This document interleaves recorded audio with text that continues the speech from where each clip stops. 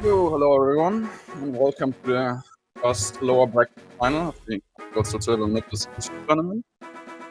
Should be a very, very interesting match today for sure. Three very good runners. All of the PBs are pretty close together. I think Paraz has the best PB, then Gimmy, and then Galino, but doesn't mean too much for a race, especially not at this stage, so it should be a very interesting match. Two French runners again today. So the French are still in the majority. Yeah, I think Gimmy is on DS, Paraz should be on emulator, and Galino should also be on DS, I'm pretty sure. Looks like we are going. Good luck, races. Are we going though? Maybe Gimmy is frozen? Or maybe, oh no, never mind, my bad. We are starting. Yeah, Gimmy is on Soul Silver, I'm pretty sure. Paraz was on Hard Gold. Let's see if Galino is also on Soul Silver. Yep, 2 Soul Silver gamers and 1 on Hard Gold. Hard Gold is ever so slightly more optimal in this category, but it's like so minor that it really is not a big deal if you play on Soul Silver. Soul Silver is still totally viable. You just have a few more encounter slots for level 2 PGs in the beginning, where you can get some early XP easier. And it's easier to run from Ho with bad speed on your Gyarados. That's like about it. And we're picking the girl here, as always. Yeah, if you can't run for multiple turns from Lugia and then also die to it, then it might not be very minor. But I mean, that's why you always should buy a Pokédoll when you're on Soul Silver with bad speed, so you can avoid that completely. Just don't forget to buy the Pokédoll. Yeah, only reason we picked the girl, we mentioned it before, slightly faster cutscene before the catching drill, about 7 to 8 seconds. The boy is just more efficient, talks less, that's literally it. The girl just likes to talk a little bit more.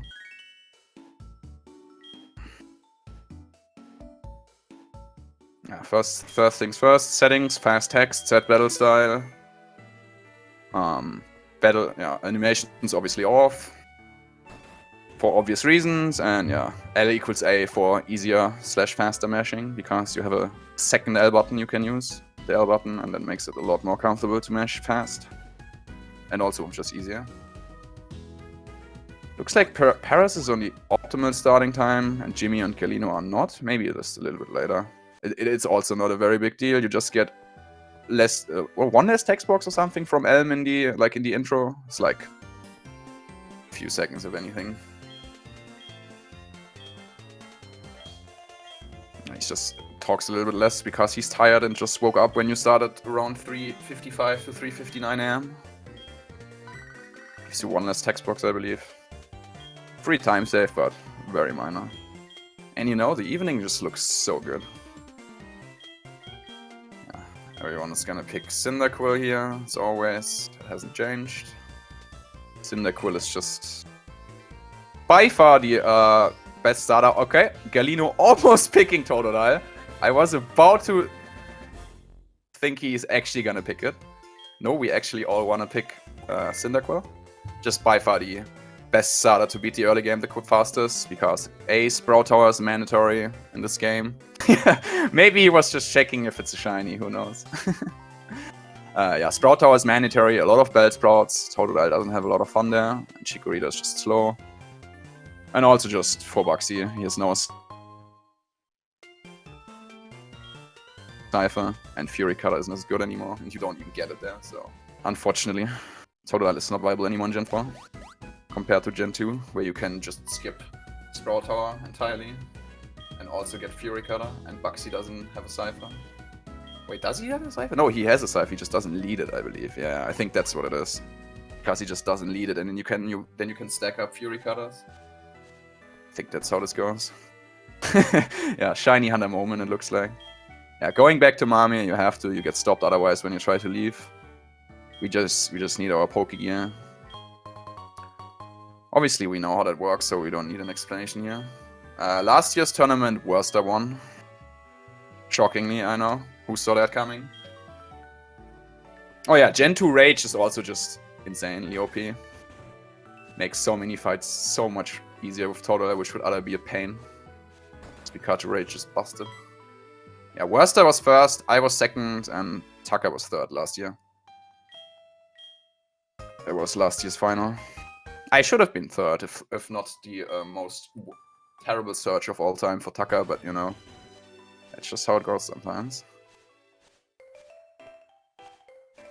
Yeah, right now it's just all about who gets the less encounters. Nothing you can do, we don't have repels yet, we just have to deal with it in this category, since we don't manipulate the RNG. It's Manipless. You ideally want to kill a level 2 or a level 3 here, depending on what you get. Definitely a little helpful to get some early extra XP here. Oh yeah, Tucker's Surge was one for the ages, this was so bad. Helps learning Ember a fight earlier, helps to evolve after Faulkner to Quilava for a little bit more safety. You don't necessarily have to, but most of the time you get the encounters anyway, so you might as well. It's like Paraz and Gimmy already got the XP? Don't think Galino did? Maybe I missed it.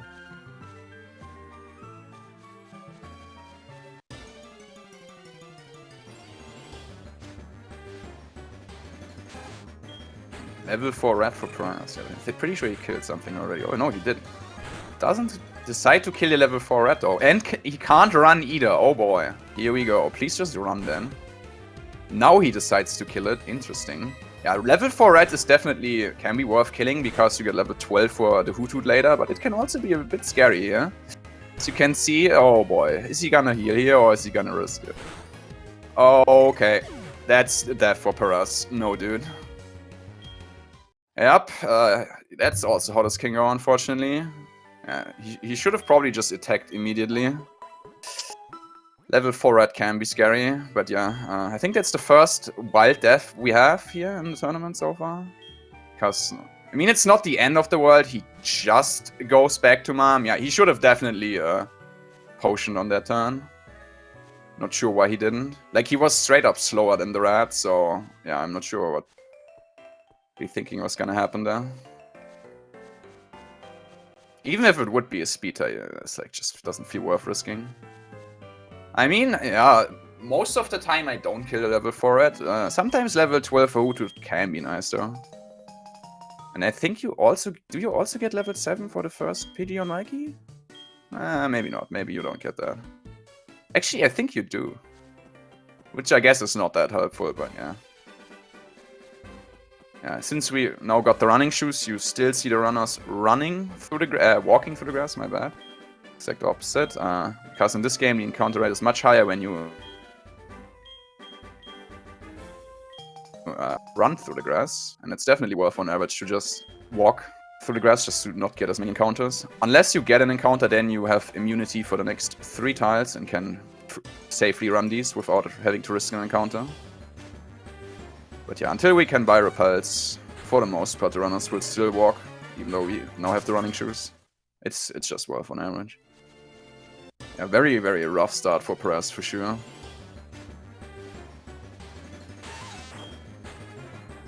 Yes, Paraz died before Cherry Grove. He died to a wild level 4 rat. Was slower than the rat and risked it on the last turn and got tackled and he died. Galino getting a decent amount of encounters, but not too bad. Dude, Gimmy is getting such good starts every race. I mean, it's still very early, but looking pretty good so far again. Is he gonna PB again? Imagine. I think he already PB'd twice in tournament. Yeah, Paraz is definitely pretty behind here, but he can definitely still come back. Just very, very unfortunate there for him. Should have just potioned on that turn. It's annoying, but yeah. That you have to, but dying is worse.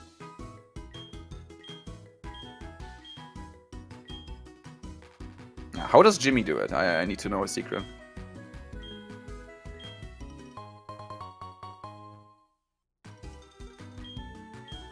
Paraz 10 set manip setup. Interesting. Would be an interesting manip where you have to die to a level 4 rat. Yeah, Gimmy now on his way back to the first actual fight of the run. Galino not too far behind.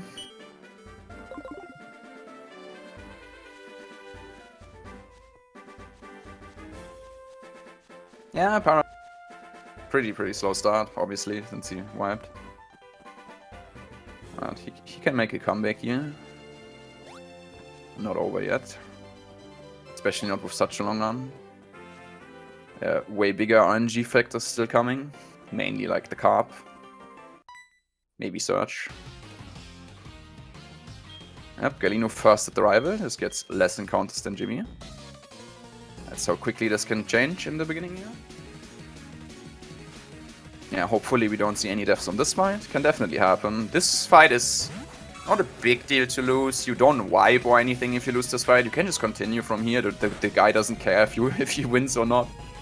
Yeah, but obviously you just lose the XP from Totodile entirely, and you have to make it up with killing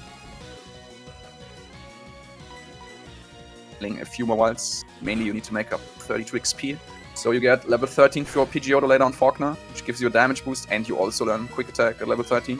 And you definitely want to have that for the Pidgeotto. Okay, Galino having to potion. Probably got crit there. Okay, Gimmy is through. 9 speed. Oh, Galino is speed tying the Totodile. Yup, that is definitely 9 speed.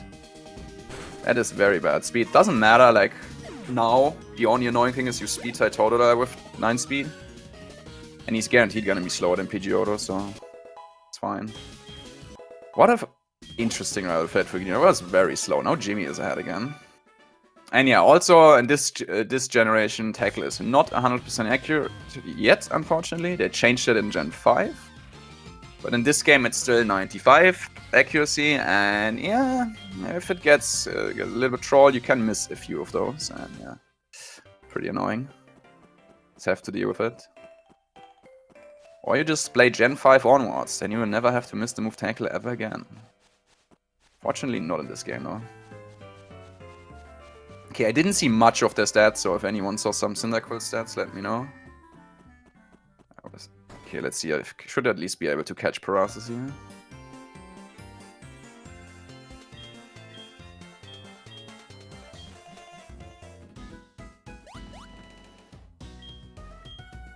Now, let's see. Oh, 13 special attack. That's not bad. It's a decent Cinder for sure. Looks like decent attack too for Paraz. Wow, that's a rough rival fight for Galino for sure.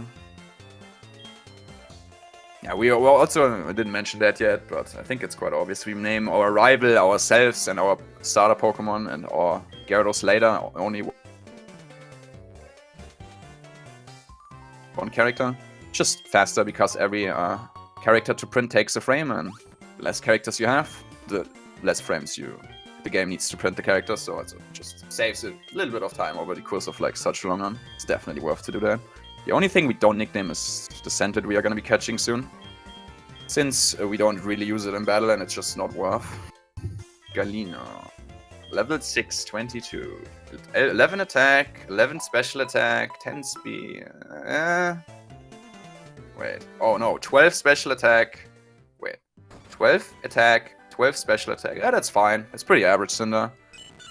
I can also switch the audio. I guess I'm switching to Gimmy now.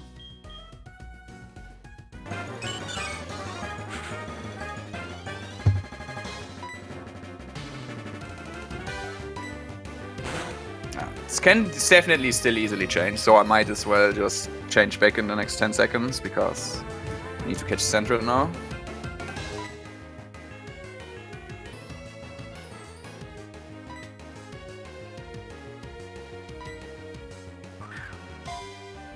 Only notable difference about the catching turtle is what ability Meryl has. In this case, it has huge power for both. The other one is Thick Fat, and which move the Rattata's gonna use. Ideally, you have Thick Fat plus Tail Whip, but we're again just talking about frames. And again, nothing you can do about that anyways. Also very minor. Yeah, now we need to catch Sentret as our HM friend for Surf, Whirlpool, and Cut. Thankfully, Sentret can learn all of these. And it's right in this round. Yeah, true. Lead can still easily change here for sure. Depending on how lucky you get with finding a Sentret, catching it, and the extra encounters to get on top of that. Okay, Galino finds a Sentret pretty quickly. See that? He's gonna lead it. I think I've seen him do that. I mean, I guess it doesn't matter what you do. I guess you don't have to deal with another tackle miss. If you don't want to deal with 62% catch rate. This is definitely 78%. Should be. And it still breaks out. Amazing. You love to see it, huh?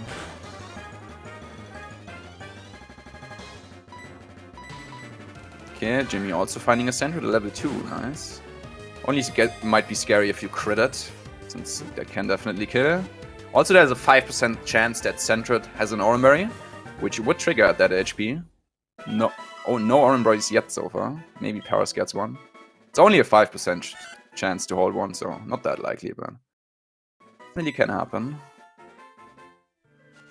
Okay, Gimmy should still be ahead here, yeah. He got pretty far without any encounter and then got Centred second try, so that's pretty good. Okay, did Paraz already? I don't think Paraz got a Centred so far, right? Oh, that's another level 4 red. I don't think he wants to see that guy anymore. Oh yeah, Gimmy also has a female Cinder, yeah. Doesn't do anything for the run, but it's just rare than a male Cyndaquil. 1 in 8 chance, I believe, to be female. Yeah, there's finally a Centred for Paraz.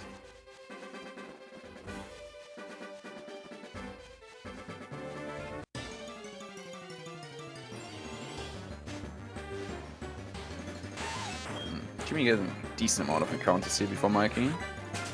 Then he helps Galino to check up. Oh yeah, the double, true.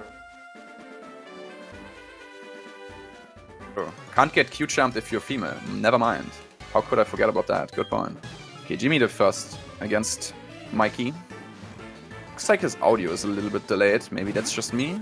Or is that for everyone else? Yeah, true. On the double before Acrotique they have Q-charm as their ability. And they are female, so actually, yeah. It is not entirely useless. Ideally, it doesn't matter. Like, ideally, you never proc Q-charm because you just kill. But it could matter. That is a good point.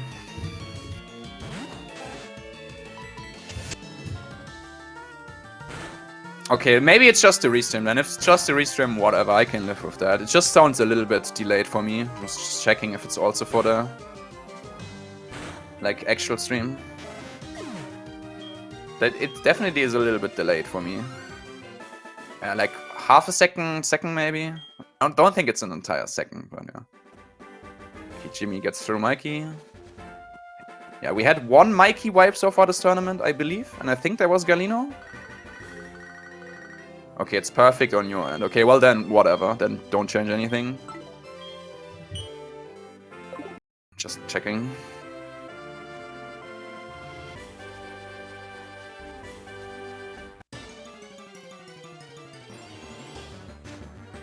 Paraz is definitely saving some time here, for sure. Dude, look how much he caught up to Galino here. Jesus. See, I told you it's not over. He can definitely come back from that. It was a very fortunate death for him, but still in it for sure. Yeah, Galino getting a lot of encounters. Got a little bit trolled by Centred, I guess. And Gimmy once again, a sub 18. What happened to Paraz?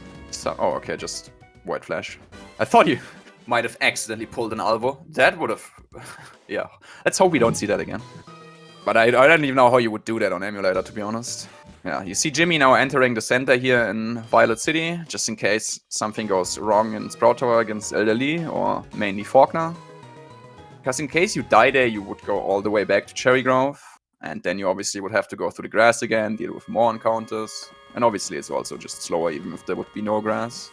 So it's definitely worth setting our death point here to the Violet Center in case someone dies. Galino is getting some rough luck right now, Jesus. He lost so much time with all these encounters. My god. That's a 19-minute gate without any death, or it's just because of encounters in Central. You hate to see it. Yeah, 19-minute gate is not what you want to see at all.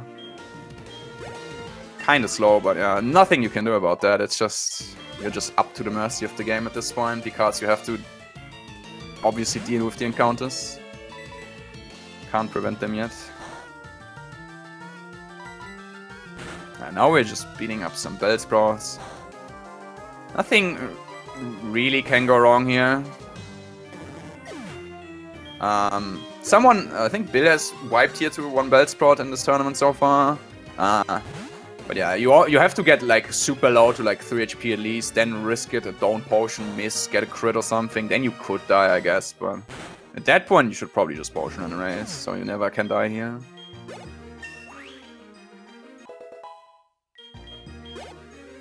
Jimmy's Cinder Quill doesn't look too bad either.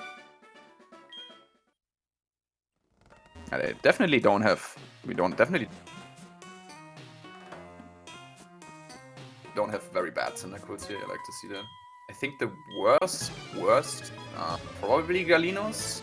With the low-ish special attack, it's not even that low. It's like 9 to 13 IV, I believe, neutral. Not amazing, but certainly could be worse. Paraz is 25 to 29 IV neutral. That's definitely better. Gimmy should be more or less the same as Paraz, maybe a little better. Not exactly sure about his IV. Definitely like to see such cinders, especially for a race.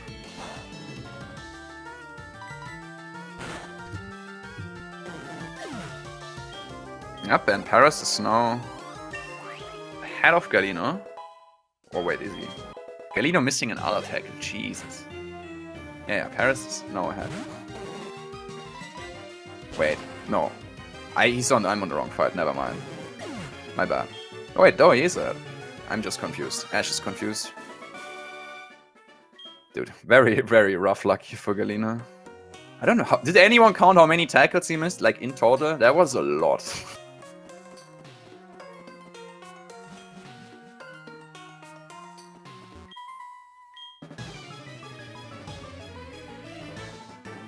Unfortunately, Cyndaquil only learns Ember at level 10, and in my opinion, it should learn it at like, I don't know, level 7 maybe, but fortunately, you have to wait until level 10.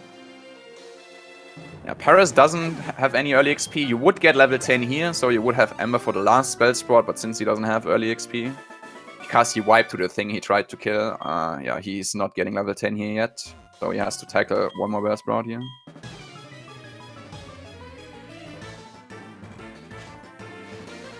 Don't think Galino has early XP either, so no, that doesn't look like it, right? No, he doesn't. So just Gimmy with early XP.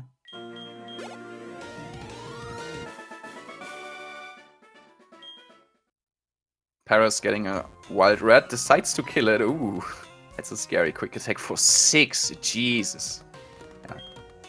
That was a lot of damage. He definitely wants to heal that now somewhere, at least before Elderly. Maybe he wants to risk it. He probably shouldn't though. I'm not sure about his defense. Maybe he can take 4 levels up to 5, but he probably should just heal before the Hutu. Okay, he heals here right now. Yeah, fair enough. Definitely don't want to risk another wipe to risking something. And he definitely made up lots of time here. Both of the runners. I mean, he even overtook Galino again. And Galino also getting pretty low. Let's see if he decides to heal that, surely. Okay, Hutu time for Gimmy. Only packs so far, you'll have to see it. Beautiful. Just 3 packs, now he has Blaze, and now he can kill. What a good fight for Gimmy. He just keeps getting really good starts, man. What can I say? No hypnosis at all, you love to see it. If you get really unlucky, you can get put to sleep twice on this fight. Gimmy doesn't have anything of that, and he can just 3-hit with getting Blaze there on the last time. Very good fight. Up, that's another really good start for Gimmy. Can I say? Kinda expected at that point, right? Yeah, he just says, no, I don't take a bad start, and he just doesn't get one, you know? Take notes, guys. That's how you do it.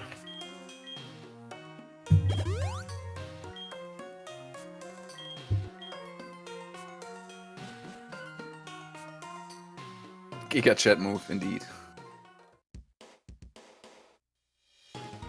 Dude, Galino gets so much encounters. Jesus.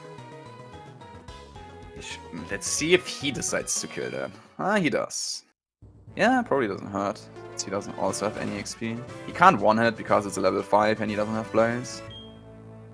Okay, Faulkner time for Gimmy. Yeah. PG has Sand Attack, and the annoying about Pidgeotto is most of the times he's gonna be faster. You can't speed tie or outspeed depending on your speed stat. And the worst thing about this fight is Pidgeotto has to move Roost, 10 PP, and every time he's not at full HP, he's literally just 50% to either attack you or to use the move Roost. And that can get very troll and very slow. If you get Santa from Pidgey, obviously just switch out to get your accuracy back if you have a guaranteed 2-hit. Depending on Cyndaquil's special attack, you might not have one. Pretty sure Galino has to deal with a range there with a Cyndaquil. Then you have to kill it first before switching out. Yeah. Gimmy is speed tying the Pidgeotto. You hate to see it. You either just prefer to be straight up slower, or I mean, ideally you are faster. But speed tying is just not very fun. You don't know who's gonna go first. It's just a coin flip. Who's outspeeds here now? Okay, Pidgeotto on the speed tie. Pidgeotto on the speed tie again. That's Blaze. That's actually good to lose that speed tie. Okay, just win that speed tie, alright? Or just lose all three. That was not a good speed tie to lose. Okay, let's try this again. Just win the speed tie. Actually, he doesn't need to. He can just quick attack and wins. Yep. One Roost. Not an amazing fight, but definitely, all things considered, pretty good fight. Not a 25 this time for Gimmy at least, huh? But yeah, 26 Faulkner is also very good.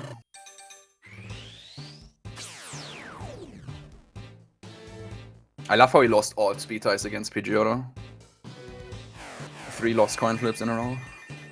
One of them was actually good, because then he got hit into Blaze first and could go for Blaze Ember.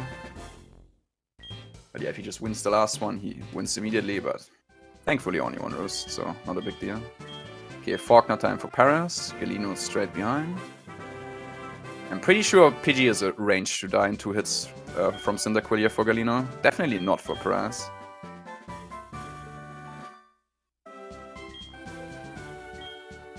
Oh yeah, for sure. Gimmy definitely has a decent lead here over both of the French runners. Okay, Paraz passed to Pidgey. Let's see. Yeah, Galino has to double Ember here before sacking. Otherwise he is risking not getting a range here. Yeah, he should kill it now before switching. He's still gonna switch. This is a range, so hopefully he just gets it. Because if not, he can get Sand attacked again, and then he obviously can't switch anymore, and he has to deal with lowered accuracy. So hopefully he just gets the range on Pidgey here. He gets it, okay. I mean, it certainly helps to have a decent buffer for Carp if you get unlucky there. Yeah, shopping time for Gimmy. We can finally buy repels, some super potions, some antidotes to help us through the part of the game here. Thankfully, we finally don't have to deal with encounters anymore. Except maybe in Slowpoke well. Casting counter rate in there is pretty low. Same as Sprout. Should be 1% per tile, so most runners don't repel there in Slowpoke well. Some do. Sometimes, if you get like 2-3 encounters, you wanna... I wish I would have repelled, but I feel like most of the runners don't. Okay, let's see if... Okay, Paraz is passed. Unfortunately, he was a little bit too focused on Galino there. Okay, Galino's also passed Faulkner at least. Thankfully, no Faulkner deaths today here. Yeah, Gimmy now on the way to Azalea. It's impressive how much time Galino just lost to bad luck here over Paraz after the wipe from Paraz. That was a very rough start. And he wasn't even the one who wiped, so think about that.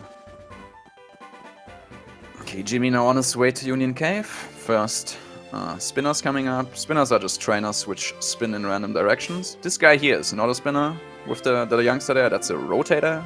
He always rotates in the same pattern, so you know where he's gonna turn. Spinner turns in a random direction. So We have to do some stuff to get guaranteed passes on them.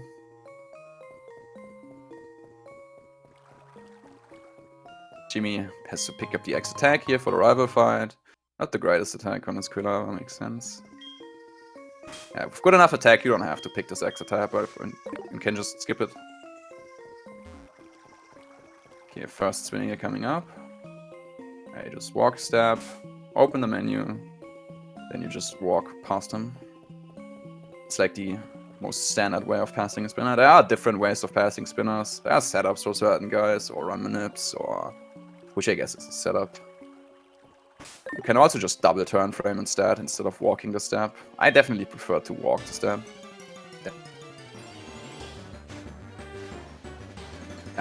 Wow, Jimmy's repel was off a little bit early because he took 2 extra steps and he immediately gets an encounter. Hard punished.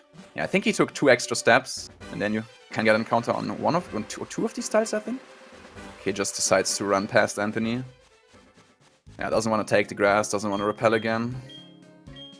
And as we have learned now, the Anthony setup is not safe all the time. So yeah, definitely the right way of passing Anthony there. Just not risking anything. Yeah, just react, true. I mean, it depends on how slow Anthony wants to spin, but yeah. Especially if you have to pick up the X attack, just do that, and you're good.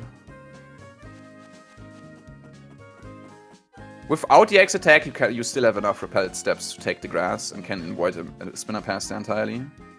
Yeah, Paraz doing the double turn frame and then menu, that's also totally fine. That was definitely fast enough for pass there. Okay, Gimmy decides to repel and slowpoke well. Definitely doesn't have to deal with any encounters in here.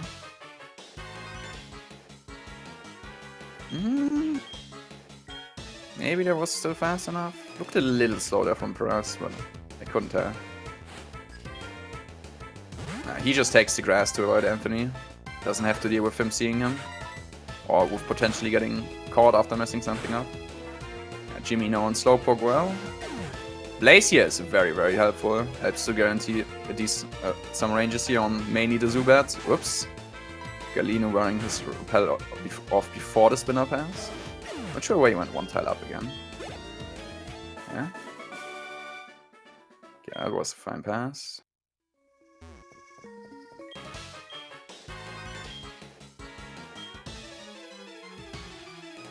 Yeah, depending on your PP situation after Faulkner, which just means how many roasts did you get, you either have to take the center early here.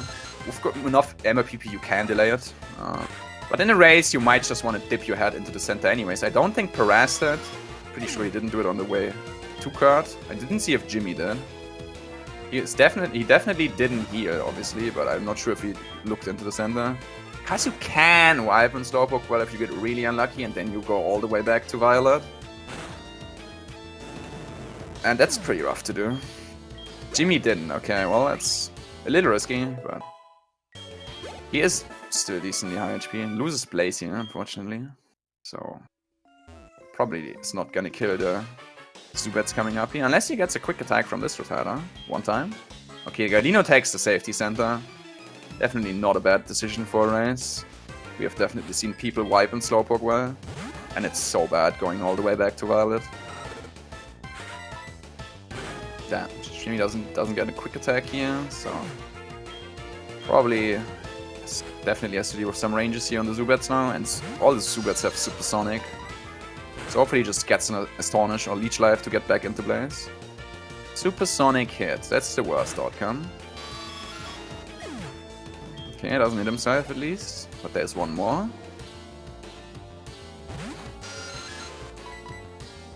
Snapped out immediately, well, that could have probably not gone better.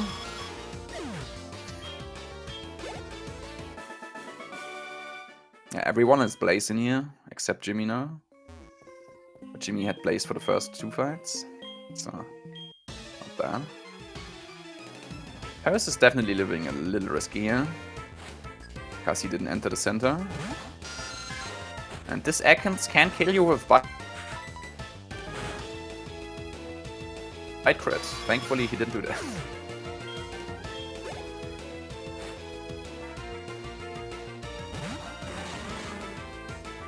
least. Yeah, Gimmy is safe here. You can tank a smog crit poison. Or you just crit the coughing yourself, you know, why not for time save? Good plan, Gimmy, good plan. Okay, Galino, meanwhile, also critting the Ekans. Also love to crit that. He's gonna lose Blaze now because of the crit. Which he might have still lost anyways, because Ekans can also lose Leer or Misrap. Okay, Paraz on 8 HP.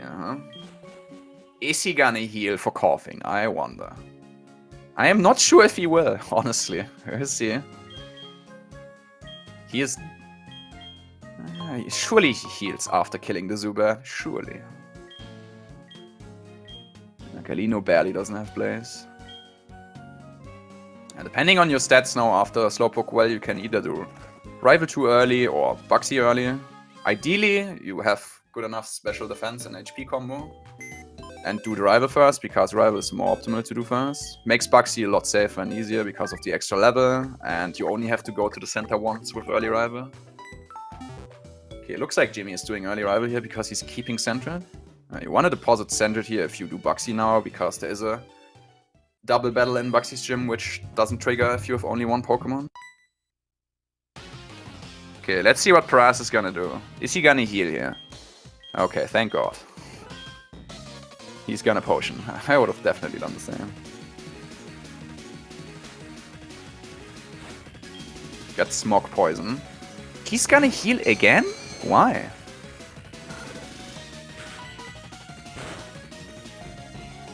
Now he's taking an Omega save. Yeah, Gimmy gets a burn and Spite. Not bad.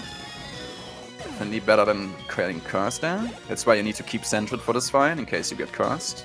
And win with Curse up. I'm not sure why Paraz hit again. I was probably scared to get unlucky there.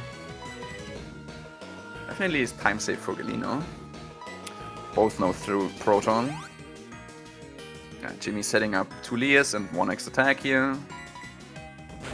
And now he's gonna quick attack a bunch. And then tackle on the turn where he would hit him a Torrent. Because since he's scary faced, we will go after him. And he's not gonna get a Torrent hit in. Which would kill us, in most cases. How about a Rage here, Crocodile, huh? Nice, love to see it. Yeah, tackle now to not hit him in Torrent. He could have definitely tanked the Torrent hit there, but, you know.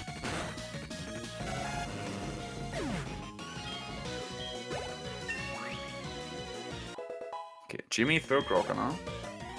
That's the most scary part about this fight. Okay, let's see about Paraz and Galino. They both gonna do early Rival. I wanna say they both can, but I'm not. Yeah, Paraz definitely can, and Galino... actually, Galino might not be able, depending on what his stat on special defense was there on the level up. Paraz is definitely gonna do it here. Yep. Let's see what Galino does. Bugsy or Rival? Yeah, he probably doesn't have... what was it? 8 AV? 6 AV? I forget, let me check.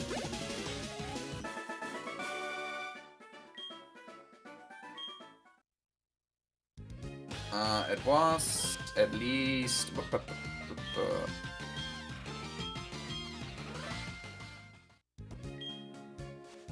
I'm blind. This is late, right? But nice. Yeah, at least 7 neutrals per death, and I don't think he has that. He's probably like 0 to 4 or something. A nice rival for Gimmy, for sure. Yeah, Galino has to do. Bugsy now, which definitely is very scary. He also doesn't have the greatest special attack, which doesn't help him. Looks like Paraz got cursed. Yeah, switching to Centred now to get rid of the curse. And immediate water gun. Nice. Crocodile is definitely favored to use Scary Face here, but he isn't guaranteed. Sometimes he just forgets about it for a little bit. He's always gonna attack there, obviously, since he can kill him. Please give him some Scary Faces. And more water gun spam. You hate to see it. He is definitely favored to use Scary Face here. It can definitely burn a lot of super potions if he keeps doing that. You just need to go on Scary Face eventually. He's still not picking Scary Face. My god, that is super rough for Paraz. Already the third super potion he has to use here, right? Give him some Scary Faces, dude, please. Okay, there we go, finally. My god, yeah, he could have most likely quick attack there, but honestly at that point I would have tackled too. You just don't trust the Crocodile to not pick Water Gun there. Okay, Buxy time for Galino. Paraz not through the Crocodile. That was very troll. They lose a lot of super potions. And he wants to pick up some extra now. Yeah, Cypher is the big scary part about this, but everything else is free. Okay, immediate quick attack. Not the worst. Can we just get a burn? Double quick attack. Imagine that. That is not Blaze though, unfortunately. Yeah. Is he gonna just... He should just... Nah, yeah. He should have just... Never mind. Wow. Wow, he should have just embered there, but it doesn't matter because he just gets naturally crit like that. That was not a focus energy crit. He didn't use focus energy at all. It's just a 1 in 16 crit like that. Dude. That's super rough for Galino. Feels even worse than just getting crit after he used focus energy. Wow. Dude, Gimmy critting on turn 2 too? Oh my god. Sick Cypher for Gimmy meanwhile. How is Gimmy doing it? I don't understand. Yeah, that would have not killed without that crit, I'm pretty sure. And then it's probably not healing range. Yeah, Jimmy's crits are insane. Such useful crits. Yeah, Galino just got completely trolled here. He didn't even get focus energy, he didn't get Leer, he just got quick attack. He should have embered on that turn because if he just doesn't get crit, he has Blaze. And should kill that. But it doesn't even matter because he just gets crit anyways. Feels just so bad when it's just a 116 crit and not a 1 in 4 after focus energy. Pretty stupid. Yeah. Meanwhile, Gimmy is absolutely flying again. Yup, he crit Coughing, he crit a Zubat, right? Cypher, and yeah, obviously on Faulkner. Jesus, such good crits, man. Meanwhile, Paraz critting a Weedle. That's not helpful. Okay, let's hope Galino can get past at least the second time, and now he gets the focus energy, and now it's very scary. At least he shouldn't be dead. I'm not sure why he quick attacks her. If you actually, if you don't get crit, never mind. Just don't do it. Come on, dude. And he gets crit again. There's just nothing you can do. You just have to risk that. You just can't get crit there. If you super potion, you're just in the same scenario again if he crits, so there's no point in healing there. You just have to risk the 1 in 4 and don't get crit. But Galino gets crit again, dude. That is so rough. But nothing he can do. He's just getting super unlucky.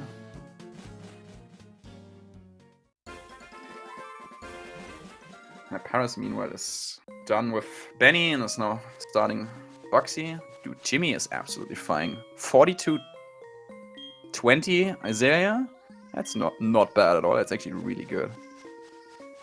Galino might maybe want to opt now to do the rival since he has the extra XP from the bug catcher here in the gym. Maybe he has barely enough Spadaf now. That can be possible. But yeah, I'm not entirely sure if he has. But yeah, it's just... You could also just stop getting crits. But yeah, it's very unlucky for him right now. Buxy time for Paraz. Yeah, that's a third fight tense smash moment there on Buxy for Galino. Paraz also getting focus energy. Jesus, that's fast, Gimmy. That's really fast. Okay, yeah, just, you know... Can live a crit, maybe? Yeah, okay. That should be a win for Paraz. Not a bad fight either for Paraz. It's just Galino who gets owned here, unfortunately. Please let him win now. Please don't do it again. Okay, third tries to charm, I guess. That's what should have happened the first time, but he got just 1 in 16 crit. You hate to see it. Azalea finds another victim, not just once. Even worse that it was him just dying twice and no one else. That's pretty rough for him. Not impossible to come back, but... I mean, he obviously lost a decent amount of time here after 2 deaths. Yeah, Gimmy picked up a revive there in Ilex Forest just for safety. He's also gonna pick up an next attack, you know. I don't think he has to pick up any extra super potions. Paraz might want to do that after his very bad rival where he had to use so many super potions. Gimmy should be super good here on his super potion count. With such good fights, I mean, you just don't have to use them, right? Nope, you just don't have to. Yeah, Galino still has to do rival, man. This is so rough. Because Paraz already has done the rival. Yeah, Gimmy now picking up a fully and an ether here. Helps for later.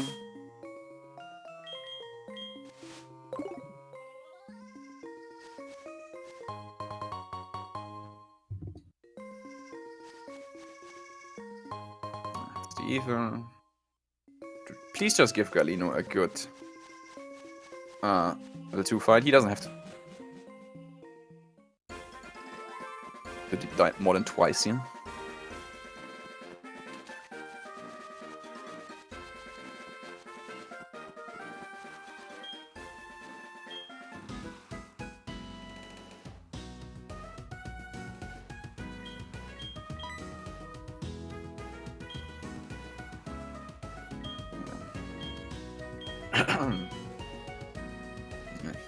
Paraz getting a little stuck there. Gimmy made it to the daycare. And yeah, rival 2 time for Galino. Hopefully he can just win here first try. They are definitely spread out decently. Gimmy has like what? Like 2-minute lead over Paraz-ish. Paraz probably the same over Galino. Also gets curse. Give him some good luck, man. Come on, game.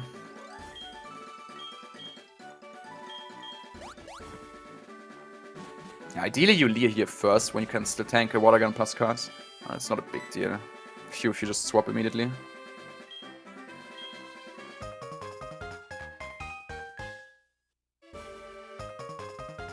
Definitely wants to heal Centred. It's not Centred. Collaborate to full again if you can. Yeah, Gimmy now going straight to the bike shop. For obvious reasons, bike goes faster than running, so we want to get the bike immediately, as soon as we can. And then he's going to Radio Tower to do the quiz, get the radio extension, and make Whitney go back to her gym. And let's see about this Croco now for Galino. Okay, at least he's getting scary faces and a miss, man. Imagine that, and then he's still gonna pick Water Gun. This Crocona is just stupid. You heard it here first. He's doing that so much lately, I feel like. He just... yeah, it's just annoying. He's just favored to scary face. Feels even worse when he misses, and then he's like, oh wait, I missed a scary face. Guess I'm using Water Gun now. That can't miss, right? Okay, that's a Blaze Amber for Galino. Should just quick attack and win here. Yup. Okay, at least not a bad fight here for Galino. But yeah. That's definitely a very, very rough Azalea split. Probably one of the worst ones we have seen this tournament. Not sure if someone has died more than twice here.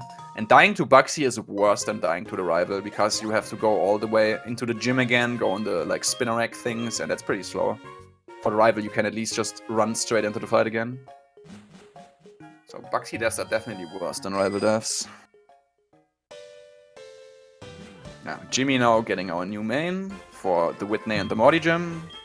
It's a trade. It's a Spearow here. Good thing about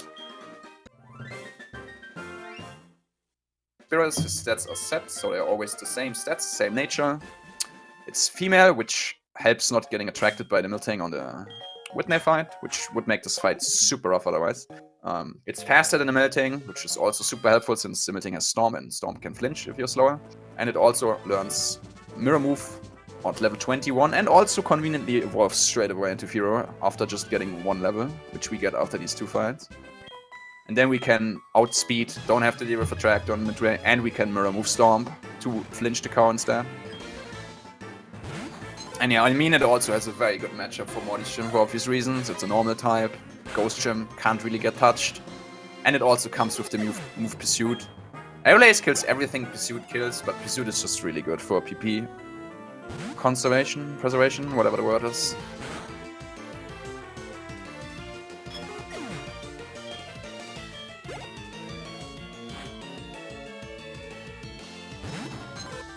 Yeah, all these Jigglypuffs Gimmy is on are 14 and 16 ranges, and it can get pretty annoying if you miss one of them. They have Disable, Sing, which is definitely the worst you can see. Other than that, they have Pound, and I forget the last move. What's the last move again? I'm checking.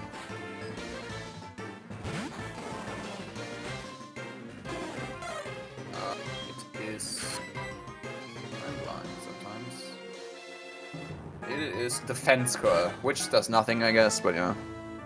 Ideally, you just get all the 3 ranges there, 3, 14, and 16 ranges. Ideally, you also get a Scary Face miss here from Snubble, but if he bites early, before using 2 Scary Faces, you at least are still faster and can't get flinched there. If he uses 2 Scary Faces first and then bites, then he is faster and can flinch you. Wait, did Paraz go into the Goldenrod Center? I did not see that.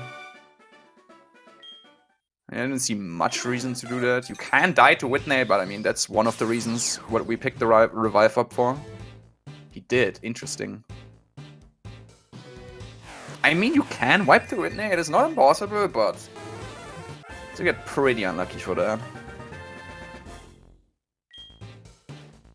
I guess in case you are really scared about Rival 3, at least you don't go all the way back to Azalea.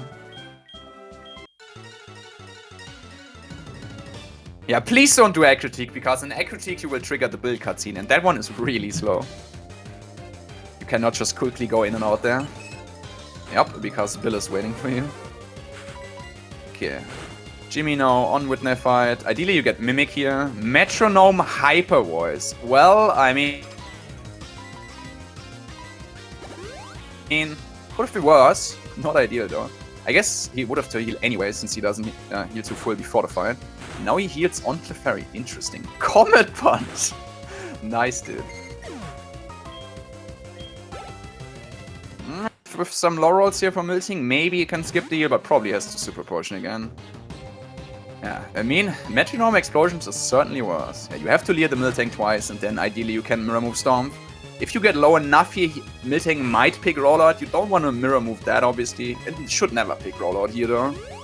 Then you have to double Aerial Ace, and that's the 15 and 16 range, but it should never pick Rollout here. Now you can just Mirror Move that. Hope for a flinch or a crit. Nice flinch. Dude, Jimmy's fights are just good. There's nothing more to... Actually, they're just really good. A little funny metronomes there. Not Mimic, but, you know, whatever. And that's Whitney for you. Fairly easy with Genya. Don't have to deal with Attract, it's the biggest part. And you're faster. He might be ahead of PB again. I wouldn't be surprised. He probably is, honestly. See, I can check his splits. Yeah, he's over a minute ahead after Whitney. Yeah.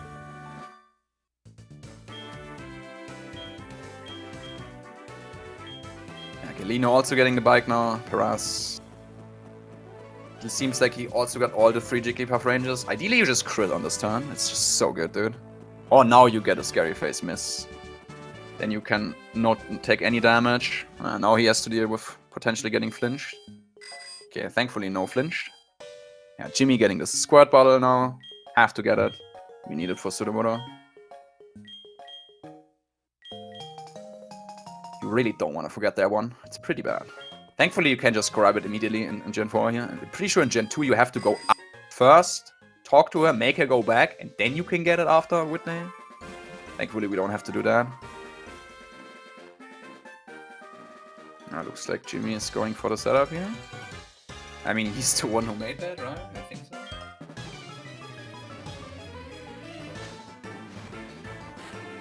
Okay, Whitney time now for Paraz. Yeah, 2 more spinners for Gimmy here after this fight. This fight is just free, just spam Pursuit and win. Faster, and everything dies in 1 hit. Paraz healing to full here. Ideally, he doesn't get any damage now, which means ideally he either just gets a Metronom, which does nothing, or Mimic, ideally, which also does nothing on that turn. Or a double slap miss, I guess. That's also possible.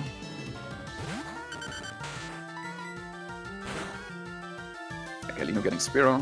Kenya. Let's see, brought Paraz with a fight here. That's not a high roll. Mimic, nice. You love to see it. You can pursuit kill the Clefairy there with a high roll there, but that was not one, I believe. Yeah. Doesn't get the setup, but that's fine. Probably just decides to run past them now. Yep, figured. Oh, very fast spinners for Gimmy too. Did he repel? I probably just missed that, right? I probably just missed him repelling. Okay. Yeah, Paraz doesn't get a flinch, but this is also a win. He just has to potion now before the double fight coming up. Repelled before first spin, okay. Thank you, I just missed that. Makes sense. Okay, let's see. Hopefully Galino can get all the Jigglypuff ranges here. That's the first one. Is he considering Paraz wiped to a wild Rattata? 55 is pretty good, yeah, for sure.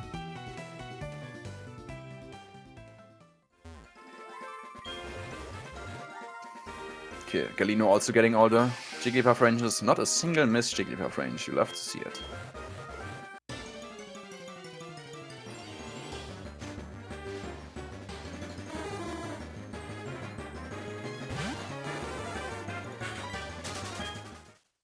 We are just running from Sudowoodo. It's not helpful for us. Killing it would be insanely slow with Kenya. And we don't have any reason to catch it, so we just run immediately.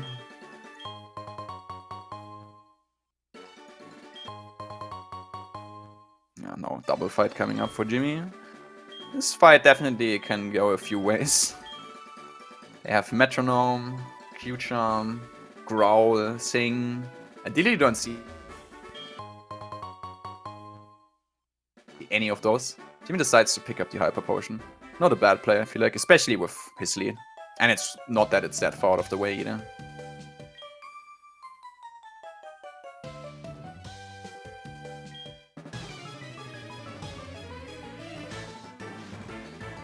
Didn't see Paraz movement, not sure if he's going for the setup here for the next spinner. Maybe. I would think no, but we'll see. Okay, Whitney time now for Galino. He's just a good fight. Yeah, generally you start right side on the double here without plays on Quilava. With plays you go left side. Gets a defense girl, that's a little annoying. It could be worse. Could be Sing, could be Growl. Actually, this one doesn't have Growl, right? So it's probably just Sing. I guess he could also get disabled, which, well, that blaze helps. He won't get good HP on Kenya here for the rival fight coming up, but this blaze on Quilava is definitely going to be useful.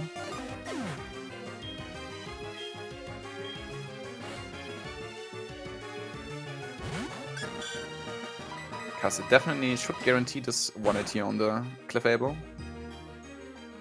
Never mind, just crit again, right? Why not just get more useful crits and save even more time? Good point, Jimmy. How could I forget? Man, his fights are just something, dude. Interesting pass there from Paraz. I don't think that was safe. Menu twice, and it also looked a little bit slow. I kind of doubt that was a safe pass. That doesn't get punished. Galino has to heal on Miltank. That also does get Stomp again, so just mirror move here and win.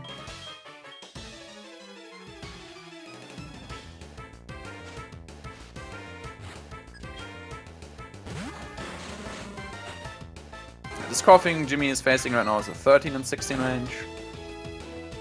He can Smog Poison you, and Jimmy misses. He can also use Poison Gas, which he can also miss, I guess. Interesting. Yeah, I mean, sometimes there might be a world where it actually could be helpful to get a little bit of damage from coughing here, but not if you are that high HP, then you just want to get the range. And also obviously kind of slow not getting in. Because if you're below 20 HP for the rival fight coming up here, you can guarantee a guaranteed attack from Magnemite, because you have to switch in Quilava.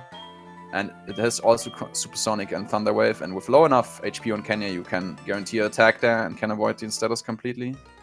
But Jimmy is probably just gonna switch in Sentret now first, just to get around the status. Yeah, buying a netball here for next. main coming up right after Modi. Modulate after Modi. And then just some general dropping. Some more super repels, some short super potions, revives. Just usual stuff. And para heals some awakenings, you know, nothing crazy.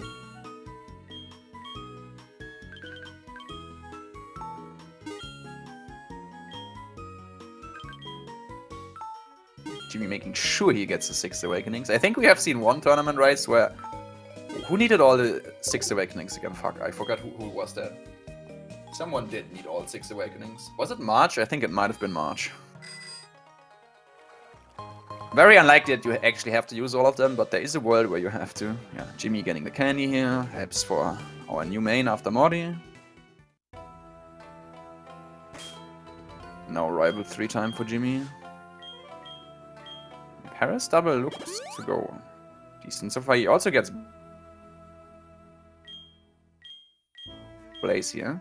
Does he go left side now, or does he stay right side? Okay, he stays right side. I guess it really doesn't matter there. Gets a pound again.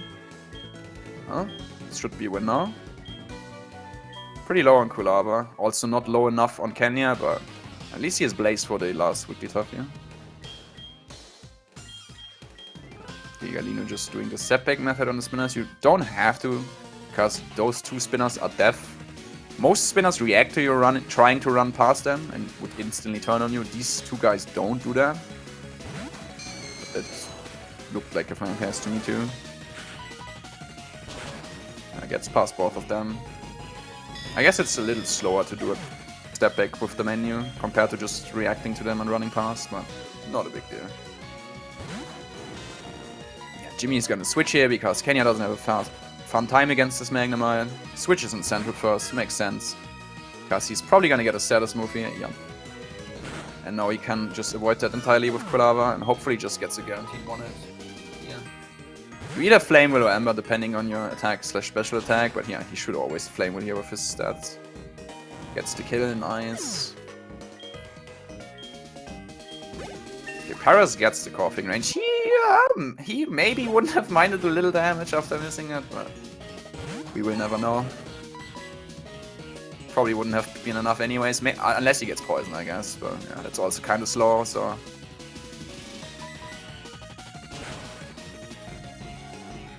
Now you just spam Lear here on the Crocodile. Kulava supposed to die here because Kenya wants all of this XP. What? Now that I say that Gimmy is switching to Kenya, I have never seen that before in my life.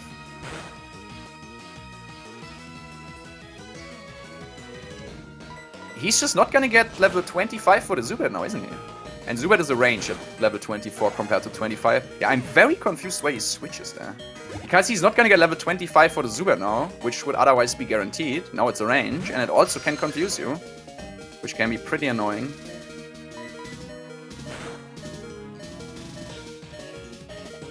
Doesn't get the range, but at least he gets wing attack. Thank God that didn't crit. Yeah, I'm a little bit confused about that switch. Not sure why he did that. Because most of you just want to let Kenya get this XP so it gets 25 here.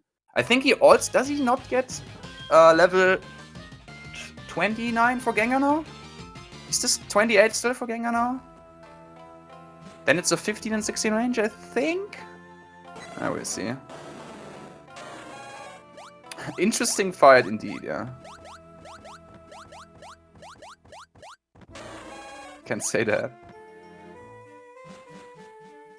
Yeah, Galino also goes right side since he doesn't have plays. Manipless is not the same as glitchless. This is also a glitchless run, but the glitchless Manipless category, the route is definitely very different compared to the glitchless route which uses RNG manipulation. The difference is just this category doesn't allow RNG manipulation, the glitchless category does. But this category is nonetheless still glitchless because we're also not using glitchless. I mean, there's still RNG involved, we just are not manipulating the RNG. Obviously, you still have to deal with a lot of RNG, especially in Pokemon. Even more in Manipless, because your stats are random, your encounters are random. We can't manipulate any of those things in this category.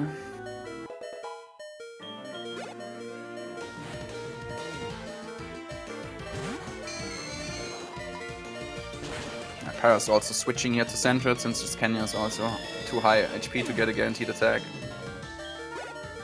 So you can reset your game to get a better nature. Yes, you totally can. You are not forbidden to reset for better stats or better nature on your starter. You can definitely do that if you want to. Most runners don't, because you can run most Cyndaquils, if not any. There are obviously better Cyndaquils than others. I now started resetting for at least 11, sometimes 12 special attack on Cyndaquil, but I wouldn't reset for the nature. But you can definitely do that if you want to make early game at least better with a better Cyndaquil. But yeah, in races you just take everything you get. In a race you never reset. In a race you take whatever you get and you just keep going with that. In a race it's absolutely not worth resetting at all. Because you lose like 2.5 minutes resetting for Cyndaquil, and yeah. I mean, I guess you could save and then reset, then you would lose less time, but even that is not worth it, really.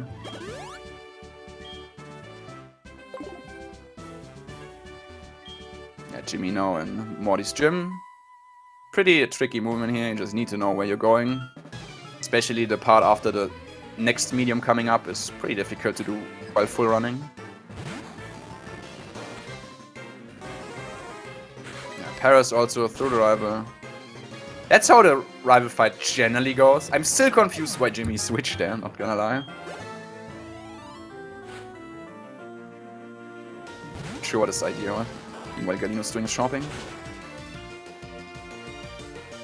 And this gym is almost free. You should not really ever die to Morty. You can. If you like risk something maybe. Or get, I guess, a sucker punch crit, something like that, but generally you only lose time to Morty if, you know, things go wrong. Gimmy unfortunately falling there, has to go again. Galino getting the candy, and Paraz also on his way to Morty's gym now.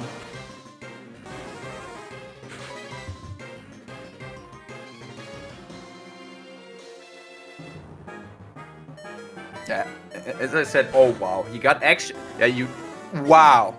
He actually, wow, what a combo for Gimmy. I'm not sure why he doesn't heal there, I'm not sure why he risks Sucker Punch. Normally you have to lead this Haunter, most of the time it goes for Sucker Punch. It can also use Curse or Confuse Ray on that turn. He got Curse, and then he risks Sucker Punch. Maybe he just forgets about Sucker Punch, but that's pretty rough there for Gimmy. And he decides to kill with Quilava, interesting. I mean, I guess at that point it doesn't matter if he loses more XP.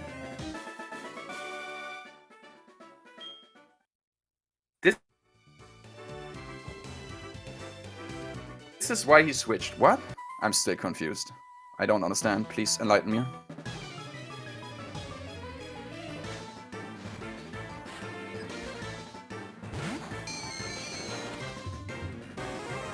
Never mind, okay. Yeah, I don't know, I have to ask him about that later. Maybe this was a misclick, I don't know. Maybe it wasn't, maybe he had some idea now. I just have never seen anyone do that. And yeah, he should have definitely just healed there. Sucker Punch will kill you. He's not guaranteed to use it, but if he does, you are dead from 8 HP. So yeah, unfortunately he has to use a revive there now. And, I mean, I guess I can see why he kills it with Quilava, because he doesn't want Quilava dead, then he would potentially just have to use more revives from Morty, and he already had to use one, so I guess I can see why he does that. And I don't think he loses any more XP than he has. Like, he still has level 28 here. He's not gonna get 29 for Gengar, I believe, but just hit the 15 and 16 range or whatever it was.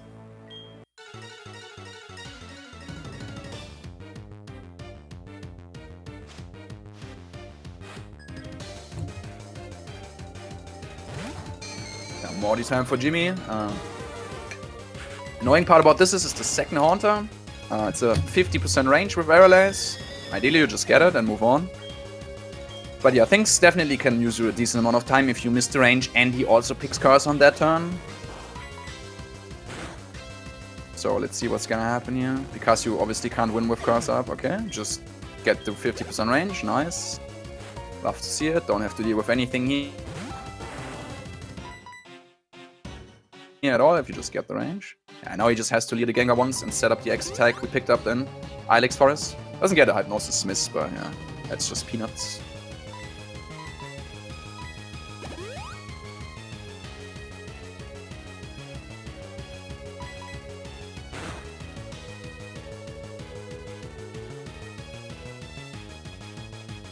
Okay, Paraz taking a little bit safer movement there. Ideally, you just run in front of her, like going right and up there, but that's pretty difficult to do without falling, especially when you're just running. That's still a 109 Morty for Gimmy. It's close. I don't think it is anymore. Nope, it's not. Oh yeah, never mind. There's still one more Haunter. I was just looking at Paraz. Did he really miss the 15 and 16 on Gengar? Oh my god. Omega punished for splitting XP. Wow, that's pretty unlucky. Yeah, I was looking at Paraz's. I missed that. No. That is not me who's playing. There are 3 different runners here who are all playing by themselves. I don't think I could even be playing 2 games at the same time. Seems kinda hard to do. Okay, now it's fishing time for Gimmy. Still a very good Morty time, even after this death. Yeah, I'm probably one of the worst persons when it comes to being good at multitasking. Like, I am so bad at it. Okay, Morty time for Paraz. Yeah, we're not sure about that, to tell you if I can do it. I mean, I guess I can. The question is, can I do it well? And the answer is probably no.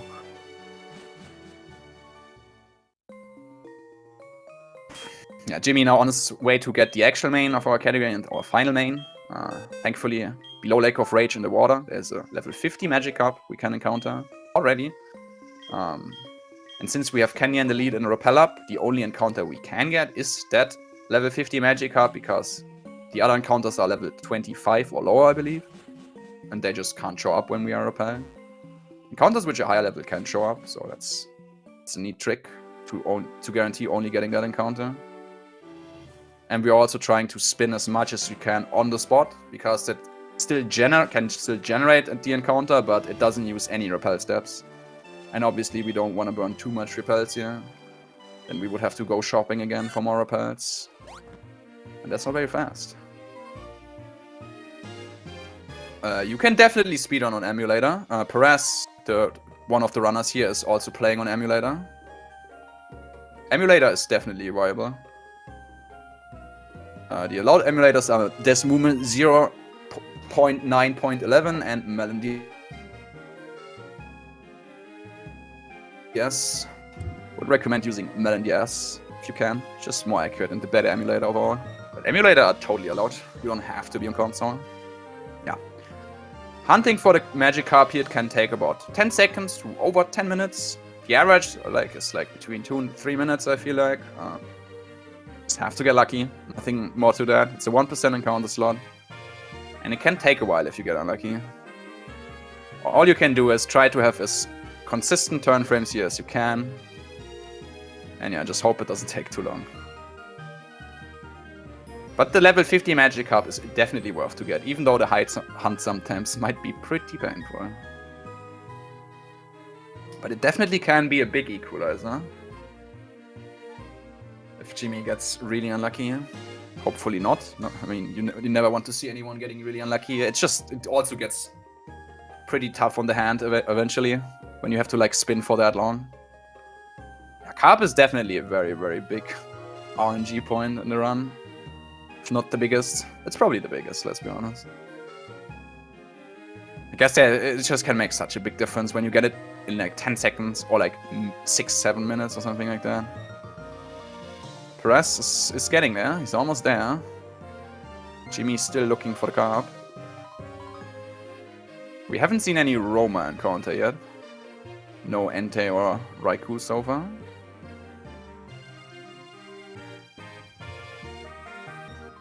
Which is really just time loss at this point. Even if you could catch Raikou somehow, it's just a little too late for it to be like that useful still, you know? Obviously you also don't have Thunderbolt. Yep, Paraz and Gimmy are tight now. Please not a super bad carb here. I mean, it helps to make the race interesting again, but yeah, it's pretty rough for Gimmy. You always hate to see it when people spin very long here. Meanwhile, Galino's starting the modified. I mean, if Paraz and Gimmy get unlucky, it's the best chance for Galino to catch up, but yeah, we'll see how this is gonna turn out. Yeah, Gimmy is getting some rough carb luck here.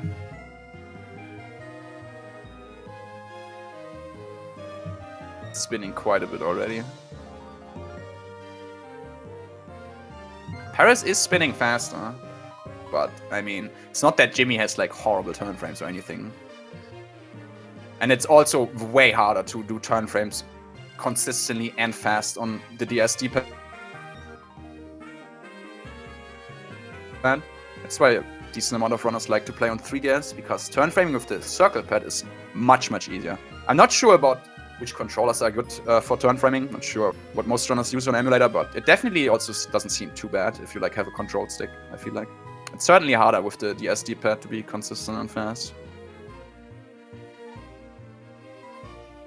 Well, both are still spinning. We're still waiting for the carb.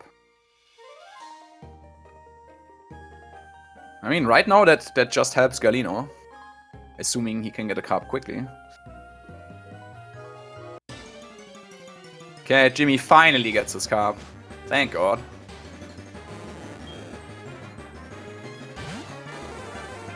And Paraz also gets his carb straight after. I guess we have a race now.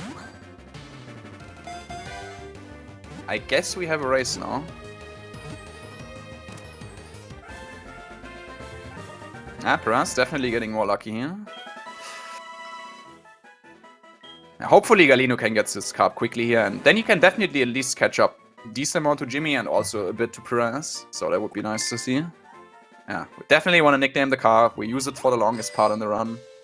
It's even worth to go back to the name radar and rename it if you mess up nicknaming here. That's how much worth this is.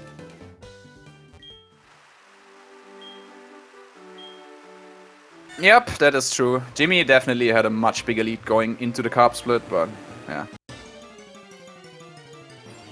I don't know if he does. He can. I don't know if he has the stream open and is checking. I don't think he is connected, I don't think he has the race time comparison, because I think he's on Mac and it doesn't work there or something. But he can totally check the stream, but I'm not sure if he does. Some runners like to listen or check the stream from time to time. Some other runners just like to focus. Just preference, I guess. No dude, Paraz hitting the optional. Did he just YOLO him or what happened? I didn't see. Or maybe he just got quick spawn. YOLO'd? Okay. I mean, not the worst guy to hit. He thankfully only has one poke. It's a little bit annoying to kill with Kenya, which is most of the time out of airlays PP here. Yeah. Apparently he just YOLO'd the spinner. No dude. Again, it's not the worst spinner to hit. Fun fact, the glitchless world record also hits this guy. It's one of the better spinners to hit. Yeah, that seems also kind of likely. I could see myself totally doing this.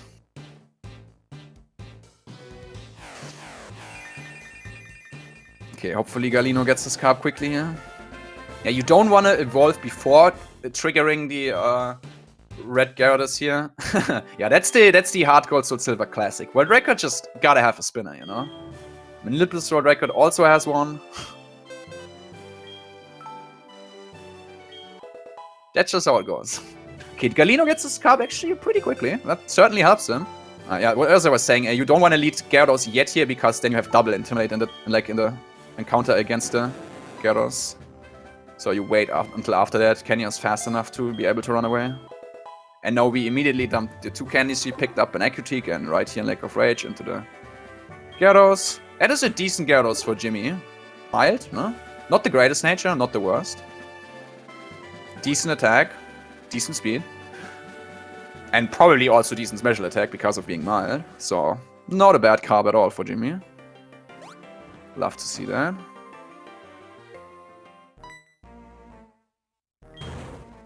Yeah, Galino definitely saved a lot of time here. That definitely helps him. Okay, I did not see Paraz. It's a stat there. Surely I can check on the serve teach.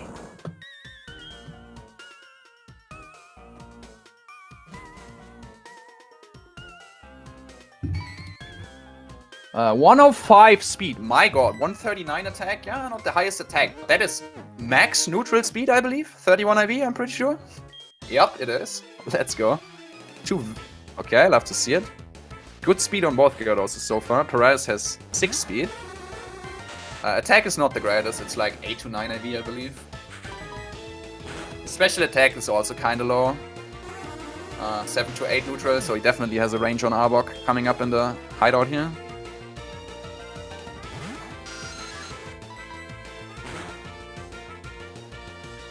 Let's see if I can catch Galino's stats. 101 speed, 131. I think Galino is plus speed, minus attack. But that should be decently high minus attack IV. So we have 3 very fast, at least 3 fast Gyarados. Galino even has a very fast one. Actually, it's... So everyone is gonna outspeed Jolteon later. Galino has the worst attack. Then Paraz. Then Gimmy. Yeah, Gimmy has the best carb, I would say. Then Paraz, and then probably Galino. Even though he has plus speed, it's just not that high IV, right? Yeah, it actually is only 101, never mind, I missaw that. So thank god he has plus speed, otherwise he would not outspeed the Jolteon.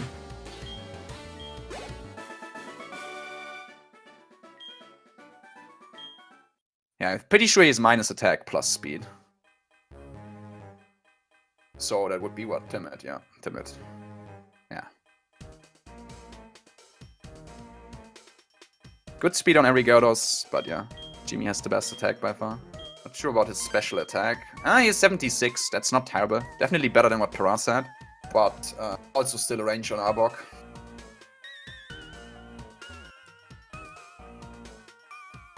Thank you for the stats. Now it's one of the most boring times of the run. We have a level 52 Gyarados, which as you can see is massively overleveled in this part of the game. And we just steamroll everything here for a while. Nothing more going on here, just make sure you click the right move, and that's it. And I guess don't run into any extra trainers here, which is kind of hard to do in the first place.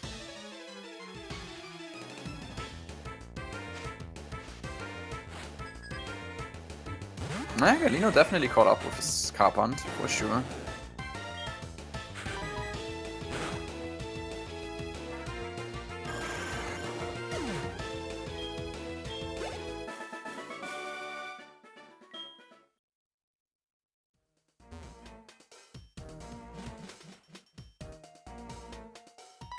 We want to turn off the cameras, obviously, as soon as we can.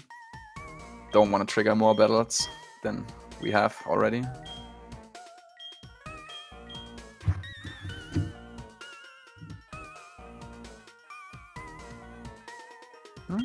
Gimmy and Paraz are further split now because Paraz had the optional, but still somewhat close at least. Run, so not that Paraz couldn't come, even Galino could come back still, so just needs to get some good luck and maybe hopes the other runners don't.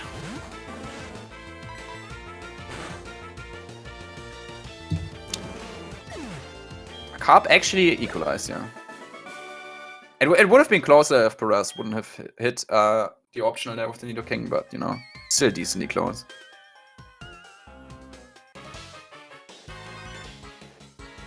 Thank you, Tucker.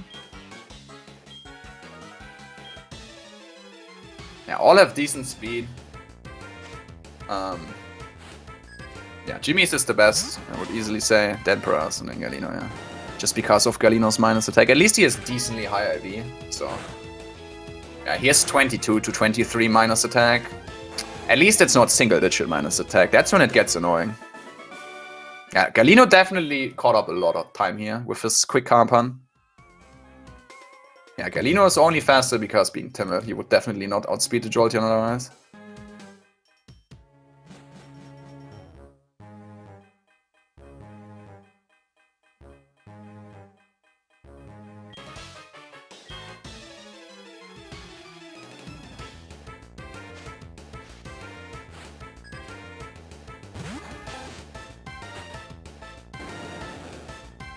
Huh? Yeah, we have to fight these two rockets because we need both parts of the password. At least in this game you don't have to talk to them after beating them, because in Gen 2 you have to beat them and then talk to them again. In this game you don't have to do that, thankfully. They just tell you the password immediately after beating them. Pretty good passwords, IMO. Slowpoke Tail and what's the other one? Radicat Tail or whatever. Pretty genius passwords. True. No her on SpeedGaming. Huh? Great emote.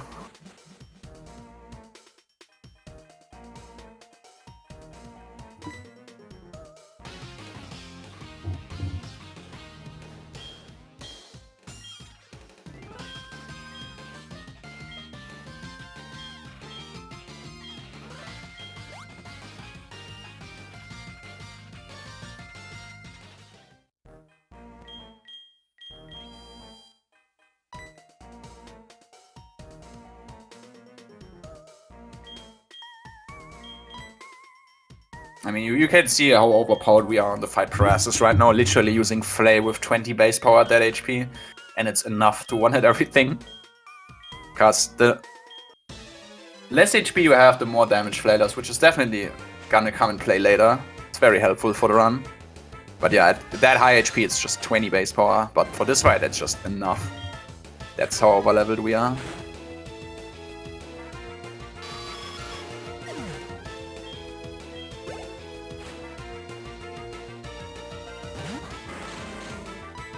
The only interesting part in Hideout is, will you one-hit the Arbok on the double fight or not? Let's check. Gimmy... 31 minus, right? No, 16 plus. Gimmy is a guaranteed range on the Arbok here for sure. Paraz and Galino have to deal with a range. Let me check how good or bad it is. Paraz has a 7 in 16 range on the Arbok, I believe, and Galino should have... Checking. Galino should have a 12 in 16 range. Yeah, 12 in 16 for Galino and 7 in 16 for Paraz, if I'm not mistaken. And yeah, the annoying part is if you don't get that range and then Arbok targets you with Glare. And hits. That's about it. I guess you can get disabled. I've seen it before. But hopefully we just... Hopefully he either just misses or targets the Dragonite, which is gonna fly, so that's gonna do nothing. At least in most cases he flies. If he doesn't fly, he just hits Thunder, right? Obviously he wouldn't miss that. And then he just kills the Arbok. Maybe we can see some Twister content again, who knows. Because Dragonite also has Twister. Most of the times he definitely uses Fly, man. We have seen some Twisters here and some Thunders here and there. It's just really sad when he actually picks Thunder and then misses. It's just like, okay, boot. You tried, but yeah, you failed. Yeah. Double time now for Gimmy. His Arbok is guaranteed with his special attack. Doesn't have to worry about getting parried here or anything.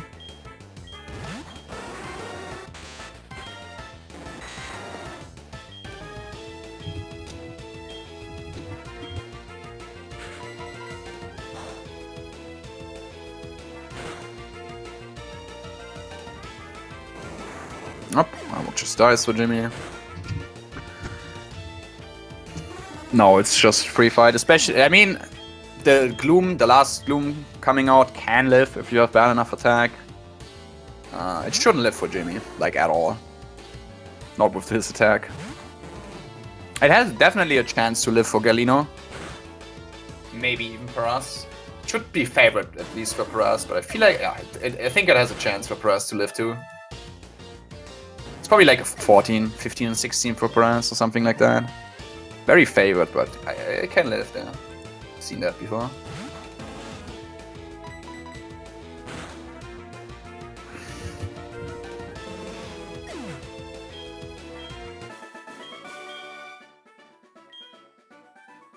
Let's see if Paraz gets the surf range here. He gets it. Nice. Let's go. Ah, that was a 7 in 16 range for Paraz. Love to see that hitting.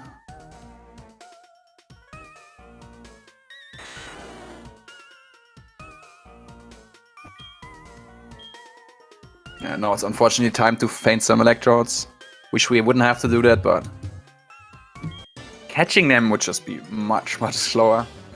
So we're kind of forced to do this. And yeah, it's faster to start with the top electrode.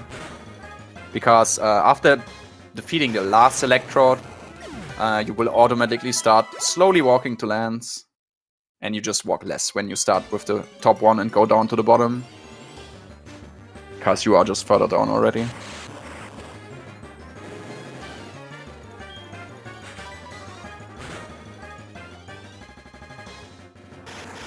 And yeah, all the electrodes have random stats, but they will always die no matter what stats they have. And yeah, we're obviously using Surf because they could have Static, and yeah, don't want to use a contact move here, and Surf is definitely enough. Besides that, it also has the least amount of characters anyways. Yeah, I'm also sad, Pamper. You hate to see it. Just has to be done every time. At Game Freak, please fix. Please update Hard Gold, Soul Silver. And replace them with, I don't know, something else, maybe? Why not?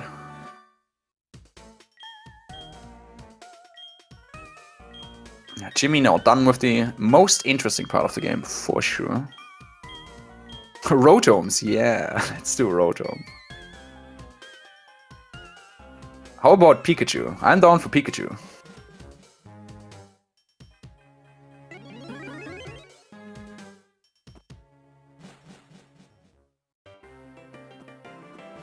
Yeah, Gimmy doesn't get the bike shop call yet. You either get it here or after price, most of the times.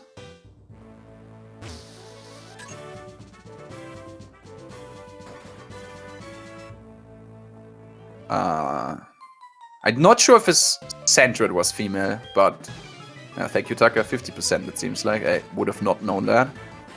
I'm not sure if his Centred is female. But besides that, he definitely has a female Carp, and he also had a female Cyndaquil. Not that it matters, like, if Centred is male or female. It doesn't matter for any of those guys if they are male or female, at least not for this category. For the glitched Manipless category, having a female Gyarados is definitely much, much preferred.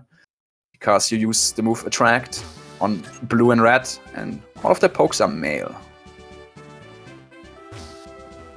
Yeah, Attract is a very good item for that category. Fortunately not that helpful in this category. And if you would get a male, you wouldn't use it anyway, so... I'm pretty sure, yes. Like, for the attack, at least, right?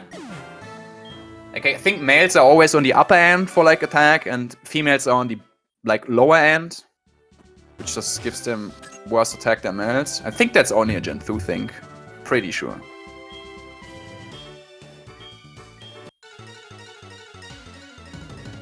It's certainly not a thing in this gen. That much I can tell you.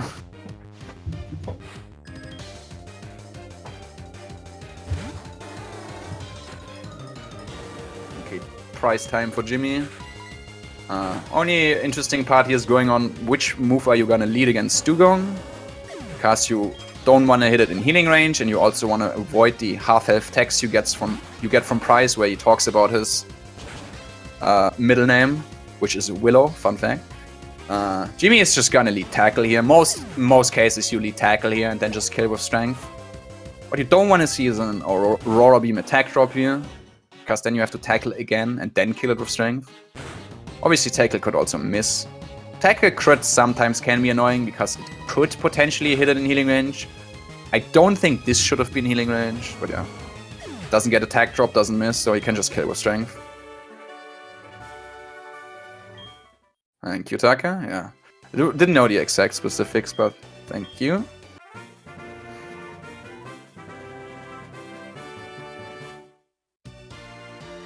Yeah, rip female pokes in Gen 2.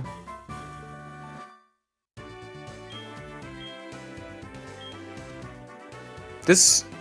yeah, okay.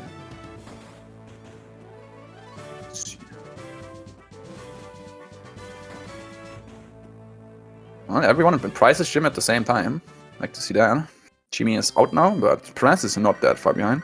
And thankfully Galino got a quick cut. Yeah, there's the bike shop call for Gimmy. Didn't see if Paraz got his one already, but it doesn't matter. You get it here or after hideout, so it equals out anyway, so it doesn't matter. Unless you get Pokerus and you win like I don't know how many coin flips and never get the call, but that is so insanely unlikely. I'm not even sure if that's ever gonna happen. At least not in this category. Maybe in glitchless. Maybe, but even then it still feels insanely unlikely.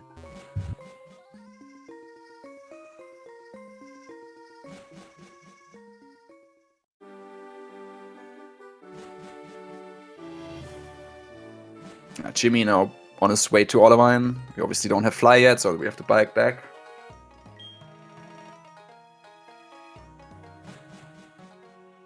Yeah, doesn't need to hyper potion. He already has one anyways. Because he picked up the one before the double and all of them has good speed. 1 in 256 for a glitchless run to get no bike shop caller. Yep, it's not very likely at all. Oh yeah, that's still a good clip. Very hype moment. Tucker almost did it all the way. Getting the bike shop call, almost.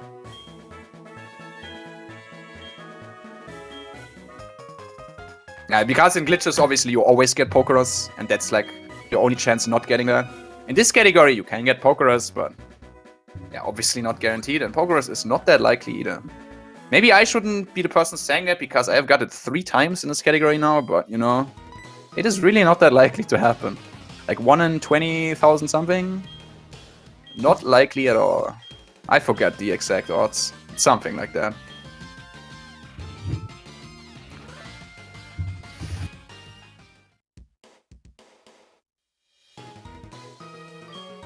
Okay, lighthouse time for Gimmy now.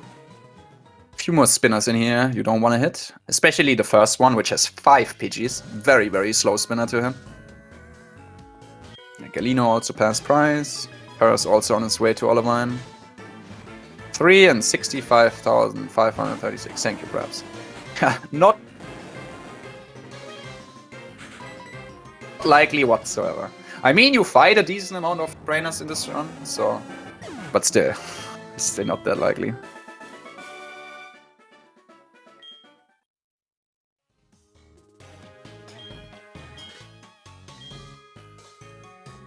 Galino also on his way back now.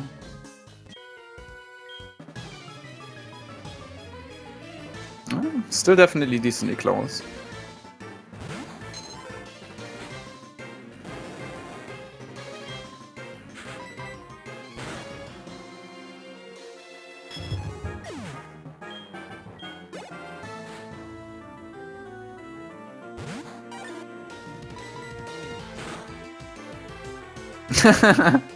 The original bike shop, oh yeah, I remember that. That's a good clip too.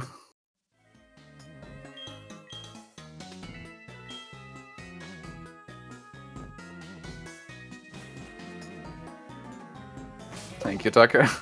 Okay, Gimmy gets quick spun by the first guy. Was that fast enough? Probably still was. Gets past the first spinner. This guy you just avoid by going down far enough out of his vision. Wanna pick up the Scanny. Gonna use it after Jasmine.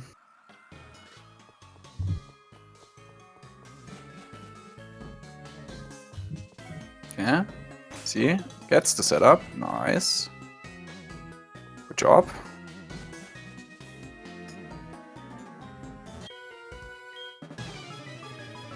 And that's no spinners for Gimmy.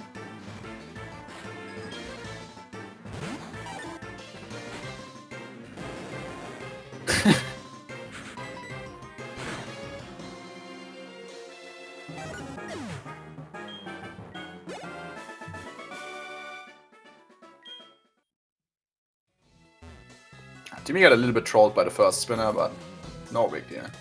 Sometimes he just quick spins you. Nothing you can do about that. But the second one, very fast when you get the setup. Okay, let's see about Paraz spinners here. That should have been fast enough, IMO. Good job. Yeah, you have to open the menu there within 4 frames, I believe. And then you can guarantee a safe pass if he obviously didn't spin down. That looked fast enough to me. Hard to tell with the restream, but I feel like that was fast enough.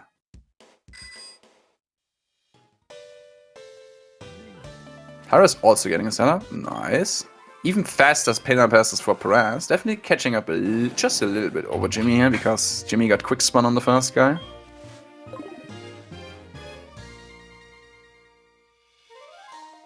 And Galino also almost on the spinners now.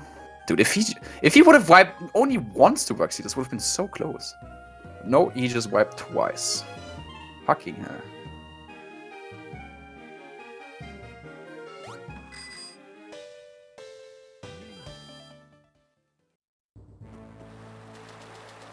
No spinners for Paraz either. Nice. The way we do Chuck's gym is just fight this guy and then we re-enter the gym to reload him. And then we can just go to the lever immediately and don't have to fight anyone else.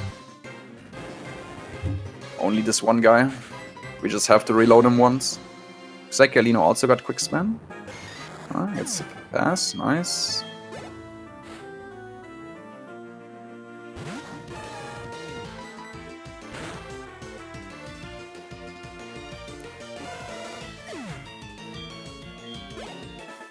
Paraz now also on his way to all of oops. A little bit funny movement there. No big deal. Okay, Galino not going for the setup, but that's definitely fine pass. Very cooperative spinners, I would say, for the most part.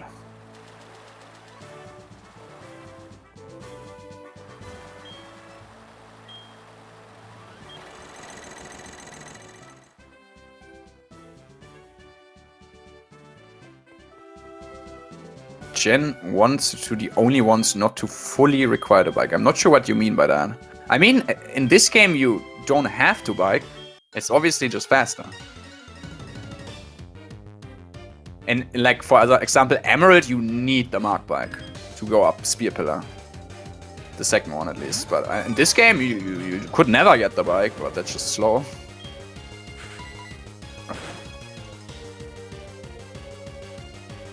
Right? Yeah, you can. I don't see why you would need the bike, like, forced to. I'm not sure if I understand the question correctly.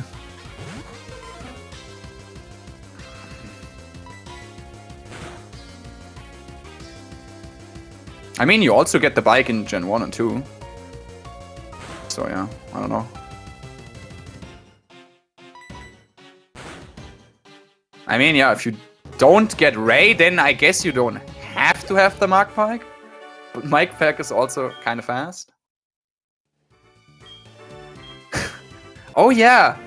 Yeah, you couldn't do cycling road, huh? Oh, that's... I see. I mean... You could go there from Blaine, I guess. Without the bike, yeah, that's probably what you would do, but... Yeah, I mean, we're just getting the bike, obviously.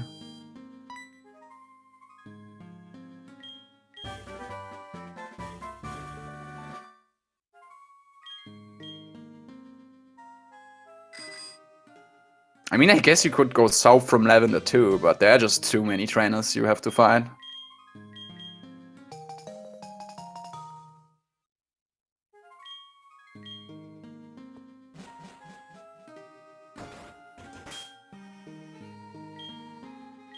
Okay, only annoying thing about Chuck is Hypnosis and Body Slam Para. Didn't see what Gimmy got. Looked like a normal fight to me though. Nice, Paraz gets Hypnosis mid, that's ideal. Fastest option. Are there any required from Blaine to Janine? I don't know that surf movement whatsoever. I feel like you can get past all of these and don't have to fight anyone, but I am not super confident. I have never... I haven't went that route in ages, so I'm not 100% sure. I feel like you don't have to fight anyone though, but I'm not entirely sure. The Torn Pass goes this way. Surely someone knows then, if you have to fight anyone there or not.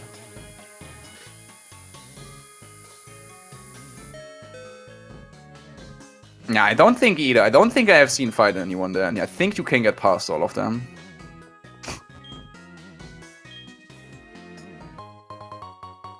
But I don't want to say, there is no one, and then there's one I'm forgetting about, so... Rather not spread misinformation, well, I'm not entirely sure. Okay, let's see about Galino's Chuck here.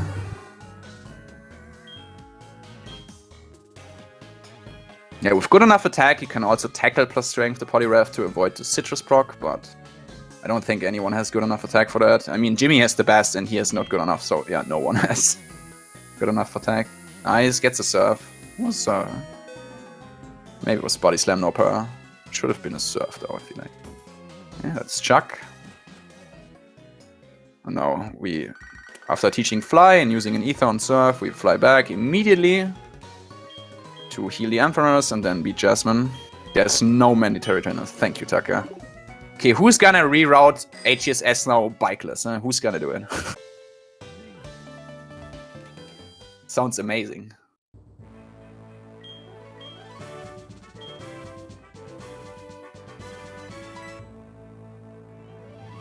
Challenge run. Don't use the bike.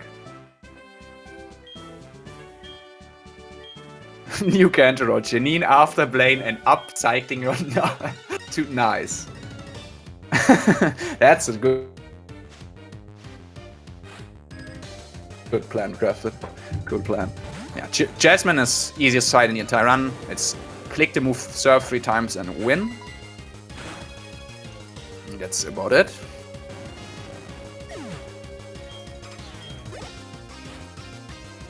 And thankfully we now finally have Fly after beating Chuck. We get it from his wife. Obviously want to teach that immediately.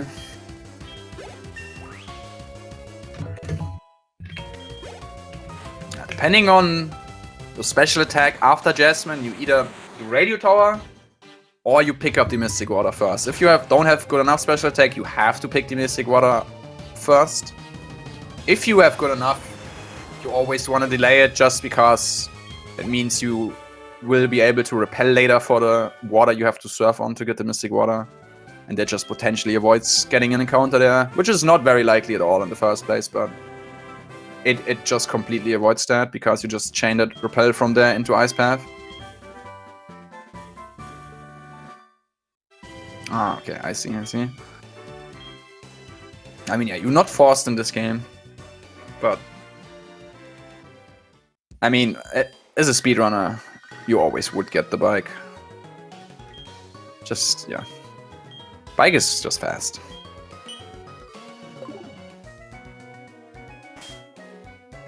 Let's see what Jimmy's gonna do. He's still good enough special attack to do early Radio Tower here and then picking up the Mystic Water after. Makes sense, that's why immediately Candy's here. Because if you have to pick up the Mystic Water and equip it for Radio Tower, you want to combine the Candy menu plus the equipping the Mystic Water. Obviously Jimmy doesn't have to do that yet. I'm pretty sure Galino has... Nee, Paraz was the one. Yeah, Paraz has to definitely do early Mystic Water, like 100%. Maybe Galino can delay it. Actually, he probably can delay it too. Let's check. 16. Yeah, you should have that. Yeah, Galino can also delay the Mystic Water pickup here. He barely has enough special attack. So you should do the same as Jimmy. Why not get a Koraidon? Yeah, true. Then you don't need a bike.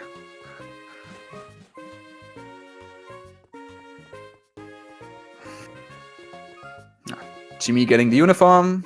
As you can see, he's running. You cannot bike in the uniform. Doesn't work.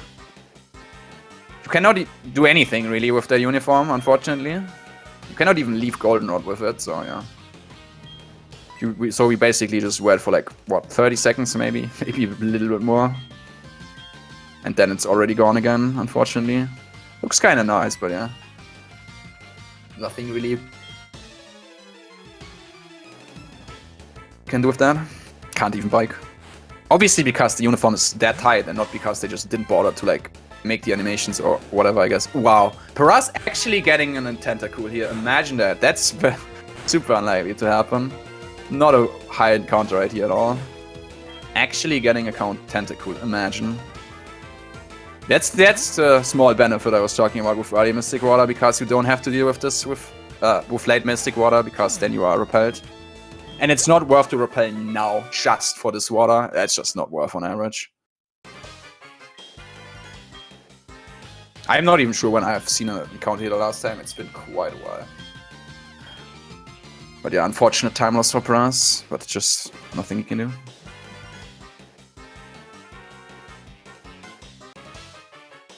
Now the next, thankfully last rocket segment, which is at least not as boring as the hideout, because you definitely have to pay more attention to the movement you do here. But yeah, we're still steamrolling everything, so just make sure you click the right moves and only fight the trainers you have to and avoid everyone else. Because you can skip a decent amount of these rockets by just knowing their vision and knowing how to avoid their vision. Yeah, Galino is getting early Mystic Water. He definitely doesn't have to. And now he's risking an encounter, which probably not gonna get one, but he can definitely delay the Mystic Water pickup here after Radio Tower. He doesn't get punished, but he could have definitely delayed that pickup for him. He has good enough special attack to guarantee every surf range in the tower without Mystic Water. Not a big deal, especially since he doesn't get an encounter, but just slightly more optimal, because as you've seen, Paraz got an encounter, and that loses you like, what, 15 seconds probably?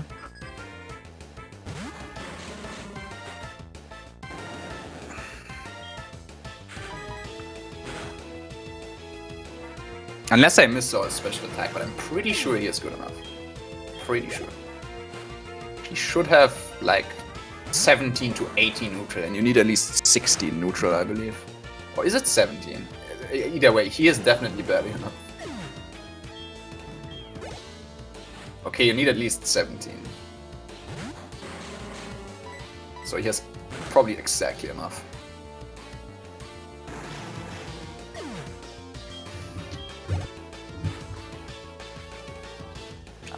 Betrayal is most boring fight in the entire run. 5 coughings, 1 wheezing, spin surf 6 times and win.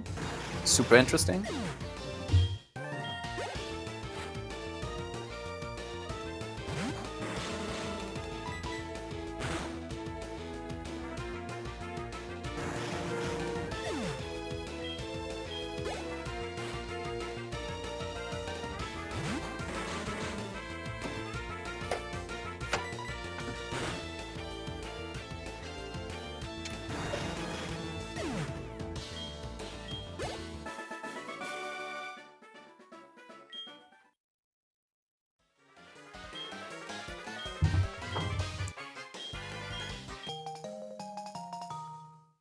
Yep, that's how you avoid these trainers.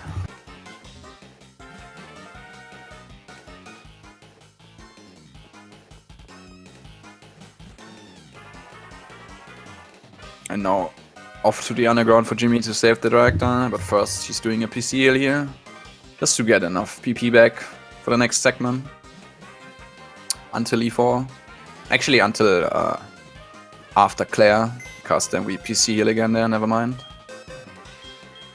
Yeah, PC healing is just much quicker than going to the center, which would be out of the way anyways. Just so much faster.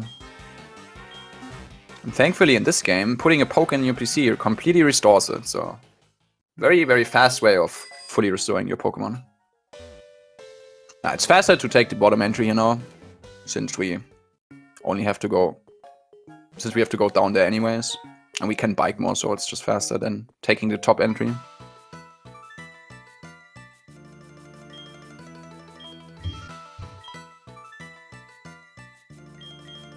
Did anyone hit an optional so far? Yes, Paraz had the Nidoking guy, but besides that, which only has 1 poke, so, but I think besides that, no one has hit an optional.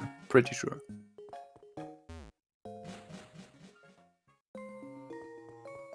No, didn't.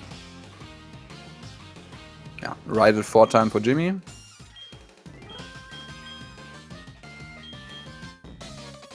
Easy fight. You one-hit everything except for Alligator. The only interesting part is he gonna send out for Alligator last or second last? If he's gonna sending it out last, you wanna just tackle plus strength to avoid the half-health text. Paraz hit the Nidoking guy before Lake of Rage. Ron? I forgot his name. Yeah, the one below Lake of Rage with the Nido King.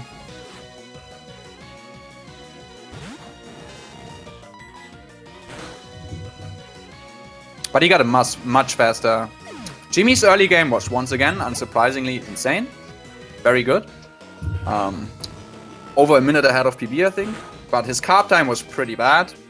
He got almost equalized at the carb with Paraz, which had a little bit slower early game because Paraz wiped to a wild level 4 red. He just risked the last turn and didn't potion, and then he just wiped to that. But he caught up a lot with just getting good encounter luck after and not dying in Azalea and getting a quicker carb than Gimmy. Galino's early game was terrible.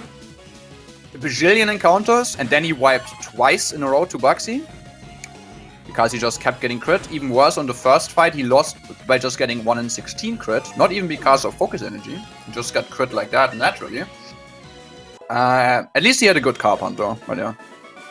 Jimmy's early game was good. Paraz early game was a little cursed with the wipe. After that, it was pretty decent. But yeah, Galino's early game was for sure the worst. Very rough. Very rough. At least he caught some time back up on the carb. Definitely got the quickest carb.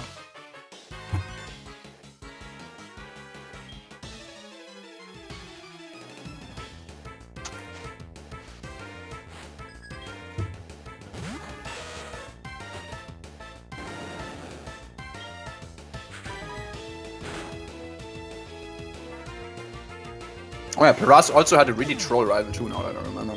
Had to use like 3 supers in a row because once again the classic, I forget about scary faces and I just clicked border gun. But at least Krokonov eventually remembered to use scary face. Galino also doing the Plaisir. Yeah, now it's just all about PP preservation and not using too much serfs, because you want to at least have 2 serfs for Patrol left in the end. For the coughing and the wheezing. Coughing and the wheezing. For the coughing and the Houndoom. God damn it, dude. I do know this game sometimes, trust me.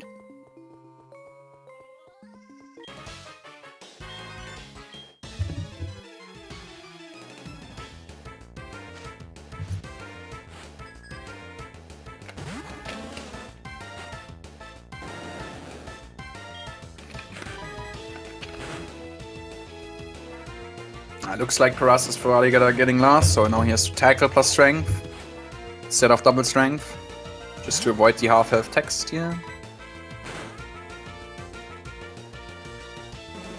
Thankfully doesn't miss, and it's kill now.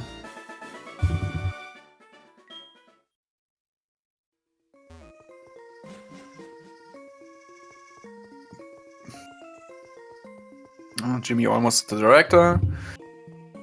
You just have to make sure to not bonk too much, then your cycle lines up perfectly with this walker and you can just run past them. I am not world record holder, no. World record holder for this category is Rubentus. For the glitchless category it's Tucker. And for the manip categories it's Worster for the manip one, and for the manipless one it's Tucker too. I don't have a record. I had bug catching record. But then Alvo stole that from me. And now Alvo is the bug catching contest champion. Unfortunate. Wait, Rubentus, yeah, crazy. He's a 331 in this category. Pretty insane.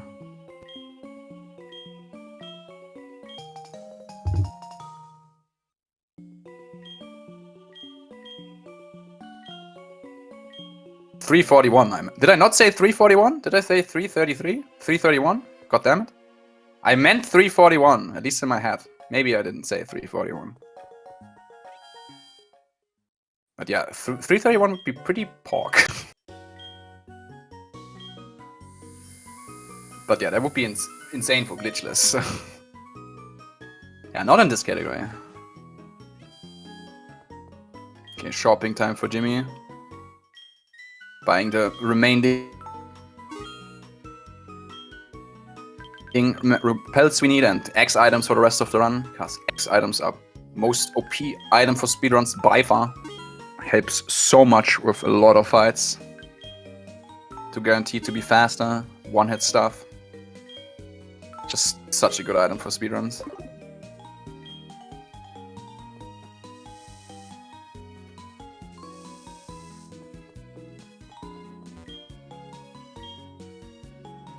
Paraz also having good movement here. Can get hit there if you bonk too much, but then you just have to wait for the grunt to walk past you. Now some escape routes for Gimmy. For Soul Silver you have to buy 2, and for Hard Gold only 1. Because in Soul Silver you have to escape route out of World Islands. In Hard Gold you can just fly away from the top of Bell Tower. Don't have to escape route there. But yeah, World Islands is a cave unfortunately, so you can't fly from there.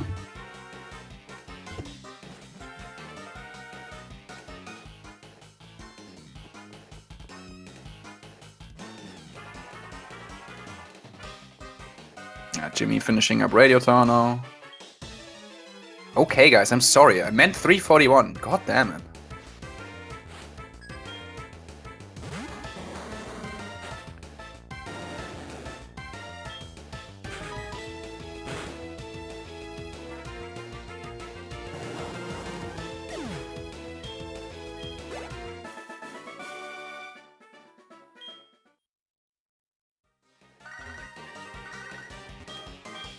Thankfully the elevator is just right there since we're here anyways and leads up perfectly into the department store. Thank you for the good luck. Yeah, the next losers finals is tomorrow.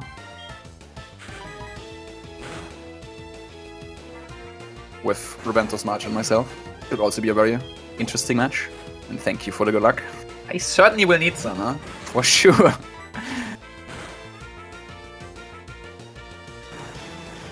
If you have like really bad special attack, you skip buying this X special Paraz just bought. It's for Brock later in Kanto. Then you just use double X attack on that fight, but everyone has good enough special attack. Even Galino, who is minus special attack, still has enough special attack to be able to do the X special strand. Which is definitely what you want, what you prefer, because you just, with double X attack, you just give almost more turns to use Ancient Power and get the Omni Boost, and you just don't want to see that ever.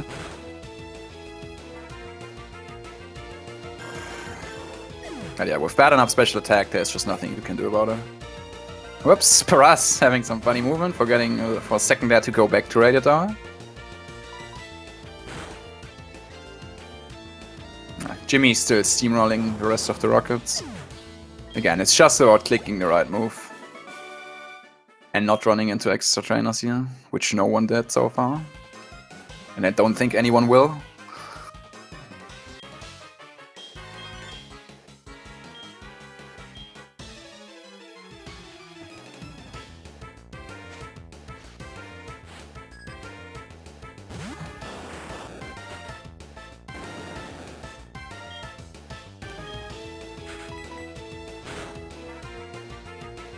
I mean, very often Graveler just uses Defense Girl.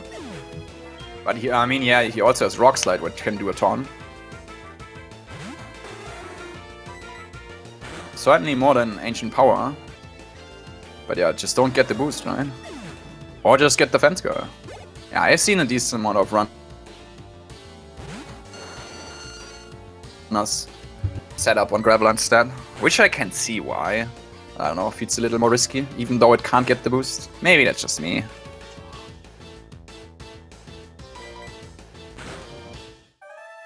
Obviously you wouldn't believe that when he just picks Defense Girl, you know, but yeah. I guess Rockset could also miss, right?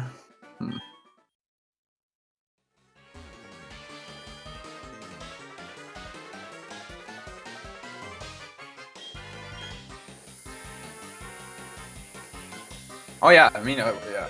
It still think it does more than Almost Star, right? I mean, not that much more, if anything. I don't think Sandstorm, right? Don't think Graveler has that. I know, I doubt it. I'm checking, but I doubt it.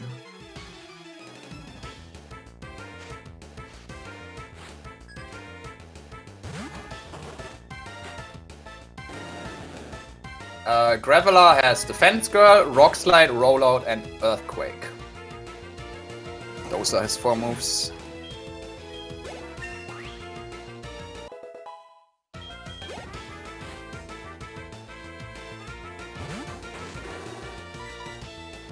Okay, Gimmy now on Petrel. Again, just make sure you have 2 serves left for this fight and then just click the right moves. Yeah, it has Rollout. Defense Girl Rollout, dude. What a strat, man. What a strat.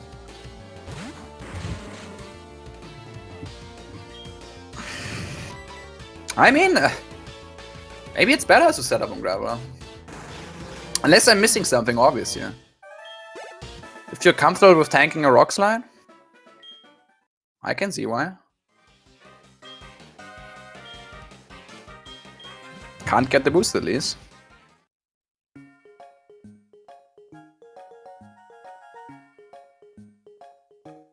Yeah, to me it doesn't look that bad right now either, honestly. I might do it next time. Yeah, if you really are scared of the boost, I guess just set up on Graveler. I try to think what the benefit would even be from... Like, even if you just ignore Ancient Power, what would be better about it? I don't know. I guess it doesn't matter too much. I mean, yeah, if you get crit, you are dead. But is it worth playing around that? At least, I mean, in a race, I guess in a race it's slightly safer to special on Omastar. But I could totally see it being valid that you set up on Graveler in a PB attempt. Just don't get crit, honestly. I mean, yeah, it's just one more place where you could die to crit. I mean, that's fair. But if you're really worried about the boost, just don't get crit, I guess.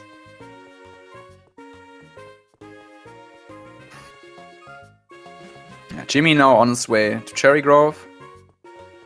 Yeah, I mean, Omastar has Protect too, that's also true.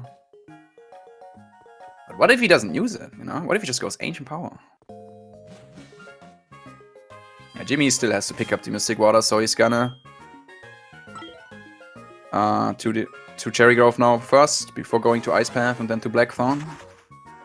Paraz and Galino both picked that up already, so they can go immediately to Mahogany and then straight to Ice Path. But yeah, Jimmy's advantage here, he's gonna use a Repel, which he's just chaining into Ice Path now, so he can never get an encounter here. So he definitely saved at least 15 seconds here over Paraz, because Paraz got one. Isn't Defense Call also high priority? Is it? I mean, that would be new to me, but I'm never that familiar with these kind of things.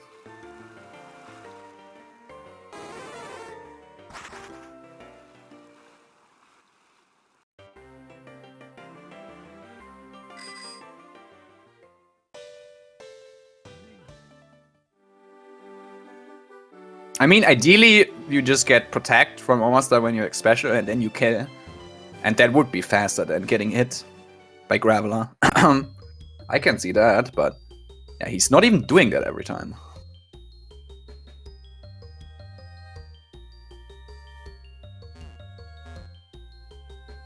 Yeah, I don't think so. That would be kind of weird to me.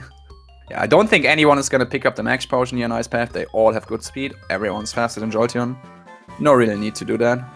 Especially not Gimmy, who still has a Hyper, I'm pretty sure. The only thing you have to pay attention to is that you don't waste too many steps here with late Mystic Water, because the Repel is definitely kind of tight. But Gimmy looking pretty good so far on steps, because you really don't want to use an extra if you don't have to. Wait, what's that central female? No, damn, male centered, goddamn. Almost the quad female gang, almost. Central Ruadad. Gimmy is very fast.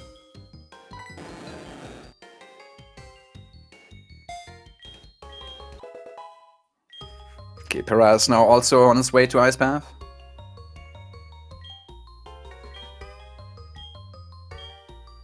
That would be nice, yeah?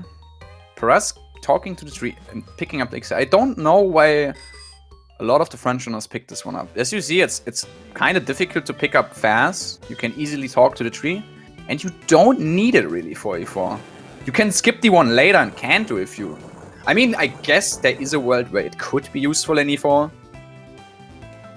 But for that, I feel like you have to be slow and get spited from Gengar. And no one has that, so... There's definitely an Elixir and Kanto you can pick up much easier. And also faster. A little bit interesting movement there from Gimmy. True, me too. I also got pretty unlucky yesterday with my carbs, right? So I think we all just get good carb. Yeah, I remember Roventus. I do remember. Yeah, you could get a trolled Omega Heart by Crobat and Umbreon double team. Yeah, that's also true. But like, you have to get trolled a lot for that. I guess there's a little bit more safety, especially for race. I guess I can see that. But you have to miss quite a lot through double team for that to be a problem. Okay, Blackthorn Gym for Jimmy. More spinners to pass. 3 in total. The other 2 we have to find. There's a run minute for this first guy. I'm pretty sure Jimmy goes for that. Where you just run 1 tile left here to make him turn, yep. And then you can just safely walk past him instantly without any kind of menu or anything. That's a safe pass. Good job.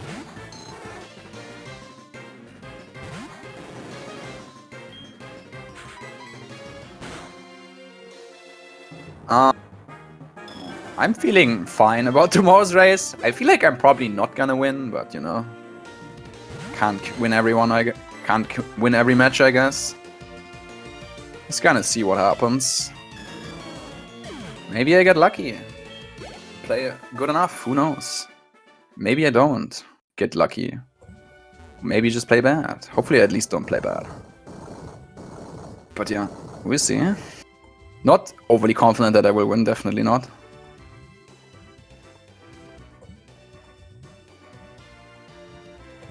Yeah, the second guy Jimmy just passed there is deaf, so you can just run past him. You don't have to worry with the menu or that he can see you.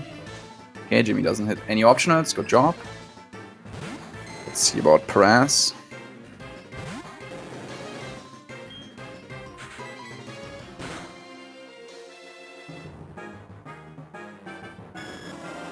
Nice, good job. Also goes for the run up. That's how you do it. Wait, is there a new one? I only saw the one yesterday. We tried yesterday. Wait, where did you post that? Ash is confused.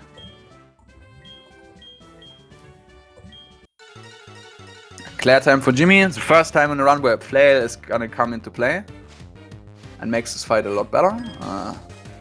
Setting up good HP here for Flail is free. That couldn't be easier. This Gyarados always uses Dragon Rage, can't crit, always does 40. You know exactly how much damage you're getting every turn, and it's easy to just get to the HP you want to.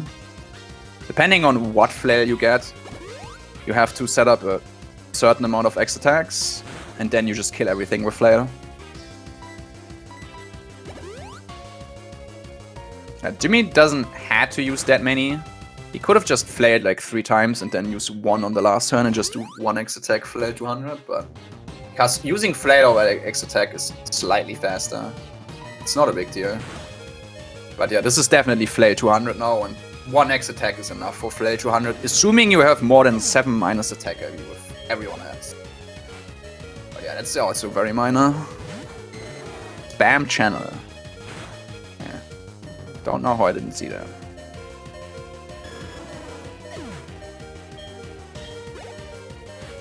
What? Oh, that one. So you just wait through the intro? Yeah, figured.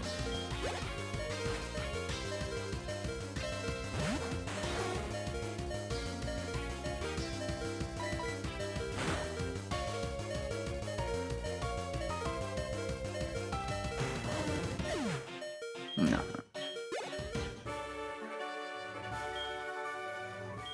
Yeah, then you just sweep with Flail here, free win. The only thing you have to be aware of if you have really, really bad minus speed, Kingdra can be faster than you, which obviously would be very bad when you set up Flail HP.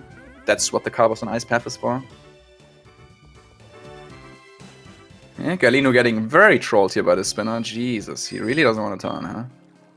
I'm still not sure why he does that pass. This is not safe. This is not a safe pass. Because you walk up and then you get the extra turn frame of turning left, and I think that just makes it not safe anymore. You could just go up a tile more and then just do the same, but yeah, doesn't get punished.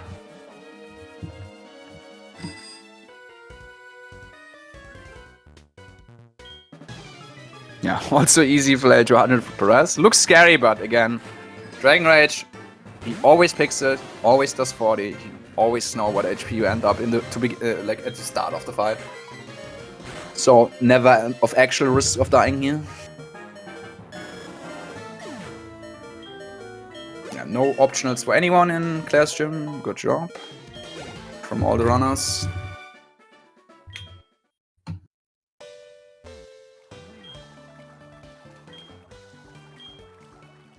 Okay, let me watch this again.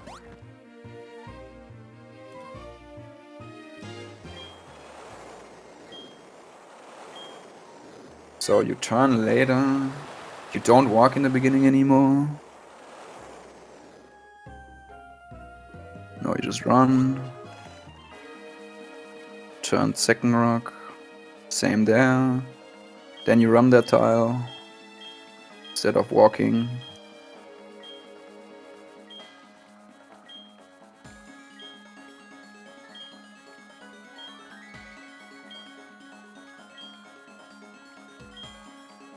Ooh, I don't know if I like that. The last one where you run 2 down or something. That looks kind of hard to do. Yeah. Quiz time for Gimmy. He did it. Good job. Same answers work as at the first quiz. There work multiples actually for this one. I always pick the same answers, but there work multiple ones.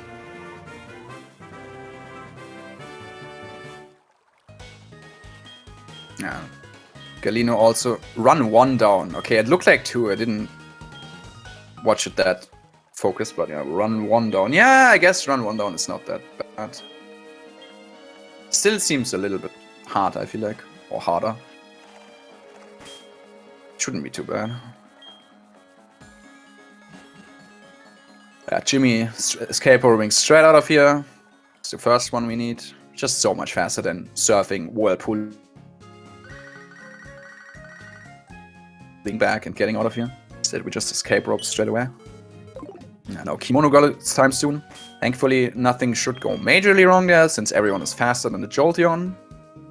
Which is like the main threat if you are not faster.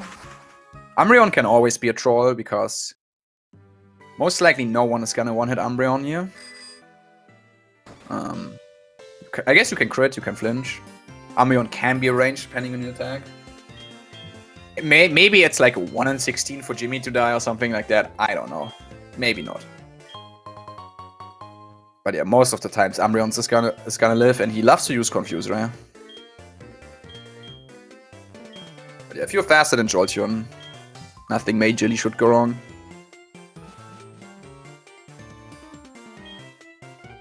We also take the quick PC heal here behind Elm. It's just such a fast heal. And we really need to heal right now. Really don't wanna go into kimonos with low HP there. French stream has more viewers than English stream. Galino effect. Nice. Let's go.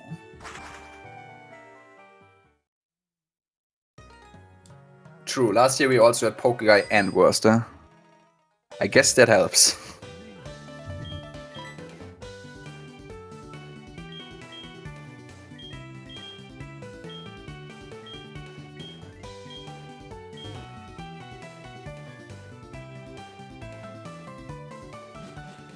Kimono time now for Gimmy. Maybe we can see some flinches here on the Umbreon. Maybe a crit, why not?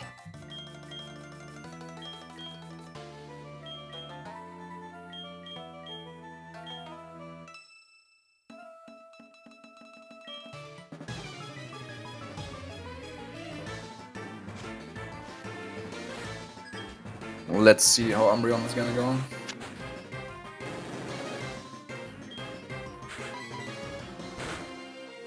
Just pick Dark Pulse, you know? Just pick Dark Pulse. Confuse Ray. Well, just hit. Nice, good job. Easy. How do you ever die against this, right? You would think. I mean, I guess you could always safety here. It's just so slow if you start hitting yourself for like 3-4 turns in a row. And I guess you could use your full heal. Ideally, you really want to keep that for Will in the E4. Helps to get better flail HP for lands. You might want to use it here.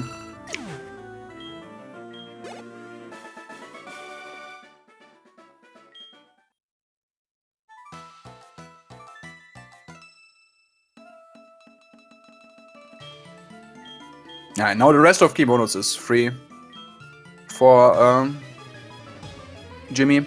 Everything is gonna die in one hit except Vaporeon, but Vaporeon is not gonna do anything, can't do anything bad, so it's just gonna pick Surf, maybe Quick Attack. That's it. I doubt it. I doubt it's faster than Ice Path. I think Ice Path is barely faster than Hideout.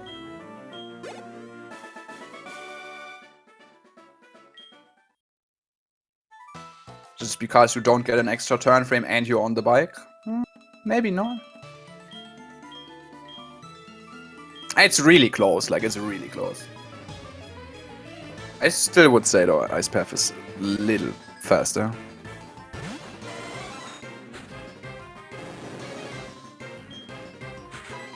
I was thinking about picking, I'm definitely gonna pick up most likely an extra full heal too. Also can be helpful to have an extra full heal for lands. In case your special defense combo gives you Ice Fang, because Ice Fang can freeze. Ice Path is not faster, really. And how much faster is Hideout then? To me it's just the same then, like I don't see any difference really then. Yeah, I guess you have to get speed back on the bike. I guess that's true. And you were already just strong, yeah. Yeah, good, I guess that's a fair point. Okay, Paraz also got through. Umbreon without any worries. I didn't see what happened to him. Probably just hit through or flinched.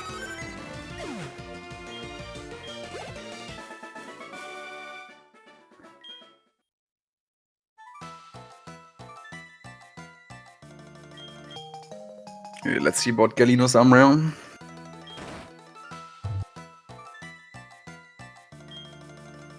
Dark Pulse, nice. You'll have to see it. Good job, Umbreon.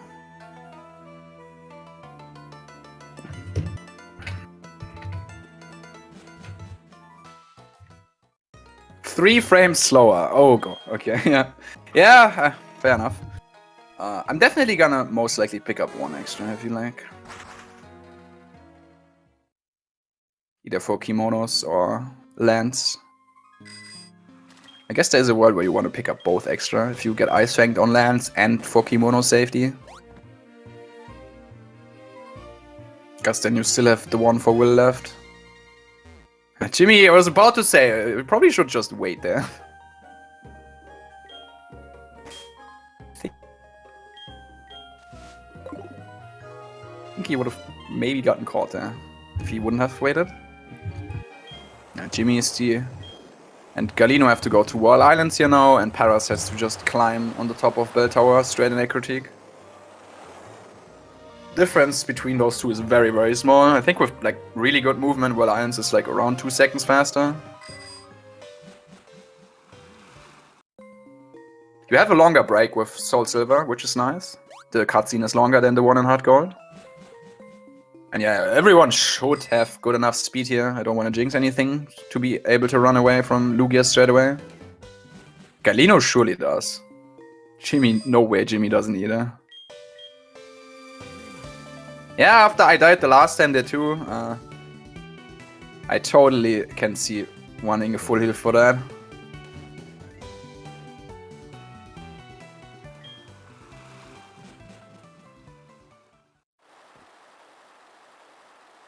Okay, break time for Jimmy.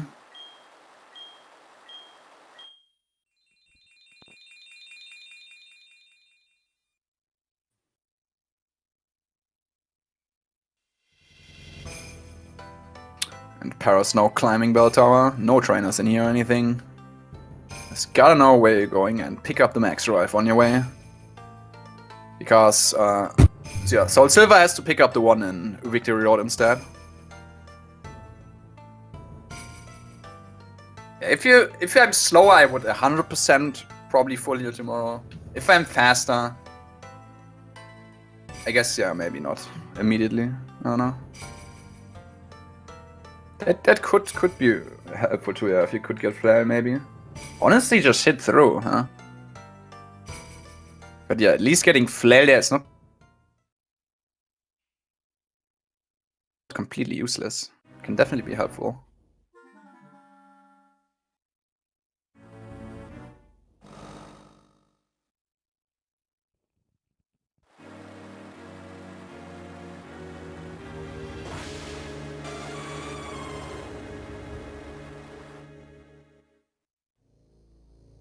Galino also now going to the kimonos. Paraz is picking up the max revive here. And Gimmy is gonna get a shiny Lugia, huh? Check this out. Yeah, no way, but one day it's gonna work and then I look like a genius. One day.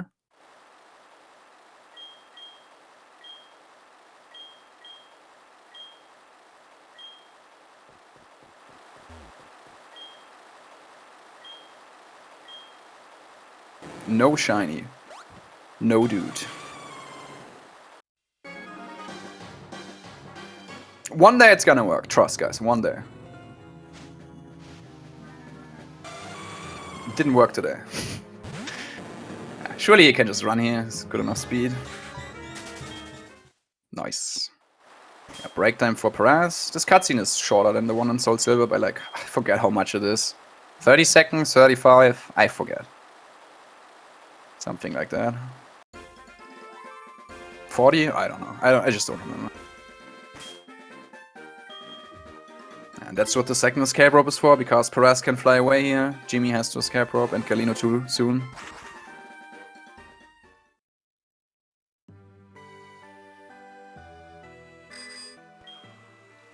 And now straight to the E4 we go.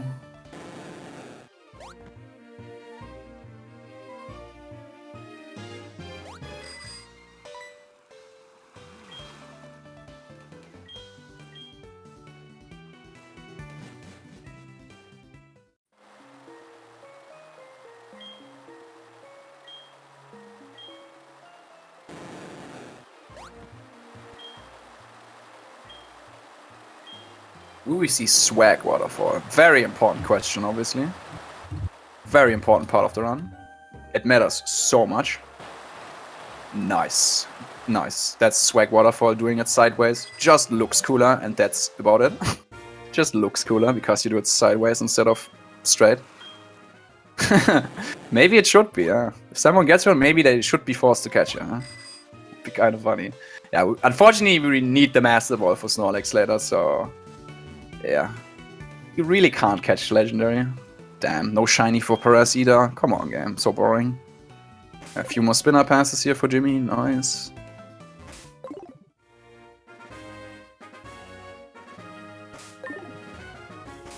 Still fast enough? Probably. Okay. We never know. Probably was still fast enough. Okay, no spinners for Gimmy. Good job. C for Paraz. Also on his way.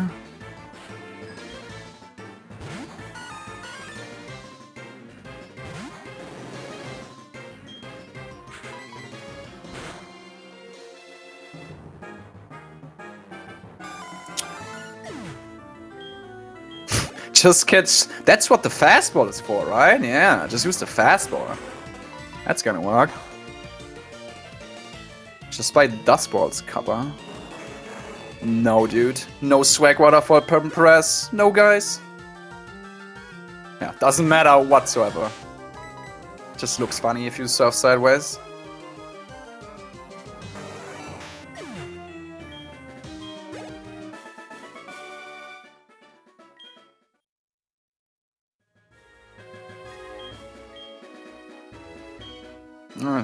Galino encountering Lugia. Can run first try. No! That's an extra trainer for Paraz. That's not even a spinner, that's just a rotator, unfortunately. Just bikes in front of him.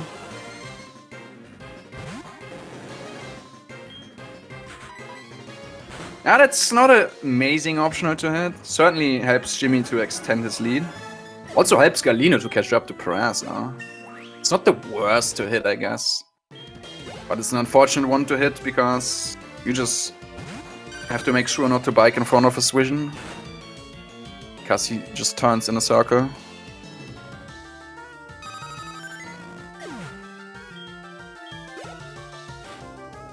Why not catch Snorlax with a bike? What? You mean why you dismount before catching Snorlax? Is that what you mean? In case, if that's what you mean, you dismount before Snorlax and then catch it because it's faster when Gyarados is already spawned in the overworld, because then it gets much faster sent out into the battle compared to when you would be on the bike where it's still in its Pokeball and not spawned in the overworld. And then you would have to re-accelerate there anyways again to get into the cave, like twice. And that's just not, you might as well just run at that point. And yeah, again, it's faster to send out Gyarados when it's already spawned in the overworld, because then you don't get the animation where the trainer throws the ball and then it comes out of the ball, then it just swoops in like from the side, like without the ball animation, and that's just faster.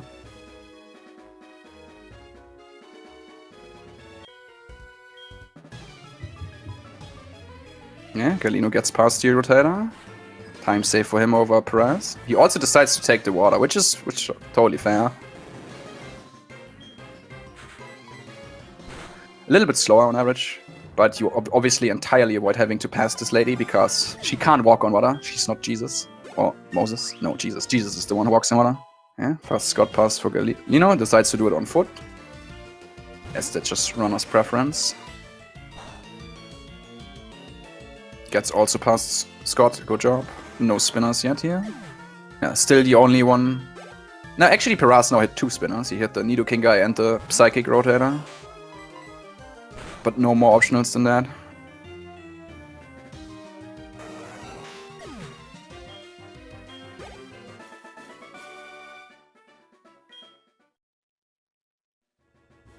Gimmy getting the mentioned max revive here, since he didn't get one in Whirl Islands, and obviously didn't do Bell Tower, since he's on Soul Silver. Galino definitely caught up here, for sure. Fortunately, only the first one is gonna advance, because it's the loser brackets final, but still nice to, you know, see a race between second and third. Oops! Gimmy circling a little bit around the ladder here. Okay, now I'm just confused what you meant. You can't catch a Pokemon with a bike, it's not a ball. That is indeed true. I thought you meant why you are not on the bike when you catch Snorlax, that's what I thought you mean. But yeah. Yeah, I don't think you can throw the bike. I don't think that would work. Interesting. Decent victory out from Gimmy, besides circling around that one ladder, I guess. That happens. Easy to miss a ladder sometimes.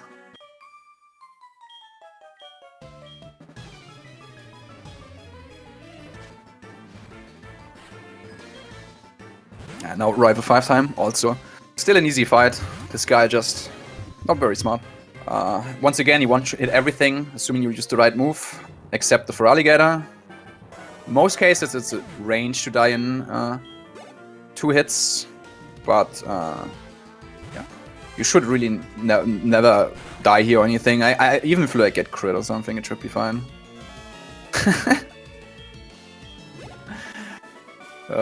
Imagine.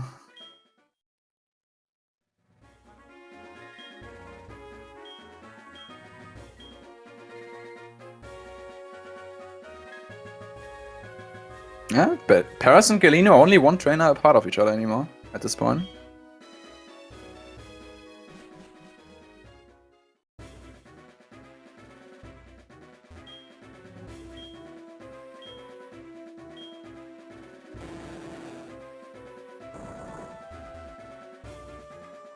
Yeah, Galino couldn't strength the Rapidash because he's minus attack.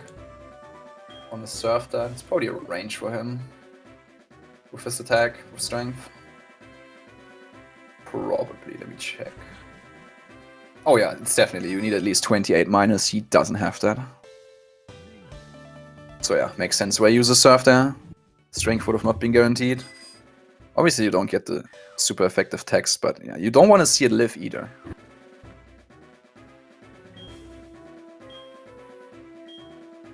Okay, Gimmy getting the 2-hit on Feraligatr, nice. That was like a 80% range for him, I believe. Yeah, I'm pretty sure that was 80% for him.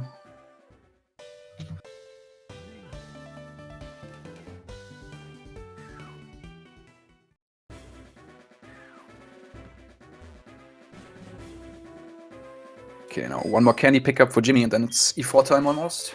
Before that quick PC heal and buying the remaining repels we need, if we need any. I don't think anyone needs to do that, but then yeah. Then you just buy full restores if you don't need any more repels. Pretty sure everyone's good on repels here. Should be.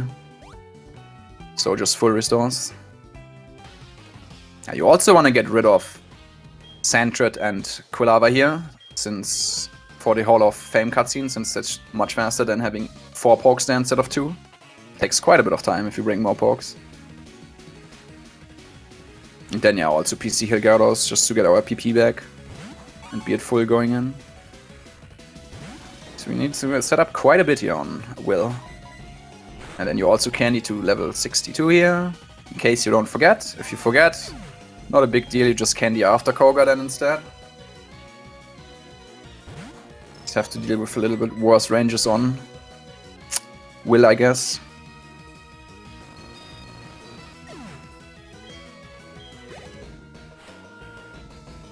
I don't think Paraz and Galino are getting the 2-hit on Feraligatr here at all. Galino has a 1.17% range. Surely that's gonna happen. And Paraz has like, what? Like a 24% range or something like that. Also not that favorite. Dude, I want to see the 1% range for Galino for content, dude. Come on. Do it, game. Wait, does he even have 25? He does have 25, right? Never mind, he doesn't even have that. God damn it. Well, never mind then. Then it's literally impossible for him unless he crits. Damn it. I thought he has a little bit higher AV. He doesn't.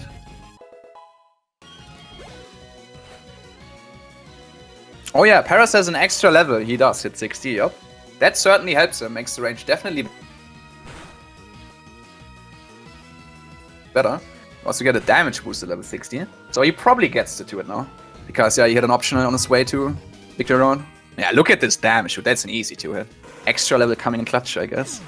Yeah, 60. I didn't say that earlier, but every level which ends 0, 3, 5, or 8 gives you a damage boost just on how, because of how the rounding works for the damage calculation. 0, 3, 5, and 8.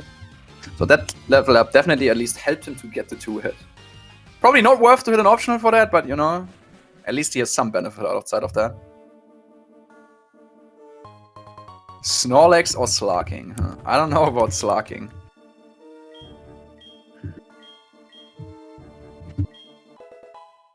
Would it still work with Slarking? I mean, probably, I guess. Would feel kinda weird though. Yeah. Ideally, you still have a full heal here on Lance, because you don't want a full restore after getting Confused Ray, which you will get in most fights. There's a world where he just doesn't pick Confused Ray, but it doesn't feel that likely. And yeah, ideally you'd never full restore if you don't have to, because it makes it a lot easier to get quicker flail set up on Lance specifically.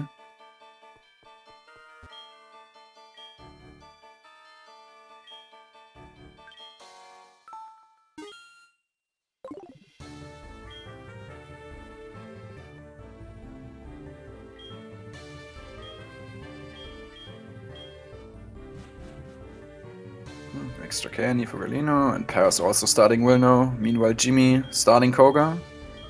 And he's basically like the entire Will fight and a bit ahead of Paraz. And Paraz is like, I don't know, like half the Will fight ahead of Galino. Congrats on bad Thais. Good night.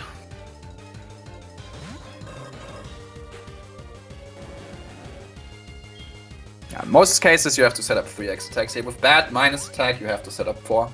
Galino is minus attack, but not that bad that he has to set up. Actually, never mind. Galino just has to set up 4. You always set up 4 with minus attack. Never mind. I forgot. So Galino has to set up 4 instead of 3x attacks here. You guaranteed kill the slow bro.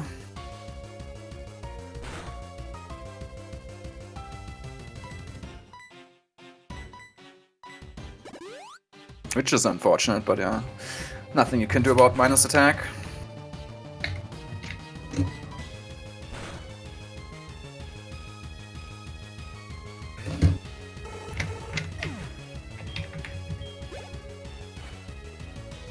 Okay, Gimmy just hits. Have to see it. No troll. Is anyone faster than Crow? Never mind. No, Gimmy is not faster than Crow, but no, he wasn't plus speed. No, Galino's speed AV is also not that good. No one should be faster than Crowbat here. I don't think so. Unless they want to X speed. Nah, no way anyone was faster than Crowbat. Don't even think Galino. No way Galino was faster either. Gets us with Death Drop there, but should still be fine. Just don't get crit on this turn now, please. Okay, not scary at all. Definitely a little bit too low of HP here. Paraz has nice HP, I guess. It's not that bad, 73. Like, Galino is definitely too low now. He probably just wants to super potion somewhere now. Doesn't have to yet, I think, but somewhere. Let's see when he decides to heal. I mean, he's never gonna kill a Machamp, so he has to save it. He probably just wants to heal before Bruno, be like. Paraz also starting Koga now. These fights are just pretty straightforward. It's like a few X attacks. That's about it. Nothing majorly can go wrong here, unless you get super unlucky and Fortress on Koga picks Explosion, because yes, it has that move. It's insanely unlikely for it to go for it, but it has that move. And it has boomed on a few runners now, over time. Hasn't happened in a while, but still could always happen if you get really unlucky. Galino can definitely flail here. This is flail 100. Will kill everything strength would kill. I mean, it even has 20 more base power. You set up an X attack on Fortress. Does Galino have to set up too?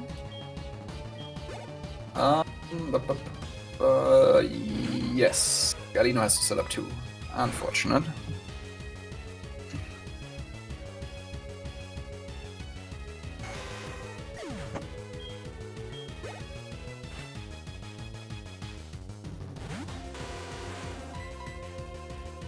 Okay, Karen time now. She also has Umbreon with troll moves, so hopefully nothing goes majorly wrong here. Yeah, Jimmy's HP is maybe a little high, you know, just get payback here, right? Feint attack, or that, I guess. He certainly doesn't mind that one. Obviously can't miss, and probably doesn't mind that damage.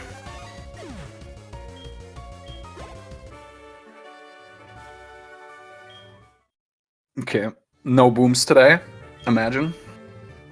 Good job, Fortress. Damn, Galino also getting pro'd by Protect. You hate to see it when you have to use more X attacks than everyone else. And then you also get protected just to lose more turns. Unlucky. You have to set up a second X attack on Houndoom unless you get Flare 100, and this is not Flare 100. Just to guaranteed kill the Vileplume, which has status moves. Don't want to let that live. Yeah, makes sense that Galino healed. He even healed before Koga. I guess he didn't have to heal before Koga. I don't think Fortress could have killed him. Yeah, no way. But safety first, I guess. He would have been dead to crit, so that's fair. From Fortress. I guess he has to set up twice this, so yeah, definitely right thing to do there.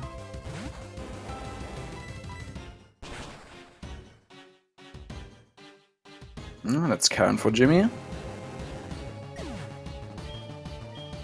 No Lance. Lance can go very fast and can also go somewhat slow. It just depends on, like, if you have to set up in most cases next speed and then a few X attacks depending on what flail you will end up getting. And that can make Lance very fast if you get like the right amount of damage and can just set up only like 2 X attacks, for example. It's just so useful here to have flail. Otherwise you have to set up to +5 and spam strength, which also works, but using 5x attacks is just not that fast.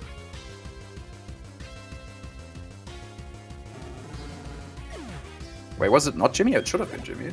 Oh, for some reason it switched to Paraz. I don't know why that happened. I didn't...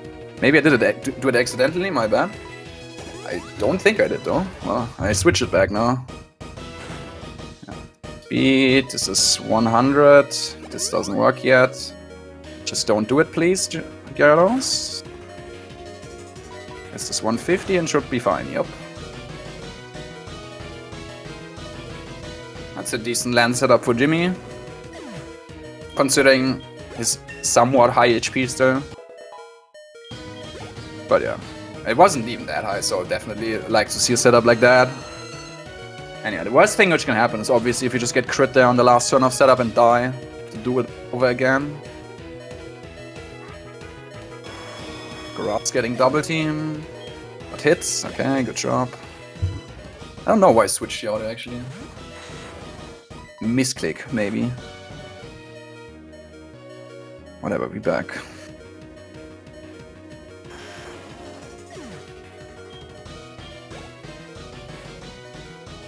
Now Gimmy just sweeps and kills everything with flail. He's faster than everything, and flail 150 plus.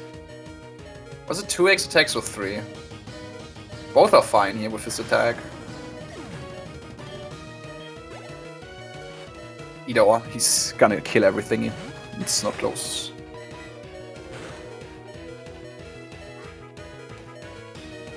You need the X speed for Aerodactyl. Kinda fast. You can only skip it with high IV plus speed nature. Do not use the 6 speed. And he's gonna kill you. With... Does he have Rock Slide? I think it's Rock Slide, right? Aerodactyl is absolutely gonna kill you if you aren't slower than him and on flail HP. Yeah, it has Rock Slide. It also has Thunder Fang. So yeah, you don't want to give this guy a turn at all. That's why you just set up the XP. Okay, Paraz done with Karen. Galino through the Umbreon. Yeah, that's a really decent lance time for Gimmy for sure. Low 247, high 246. I didn't see exactly what it was. But that's a really good lance time. Again, huh? Shocking. How does he keep doing it?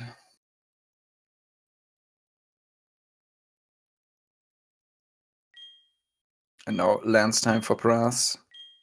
See if he's gonna get a quick setup here. Yeah, you really prefer getting Dragon Pulse here, but it just depends on your defenses. What move he's gonna pick. Even you can still pick Intimidate even with -1 if your defense is bad enough. And obviously you don't want to get Ice Fang. It can miss when you don't want it to miss, and it can freeze you when you don't want to get frozen. Yeah, once again, just don't do it, Gyarados, on this turn, and we are golden. Thank you. What? I missed how much he used. Is this not fine? I mean, this is gonna be 150. I could have sworn he used 3x attacks. Maybe he only used 2. And then it's a range for him. That's probably what happened. Yeah, well, that's certainly gonna work. What? Dude, I'm confused why he's still healing. This is 100% 4x attacks at least, and this is flare 100, so... Not sure why he's stalling there.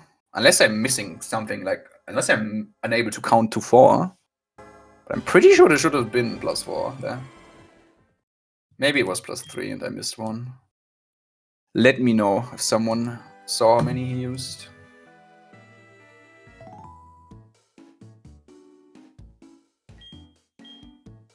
Lance time for Galino too. No, you can definitely save time here over Paraz with a quicker setup here, for sure.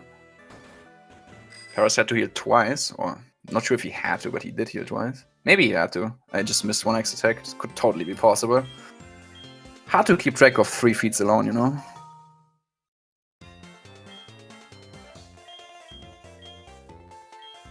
Okay.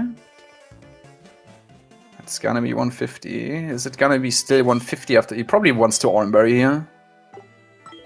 I would Oranberry here, yup. Because this is not gonna be 150 after the level up, right? I don't think so. So just don't do it now, Gyarados. Don't do it. Come on. That just sucks. That's the one turn you don't want to get crit there. It's the right play from Galino. He just gets unlucky, gets crit again. This is unfortunate, man. Just loses more time to the next crit death. Yeah, it was the right thing to Oranberry there. Just can't get crit on that turn. Of course, one of them gets crit on the turn you can't get crit.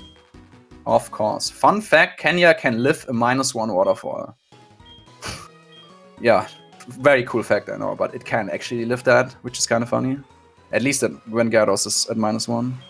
Yeah, that's very rough for Galino. He has to reset up everything again, obviously. Hopefully Lance doesn't do it. He would have definitely saved time over Paraz here for sure.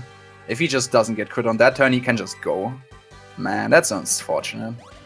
Yeah, pretty bad luck for him today. For sure.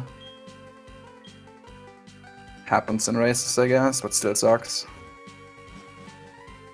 This is 100. I don't know how many extra time. Probably use this. Please don't do it again, Gyarados.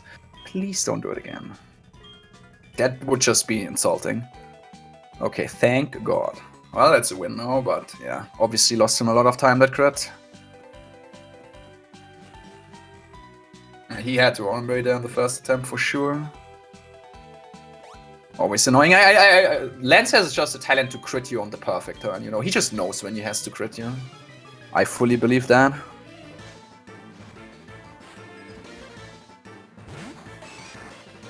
And yeah, that's why we deposited Kenya and, not Kenya, Quilava and Central here because of this cutscene. It shows every poke you brought with you.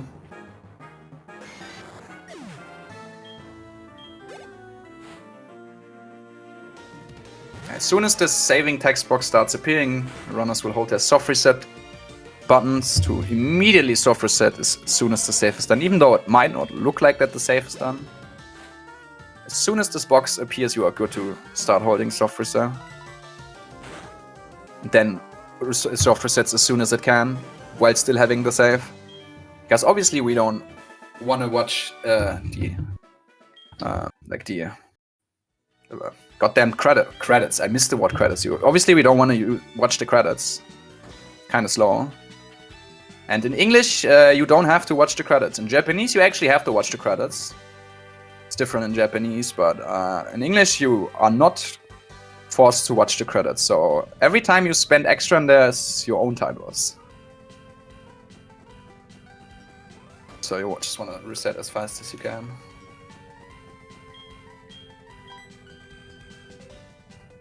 Getting the SS ticket and then off to Olivine. Go on the boat as Gimmy for Paraz.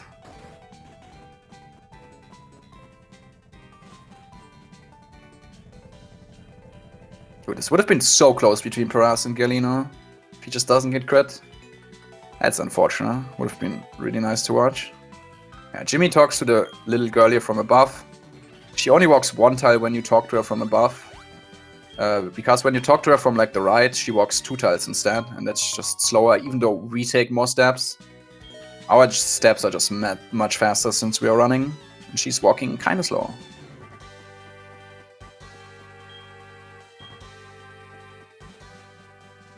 Yeah, Jimmy now on his way to Sabrina. 3 tiles of grass coming up here you never repel for. I just hope to not get the encounter. It's reduced anyways by 50% since Intimidate also has an overworld effect of reducing your encounter rate. And yeah, we have Gyarados in the lead with Intimidate, but you can still get one, obviously. Okay, Jimmy doesn't get one. It's just not worth repelling for these 3 tiles only here either. You could dismount to walk through grass to make the encounter chance even less. But I feel like that's not worth it, at least with having an Intimidate poke in the lead. Yeah, Jimmy gets the first setup, nice. As a run manip coming up here where you have to walk 1 tile left and then run exactly 1 tile and then walk past her again. Slightly slimmer, but a little bit different because you walk 1 tile further. Okay, I didn't see it, but Jimmy got it, definitely. It just froze for me perfectly, but yeah, he definitely got that one. And now Sabrina time. All you have to do on Sabrina is set up an X speed. You really don't mind getting Psychic here from the Espeon. not even psychic crit. If anything, you like to see that because it definitely makes it a lot easier to potentially get flail on Misty later, which can also make that fight a lot faster if you get lucky. But yeah, most of the time I feel like he goes for Carmine and Gimmy gets Carmine.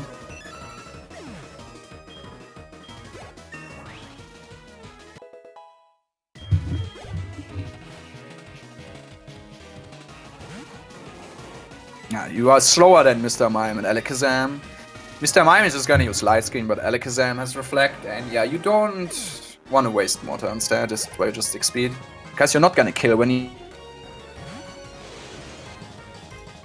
he sets up Reflect anymore.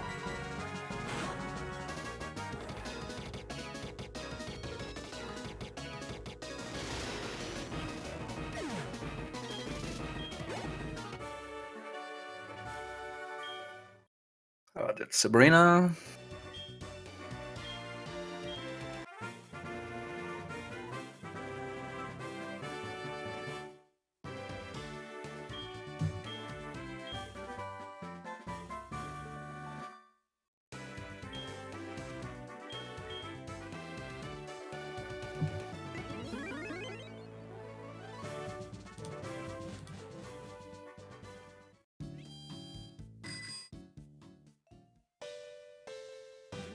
Now Jimmy is on his way to the power plant to trigger the first part of it, like where the rocket gets triggered and spawns inside of Misty's gym.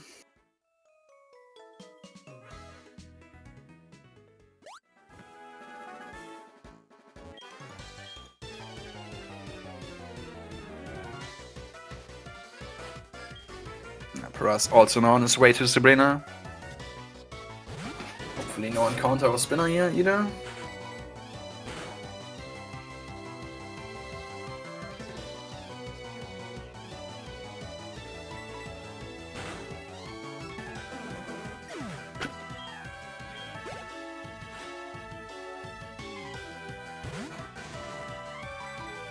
Damn. Immediately gets it first tile. Wow. You hate to see it. It's unfortunate. It's not worth in general to repel for this. Like 15 seconds of time loss if you get one. But more time save for Jimmy. Who would have thought?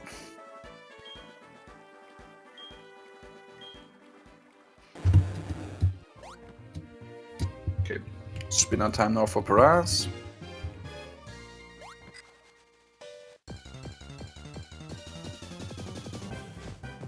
Maybe I was too fast, I'm actually not entirely sure. Hard to tell with the restream. But definitely gets faster. Because you can be too fast there. Nice, gets the run manip, good job.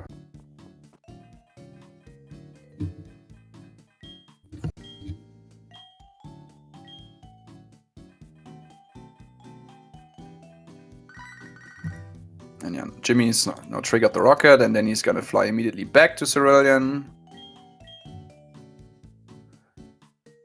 And then we immediately also go into the gym, so the rocket goes up the Nugget Bridge. Since we have to go up there anyways to make Misty go back, just makes sense to combine it there. We're also not gonna pick up the machine part yet. Just gonna delay it until after we have to fight Misty anyways, since we have to go up there no matter what. So it makes no sense to immediately grab it here.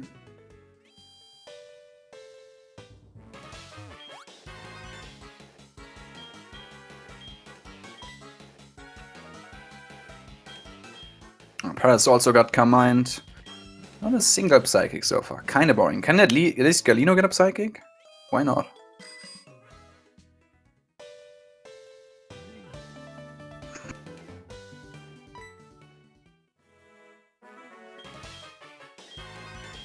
This is Rocket Talks, very funny. So-called bye-bye go-go guy.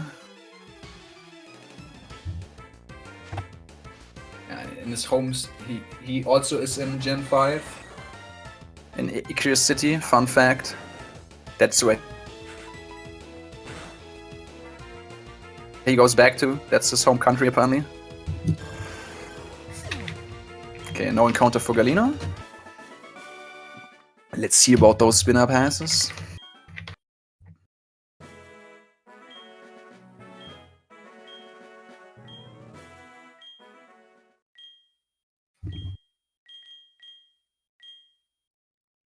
Okay, he just decides to do step back.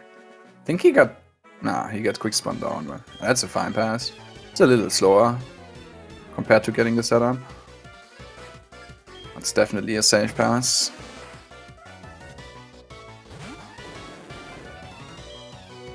It wasn't safe, was it? I think that was a little bit too slow. Hard to tell with the restream, but I feel like that might have been a little bit too slow. Yeah, you don't have to do the run manips or whatever. It's definitely harder to do for sure. You can definitely easy mess that up and just hit an optional. But yeah, if you get them, they are faster to do.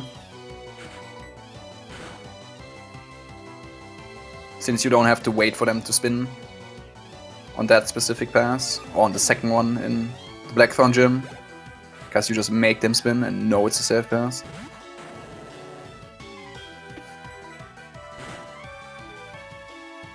Okay, no psychics here. It's so boring game. Everyone gets Karma here.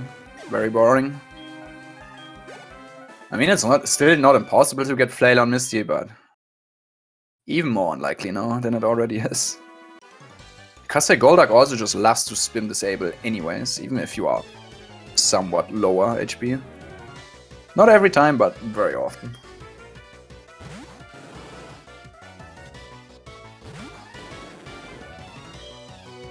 Yeah, you also surf this Tangler where Gimmy is on, even though you get not super effective text, because Tangler's special defense is not that good. His defense, on the other hand, his defense is kind of cracked, so definitely want to surf this. Even though you get not very effective text.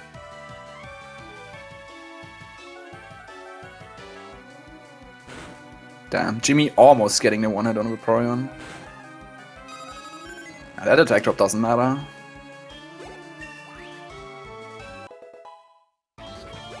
Paraz triggering the rocket and then also on his way up to Nugget Bridge. And Galino has to go to the power plant first.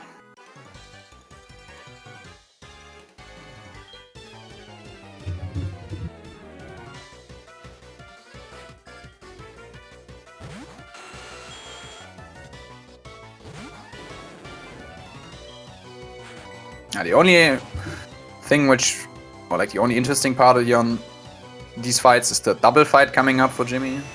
Because the first Paraz has effect spore. And you really don't want to see any. You don't want... The best one is to get poison. Then Paraz, the worst one is definitely sleep, because that one you have to heal.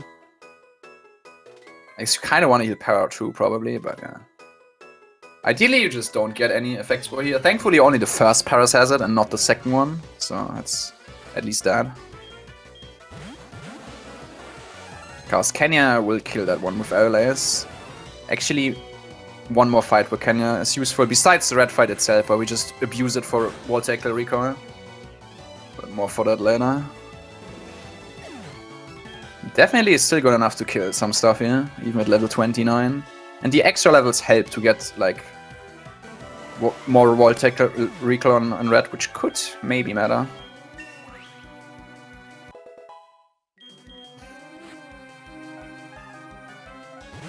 Okay, no effect spore for Gimmy, I love to see it.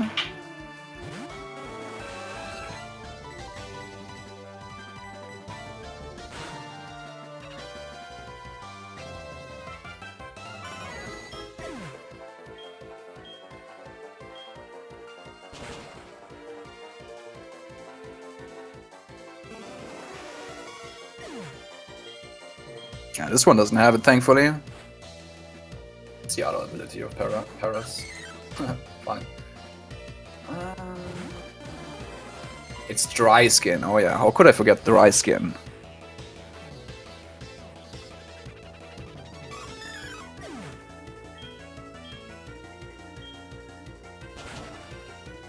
Yeah, Kenya has to crit that. Perfect fight is if you get Blossom range and then you crit Parasect, but yeah, unfortunately Gimmy doesn't get the crit there too. He got enough useful crits anyways. Not a big deal if you don't. And you always double target Blossom in case you don't one-hit it, which most of the times you won't. Because you really don't want to get stun spawned.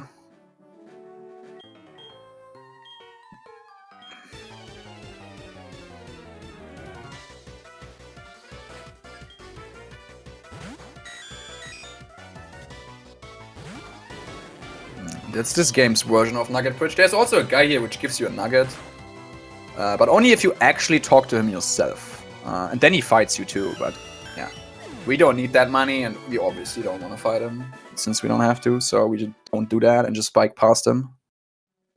He only does that if you talk to him yourself.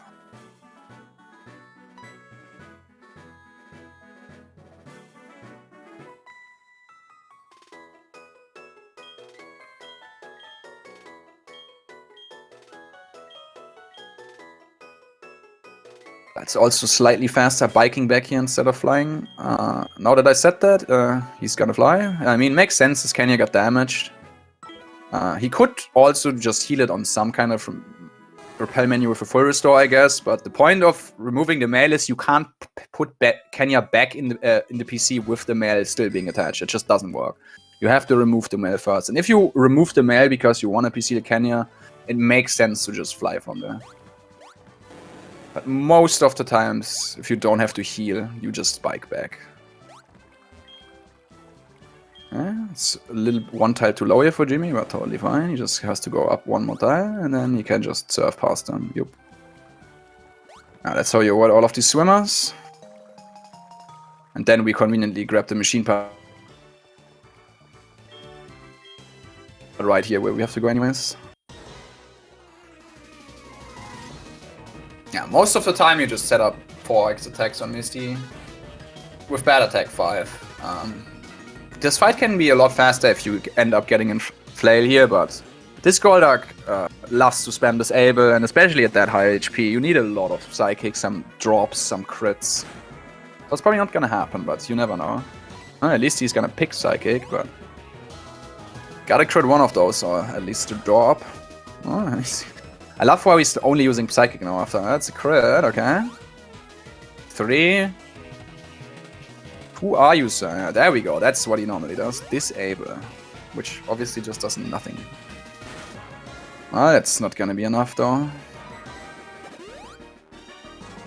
Like, this is the 4th one anyway, so yeah, doesn't save any time here, unfortunately. That's how this normally goes. And there was already, like, more psychics I feel like you get on average on this fight. This guy really loves this disable. Okay, Paraz gets effect spore poison. That's at least the best effect spot to get. Because you don't have to heal it here. You can just finish the fight first.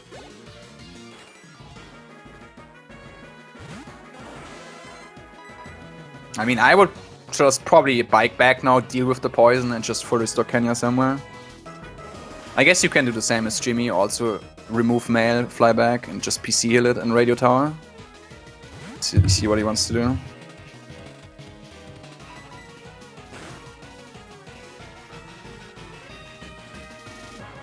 Yeah, so set up on Misty to guarantee the Lapras. It's the bulky one.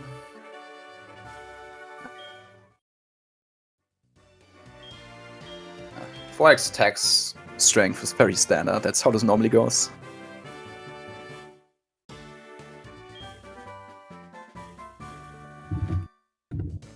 Yeah. It can be a little bit annoying biking that much with poison still on, but yeah, just gotta deal with it.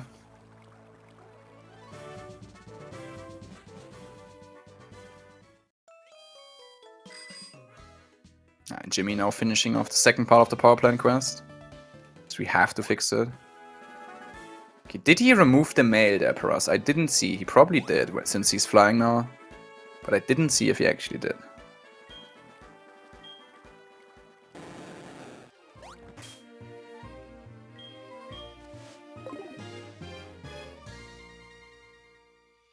Now we have to fix the power plant so we get the Pokegear extension for the Poke Flute. Otherwise we cannot get past Snorlax. I mean we could, but that would be tweaking and that's not allowed in this category. So we have to get that Poke Flute extension. Or whatever it's called. It's probably not called that, but that's why we need it.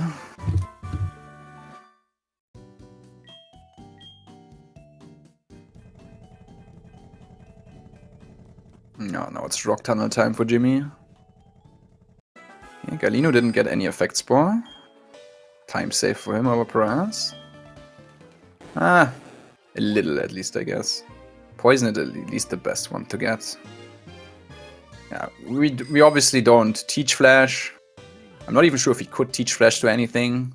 Just gotta know where you're going here. It's obviously faster. Not worth teaching Flash.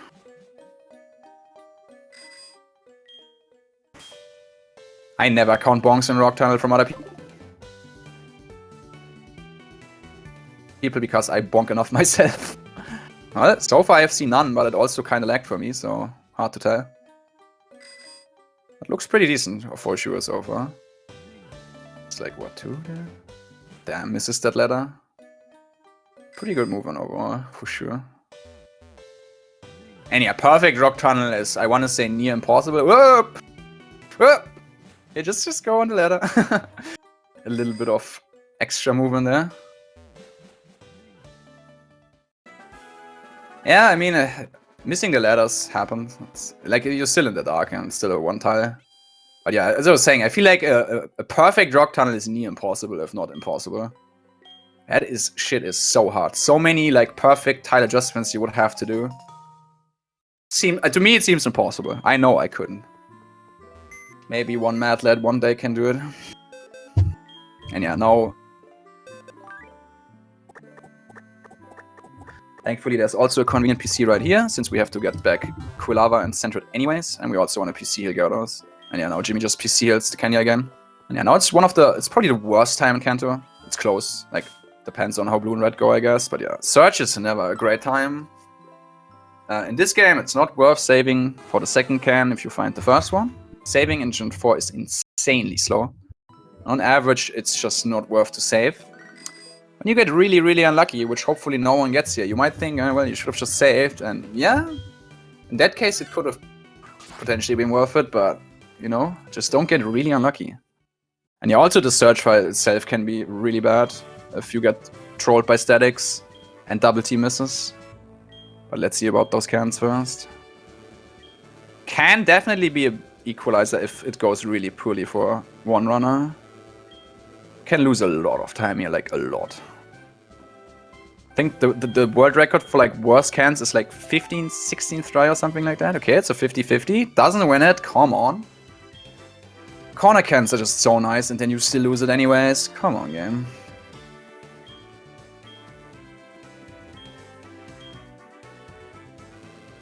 Still no cans inside. Okay, another 50-50. Surely he wins the second coin flip, right? No, dude, he doesn't. That's 2 50-50s lost for Gimmy. You hate to see it, especially with the corner cans, dude. Come on. Any day now. Yeah, it's just like... That's a 1 and 4, huh? One time? One time? Nope. Not going well so far. For Gimmy.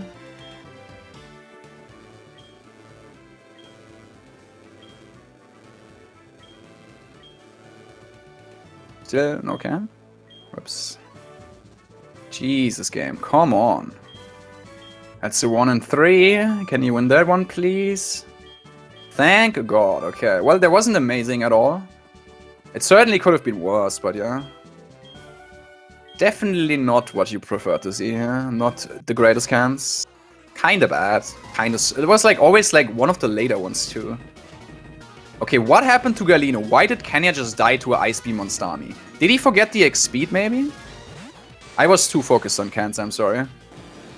Because Starmie will outspeed you if you forget the X-Speed. I'm not sure what happened there, so someone saw.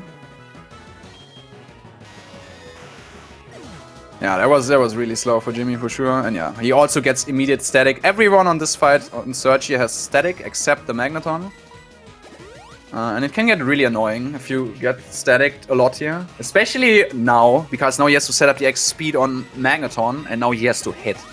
And depending on your special defense, Shockwave can just be a straight up 2-hit. And that's really bad, because then he has to hit now.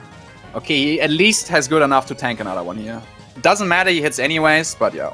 With bad special defense, you might not be able to tank 2 there, and then you just have to hit, and if you don't, you die. And there's nothing you can do. Okay, I'm really not sure what happened to Galino. I think he might have just forgotten the XP. Because he probably just died against Stami then? I just missed that. Gets more statics, Jimmy. Because, yeah, you just won him. I mean, yeah, Stami should die. So, it probably just was just the missing XP. Also not a great fight for Gimmy either. Paraz is getting closer, yeah. Yeah, please just hit. Thank you. Maybe no static here. Corner can for Paraz, meanwhile. Okay, doesn't get it first try either. Also lost 50-50.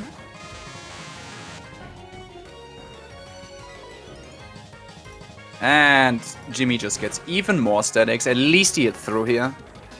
Okay. Okay, another 50-50 for Paraz. Can he win that one? He can. So that is indeed time save for him over Gimmy. Because Jimmy's search build was pretty bad. Not the worst, but not very good either.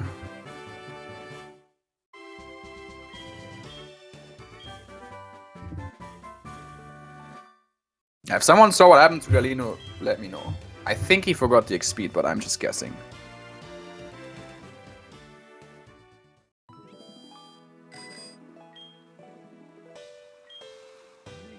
Okay, Paraz also gets staticked by Raichu. What? No, what? Oh, no, what? I'm so confused. Did he set up the XP against Raichu? What just happened? I have a few questions. His speed is not that bad that he has to do that. I think, right? No way, they all have really good speed. Ash is confused. I thought there was static, but no, there was just Thunder Wave, right? I was talking about that earlier. Jimmy is dismounting here because, as you can see, Gyarados just swoops in from the left much faster than seeing the ball animation. That's why you dismount there. Yeah, I'm confused what Paraz did and what happened to Galino on Misty.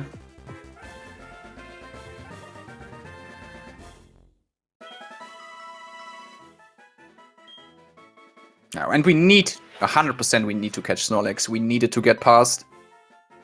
Oh, did he do the accuracy stuff? Oh, okay. Yeah, you might call that a French strat.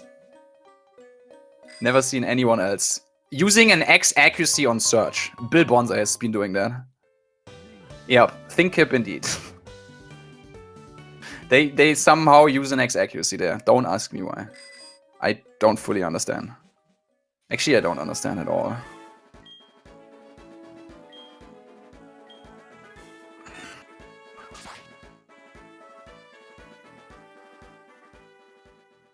Yeah, we need, as I was saying, we need Snorlax to get past Red's Pikachu. No Gyarados in the world will beat the Pikachu. Will always die to Thunderbolt or Wall Tackle, which is, Pikachu is just a 50-50 to pick one of these moves. It doesn't matter which one it would pick, he would just die either way, so we need Snorlax to get past this Pikachu, otherwise, yeah, Gyarados can't do it on its own.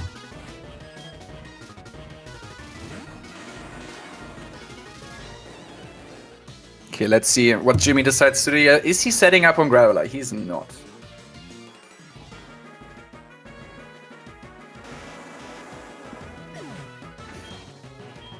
So he's gonna set up the X Special now on Omastar. Ideally, he just gets a Protect when he sets up the X Special, and then he just kills the next turn and gets no more Protect.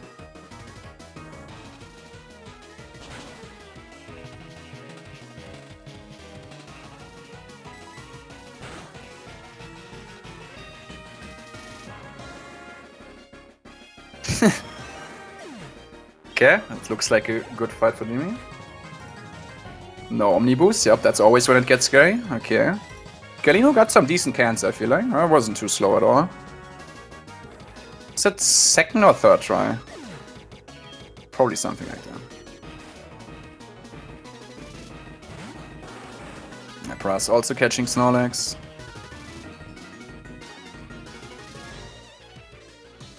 Let's see about this fight for Galino. Yeah, everything from here for Jimmy is just a sweep. Just click surf and win. Okay, he at least doesn't use an X accuracy. At least one French who doesn't do it. But get static from the right, you. That's... you hate to see it.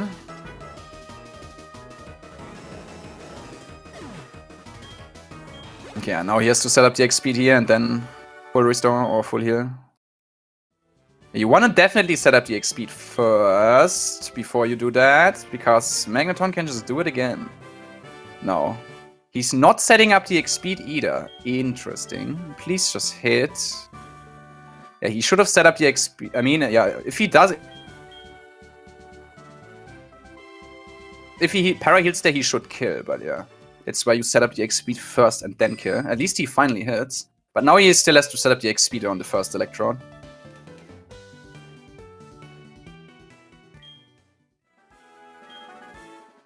Gets double team again. But hits, okay. How about no more statics now?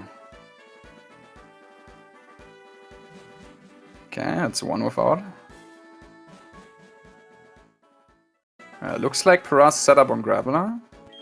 Did I see that right? Nope, I did not at all. Okay, never mind. Too focused on search right now. I just... oh yeah, no, yeah. Makes sense with the damage. Never mind. Okay, Galino getting no statics. That's nice. You love to see that. At least this one is the best to get.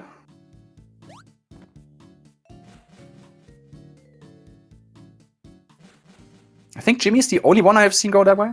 Maybe I'm just crazy.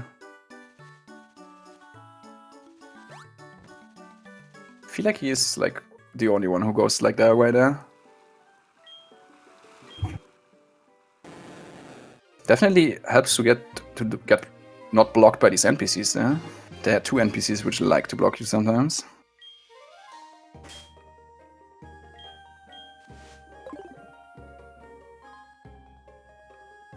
Yeah, that was definitely a fast enough menu there. You have to be somewhat quick there with reapplying the repair with the menu. Otherwise the swimmer, which is surfing right and left, can catch you. Okay, Paraz past Brock. No shenanigans there. At least nothing I saw. You have to fight no one here except the god himself, which is a level 44 Bidoof? 46, 42? I never remember. It's somewhat in the 40s. Somewhere in the 40s. 44. There you go. Yeah, it's just the god himself, you know. Very scary fight.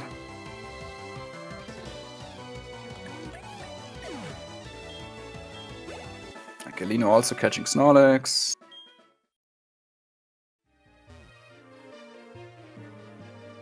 Yeah, Gimmy picked up an elixir here.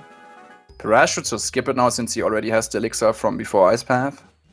This one to the left there, yep, doesn't get it, makes sense. Oh, there's also another max revive you pick up in Diglets Calf, as Galino just did. We need at least 2 max revives and 1 regular revive for Red in the end to be able to execute all of the possible strategies you might have to do. Depending on what Snorlax you get, what your HP is on Gyarados, what move you get from Pikachu. So you definitely want to be able to, you don't have to use all of them, but you definitely want to be able to do all strats possible, in case you have to do one or the other.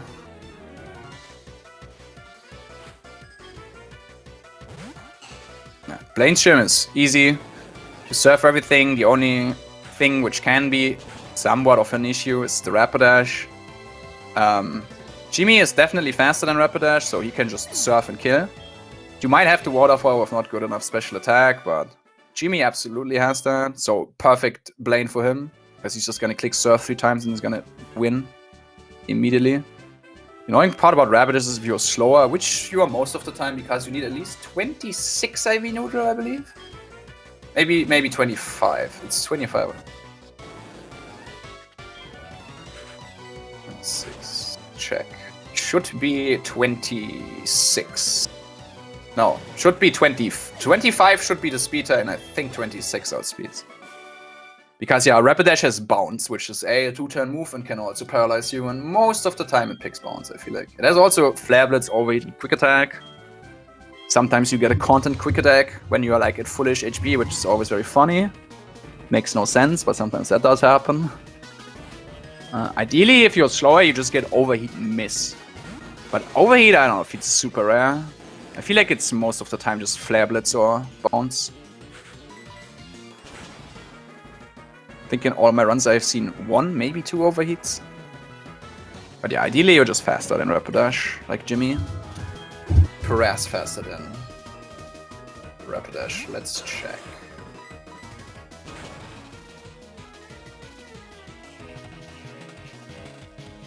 I don't remember all their speeds. Paraz is definitely faster than Rapidash. Wait, Paraz was the one with 31, or was it Gimmy? Actually, Paraz was the one with 31. Not... Gimmy should still be faster? Yeah, there you go, never mind. I just misremembered. Okay, no, that was Paraz speed I remember. Gimmy is slower, Paraz is the one who's faster. Yeah. Oh yeah, Gimmy had 95. Yeah, that doesn't get Rapidash, never mind. I remember now. Galino, maybe... No, his IV is not high enough. Right? 7 plus? Does he have 7 plus? Maybe? I think he does. So yeah, just misremembered. It's either a speed type for him or he barely outspeeds. Let's see what it's gonna be. Yeah, Gimmy doesn't. Misremember Gimmy and Paraz's speed. Paraz is the one with 31 neutral. At least no bounce para, right? If so, I missed that. Said 231 on Snorlax. Yeah, you definitely need a good enough special defense / HP combo on Snorlax for Red Letter to be able to guarantee tank a Thunderbolt, so Pikachu doesn't pick it.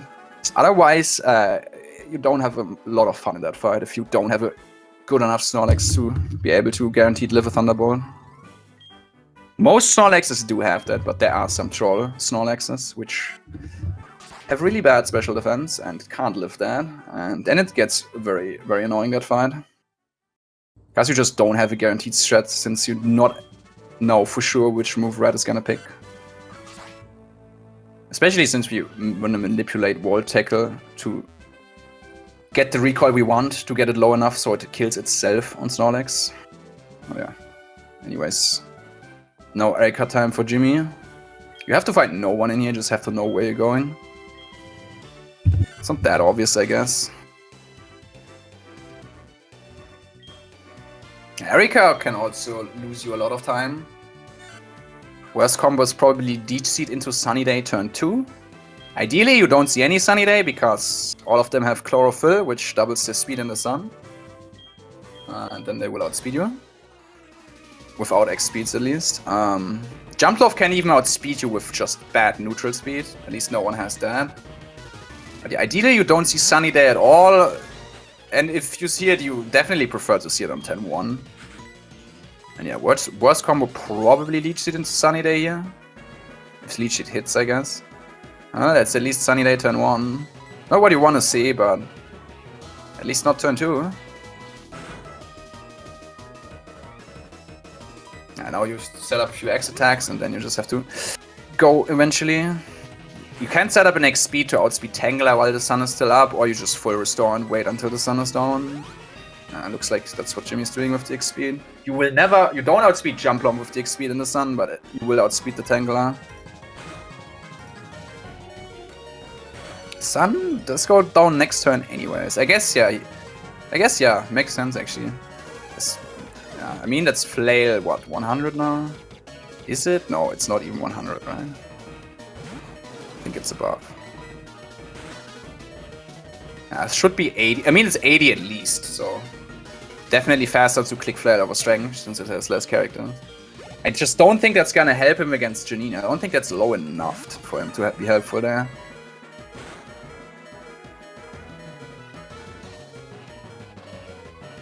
I mean, he's gonna get 100 when he's gonna get hit. But that's just not that helpful, right?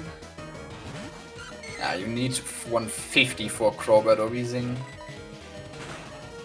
So yeah, that's bad. It's just a little bit too high here. Be more useful, I guess. Yeah, I can see why you would XP there, not Forester. I guess there's definitely a chance, at least. Not an amazing Erika, but not the worst either. At least Sunny Day turn 1.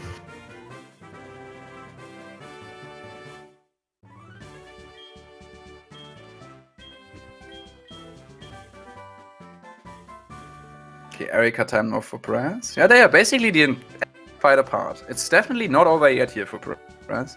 For Galino at this point, it's pretty hard. He basically needs to hope that they both get like a really bad Snorlax, crit on blue, crit on red, or something like that. Yeah, he definitely needs something to go wrong for them. I mean, Paraz too. If Gimmy just finishes now without any issues, he's gonna win. It's definitely easier for Paraz. Okay, last spinner of the run. There are a lot of trainers on Cycling Road. You can avoid all of them by just knowing where to go, and then you only have to pass one spinner in total. And if Gimmy doesn't hit that guy, then he is spinnerless, so that would be pretty good. There's a setup for this guy where you have to do some really specific movement on the Cycling Road, but it's also somewhat difficult. Looking good so far. Okay, looks like Jimmy's going for it. Okay, he bonks, so he can't go for it anymore. Yeah, now he just bike into the wall, wait until he turns, and then you menu immediately and let go of every button. Not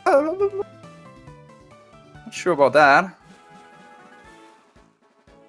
Maybe that was just the restream being laggy, but I think he just menued twice there. Looked like it. Now, you definitely want to let go of every... Like, you don't want to press down after closing the menu there, because you will not be going at full speed. And then he can catch you when you do that.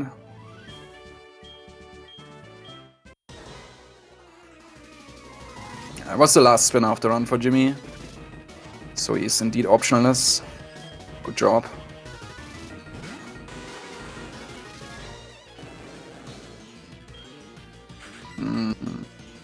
Paraz definitely should use Flail here.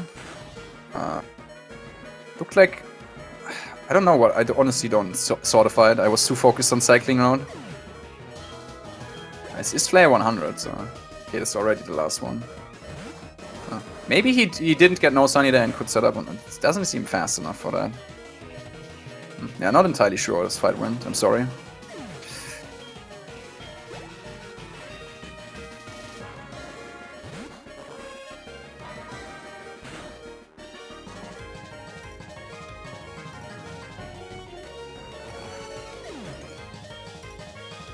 Yeah, Gimmy just goes, makes sense. His attack can just waterfall Weezing.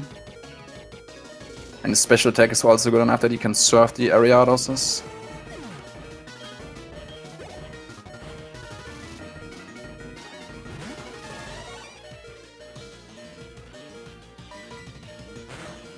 Yeah, makes sense to click Flaily too.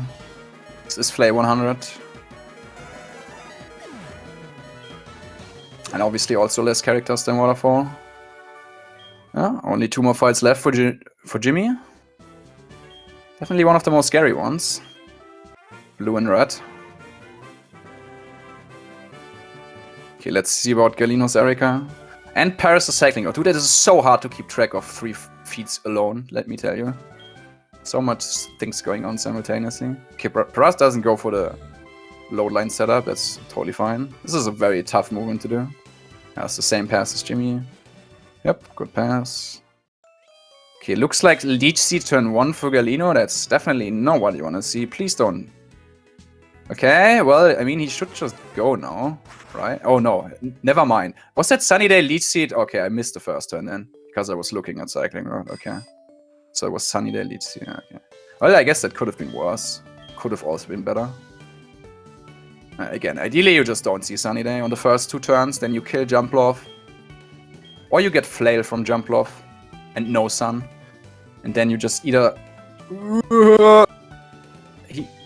Well, I mean, that's a win now for him, but... Yeah, a lot of people forget about how much Leech Seed actually does, and... Yeah, sometimes it definitely does more than you think it does, most of the time. But thankfully, obviously all calculated, he knew he wouldn't die there. So, looked a little bit scary, but all good. And now he just sweeps with Flare. Yeah, Gimmy getting go back making blue go back to his gym, and now blue gym. I mean, this HP is unfortunately too low for Galino, for Janine. I guess he could just... Is potion enough? How much does wing attack do again from Crobat? I feel like this has a chance of killing here.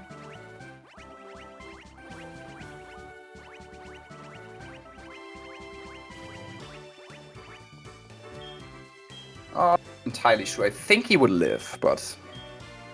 Let's see what he decides to do. Because then he could just click Flay, get hit, get Flay 150 or 200 and just sweep.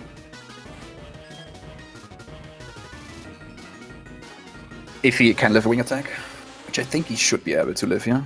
Yeah, the quirk about blue is Trick Room. 14 and 16 to pick it this turn. Not guaranteed, but very, very likely.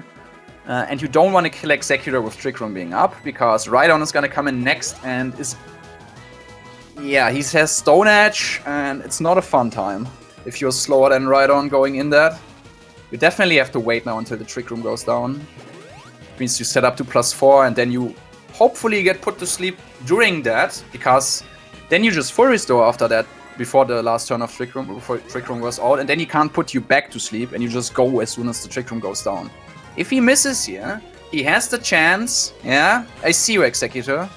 Stop what you're doing. If he misses here, he has the potential to put you on the last turn of Trick Room to sleep, and then you get caught in another cycle, and that's obviously really slow. So you really, really want to see a Hypnosis miss here, but I mean, if he just Hypnosis hit. I mean, if he just misses all of them, it's not a big deal, and he can just go now. He might want to heal a little bit before that, like Super Potion or something. Sure if that's high enough HP, it depends, I guess. It's not low enough that he has to worry about Arcanine Extreme Speed here, but thankfully it is no troll there from Executor. That's why you really just prefer to get Hypnosis hit. It is faster if he just misses forever, but... Yeah, always a bit scary, because he can catch you in the next Trick Room cycle if he puts you to sleep on the perfect turn. Yeah, Jimmy might want a Super Potion for it, not entirely sure, we'll see.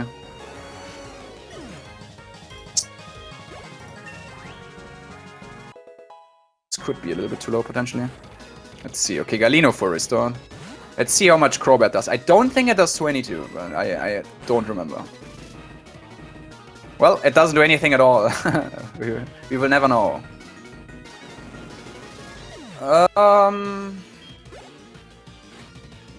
Yeah, I would say around 2 minutes.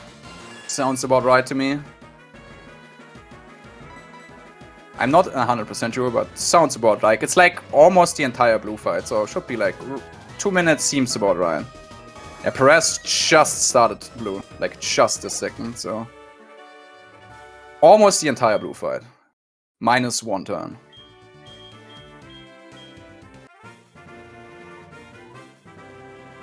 Probably just asking because he wants to know if he can save or not. Which he probably can here, honestly. Not sure if he will save if he has a guaranteed strat. We see. Okay, Paraz also not getting put to sleep yet. Okay, they love to see that Hypnosis hit. So now he just 4 restores, and then he can't get put to sleep on this turn, which is the bad one where you get put to sleep. Then he just goes. Because Trick Room is beat down now.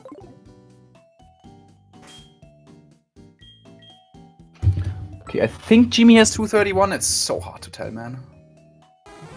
Yeah, Snorlax HP goes from 220 to 235. Ideally, you have as high as a HP stat as you can. I only read chat.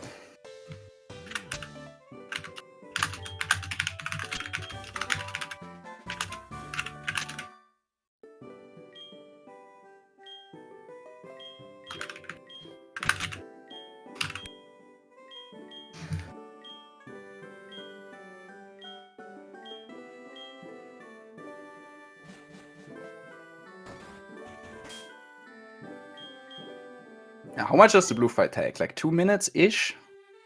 More or less? Maybe a little bit more? Depends, I guess. I know. Could look up the split.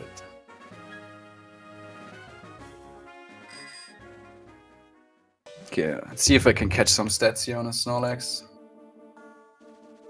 Yeah, he has... Let me pull this up.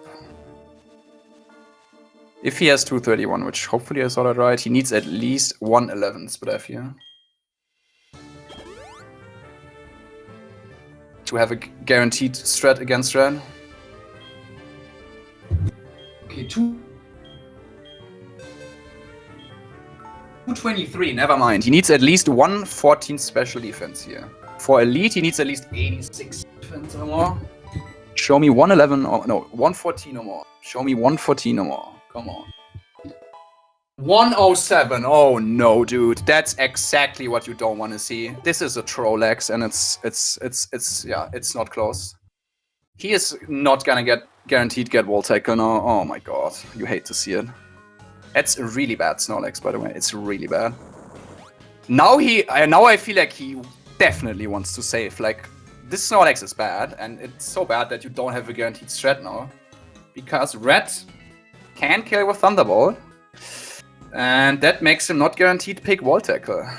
And that's really bad. Because Gimmy just has to get lucky now. There's not more to it with this kind of Snorlax.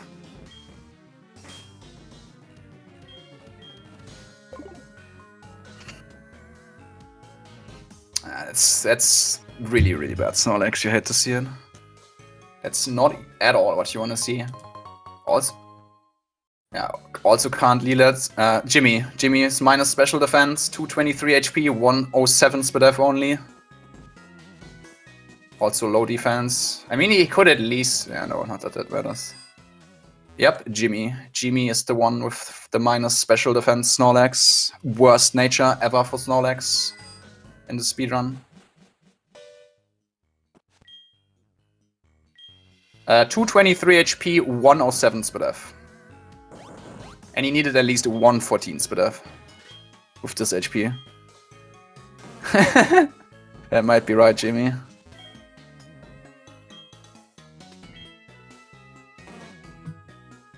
Okay, I mean, that's how Paraz could catch up, yeah. You hate to really see it, because that's not how you should lose your race, just because you get unlucky with the Snorlax stats. It's so likely to be good enough. It's so likely. Let's see what Paraz gets. Also, good luck for Gimmy. He definitely will need it, because he doesn't have a guaranteed strat now. Totally fair to pick this Max Drive. He's probably gonna save too, if I had to guess. He is leading Snorlax. I'm not sure about that, because his defense is so bad that he can also get Iron Tail now from the Pikachu, because Iron Tail can also kill. Yeah, it could miss, which would be really good. But it can also just kill him with this defense. So I probably would have still let Gara here just to get the Intimidate off and at least get rid of the Iron Tail chance. Alright, good luck. Hopefully he gets lucky. He needs it. Because the general idea is you make Pikachu kill itself with Wall Tackle against Snorlax, because then Red sends out. He actually gets Wall Tackle. That's really lucky. He could have gotten Iron Tail or Thunderbolt here, by the way. This was not guaranteed whatsoever. Yeah, probably just... Yeah, fair enough. Yeah, Iron Tail, he's favored to live, I guess. Maybe. I don't know actually the Iron Tail ranges at all. Okay, let's see about... I didn't see Paraz's Snorlax, goddammit. I was too focused on that. So anyone Paraz's stats, let me know. Yeah, the general idea is forcing Pikachu to use Wall Tackle, so it gets with specific recoil amounts, so you don't hit it in healing range, and then it eventually kills itself against Snorlax. Yeah, now he gets Thunderbolt. Please live! Somehow live this. I think he can live it, but it's not that likely. Nope, doesn't live. If he lives that, he wins, but he gets past Pikachu, by the way. Then he gets off, assuming he hits the Giga Impact, which could still miss, obviously. But yeah, when Pikachu kills itself with its recoil, when you get guaranteed wall tackles, Then Red sends out Blastoise next, and setting up on Blastoise is so much better, because there's also a strat where you also abuse the Volt Tackler recoil, but then it gets into healing range, and then you kill Pikachu on the healing turn. Live this time, please. Yep, Trollex for Gimmy. And then you kill Gyarados like on the healing turn. Nope, no chance. Doesn't live. The Spadef just sucks. If a little bit better, at least he can more comfortably live that at least. But yeah, if you kill Pikachu with Gyarados on its healing turn, you can do that. But then he's gonna send out Snorlax next, and setting up on Snorlax is infinitely worse. It has Crunch, Giga Impact, Death Drops, very, very painful. Yeah, like, this is so rough for Gimmy. Paraz obviously not saving. He has a good enough Snorlax, so he just goes in. Oh, that's so rough. Yeah, there's just nothing to do. He just has to get lucky. He either has to get Volt Tackle here, or he has to live.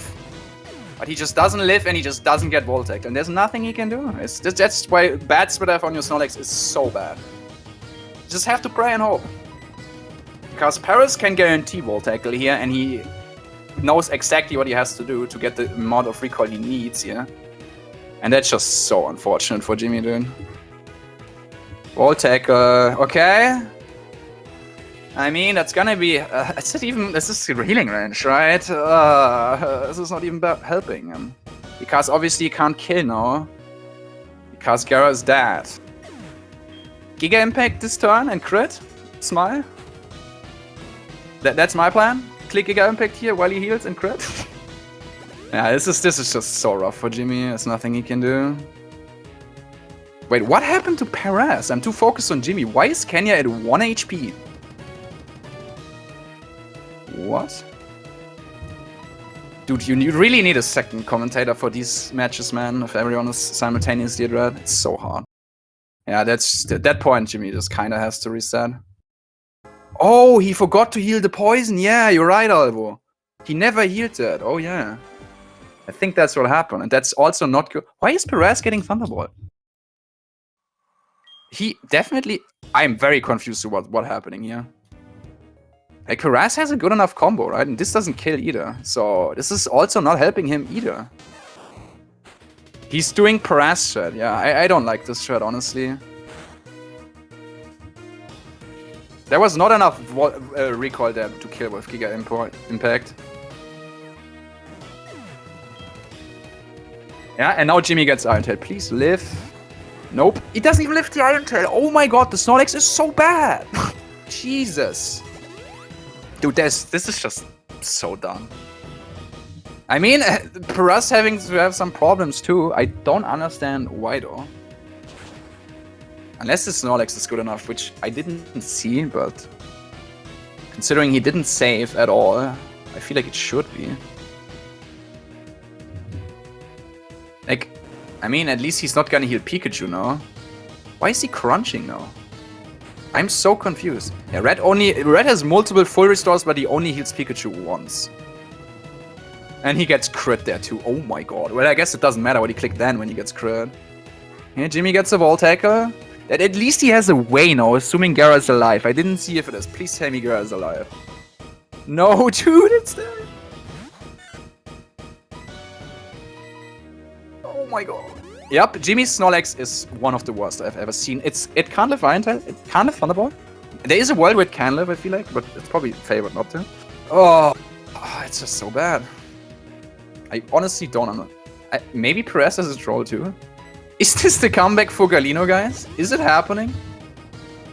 Does anyone know Paraz's stats on his Snorlax? I didn't see that.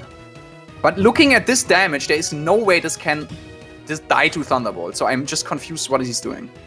I'm just confused. Dude, Galino can win this now. If this keeps going like that. Because Gimmy just gets unlucky all the time. He never gets what he needs from Pikachu. And I don't know what Paraz is. I mean, it's gonna kill now? I guess? No, Paraz did something strange with Giga Impact. And he could comfortably live Thunderbolt. So I don't understand why. He did that. And the first time his recoil wasn't enough, and then Giga Impact hit the Pikachu into healing range, so that also lost him quite a lot of time. Galino is leading Snorlax, okay? Maybe he has a really good Snorlax. Dude, how is everyone's not... Oh my god, I'm losing my mind here. This is just so rough for Gimmy, like, holy shit. Okay, Paraz gets past the Pikachu. Has Blastoise now. That's what you like to see. He what? Did he get crit? Oh my god, I look away for 1 second to Galino's stream and then Paraz is there. What the fuck is going on? What is happening? What just happened? Did he instantly get crit by Blastoise or what? Dude, I need a second commentary. I cannot keep up with... Yeah, he also didn't save. Oh my god, I don't understand what's happening anymore. Well, I think Paraz is out of this. Okay. Gimmy gets past the Pikachu. Somehow. With Gyarados dying. Can't say I have seen that before. Oh my god. Okay, obviously he still sends out Snorlax. At least he has a way now, but it's gonna not be good. Because setting up on Snorlax is pain. Oh my god. Yeah, dude, it's hard to keep track of 3 simultaneous red fights alone. Especially when so much stuff is going on. When nothing is going to plan. Well, at least everything is going to plan on Galino's red fight. Dude, is Galino gonna win this?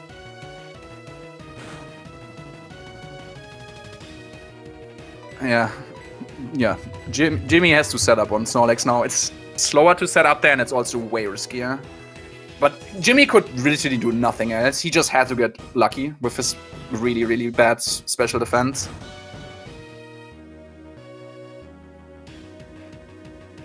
And he didn't get lucky at all. He never lived Thunderbolt, which I feel like he can. It's probably unlikely, but I feel like he can. He also didn't even live Iron Tail, dude. This Snorlax is just so bad in every aspect. Yeah, Galino is getting Blastoise here. Dude, this is gonna be close, depending on how Snorlax is gonna behave here or not for Gimmy. Gimmy still would deserve the win. Like, that's just... You don't want to see someone lose the race just because of getting a bad Snorlax and just getting kind of walled by red. Well, I mean, I guess it can happen. Okay, Galino getting the miss too. Helps to skip the second next spit off. Dude, I'm so confused what just happened. How... Truly, Paraz just got crit, right, instantly. And since he didn't save... Oh, yeah, it's obviously right. Okay, Galino having a blind Blastoise. Oh boy, this is so close, dude. And yeah, that's the bad thing about Snorlax. When he starts death trapping you a lot, it's very bad. And as soon as he runs out of blizzards, he can also use Giga Impact, which can just absolutely annihilate you.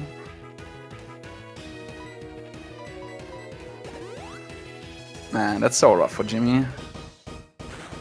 I've been there before, but it sucks so much. Yeah, Galino is getting his setup. Oh boy. Does Galino take this? Dude, that's certainly some action here, and I think this is the most action we had so far on Red in the tournament, simultaneously. I'm not sure if Paraz picked up extra max Rise. I didn't see if he had one left. I feel like he didn't. But I'm not sure. He could have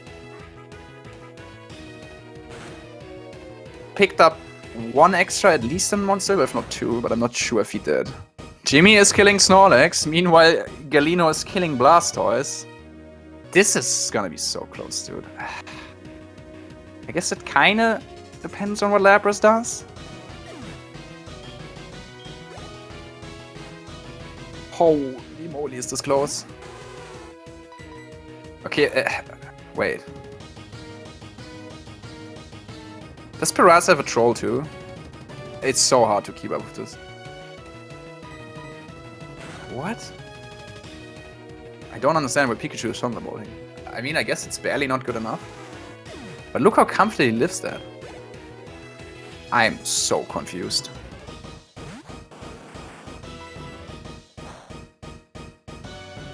Okay, I'm actually checking now, because I don't trust my own sanity anymore.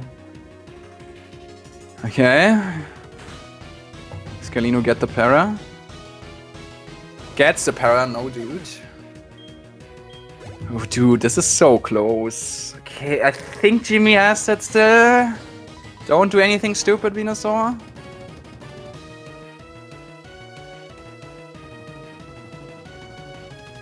That's not healing range. Sleep powder hit.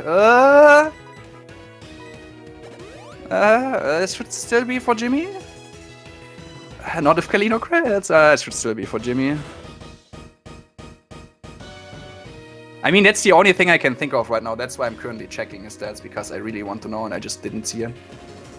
Currently going back in the one. Okay. No! What just happened to Gimmy? Oh my god, I'm looking away for 1 second again. What the hell? Did he get crit? Did he just get crit by Venusaur?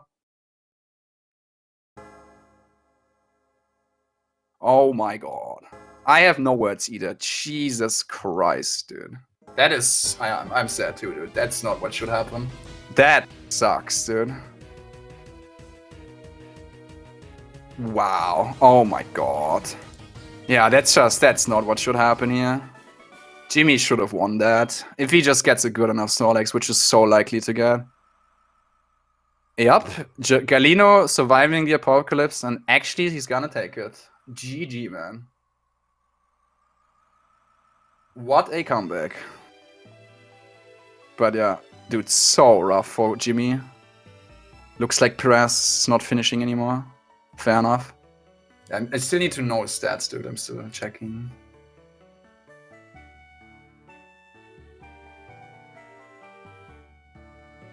Yeah, GG's for Galino. What a comeback, man. But yeah, that was certainly... I lost my mind too, trust me. Okay, I'm checking his Snorlax. 230, 114. It is minus special defense, but it is 230 HP and 114 speed def. And that is good enough. I'm very confused what happened then. 230, 114 is good enough. Looks like Paraz, yeah, Paraz Snorlax has 230 HP, 78 defense, and 114 special defense. Looks like he was trying something differently first. Yeah, looks like Galino is doing the French interview right now, so understandable. I don't know what, honestly, I'm a little bit confused then about this strat. Not sure what the plan there was, because he had a guaranteed strat with the Snorlax, even though it was minus special defense. It was good enough. So let me know if I'm missing something, yeah? Oh, I should switch to Jimmy's again. My bad.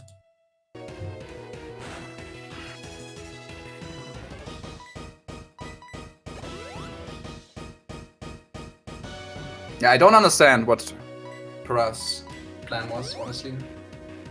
Maybe it's another friend strat I don't know about. Maybe he just saw minus special def and thought it's not good enough. But this Snorlax definitely was. The minimum he needed was 111, right? And he had 114, yeah.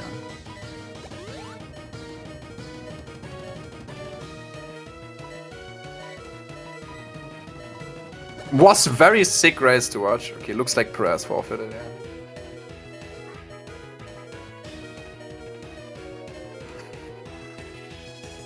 But Jesus Christ, Gimmy just got the worst luck there of all time, I feel like. At least in the tournament. First getting that kind of bad Snorlax, then never getting lucky, never living. He could have also gotten Wall Tackle there. He just could have picked that for him too, but yeah, no. None of these things happen. And then he actually still would have won, but gets crit. I'm losing my mind, actually. That is just awful. I don't understand. That's why I'm so confused. I do not understand. Was he just switching from Gyarados to Snorlax or what? I'm so confused.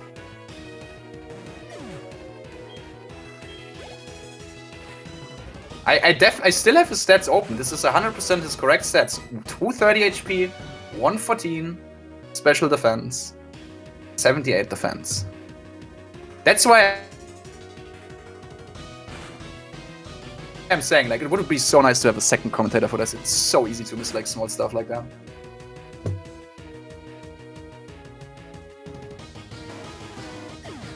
It was not a crit, okay. See, that's what I mean.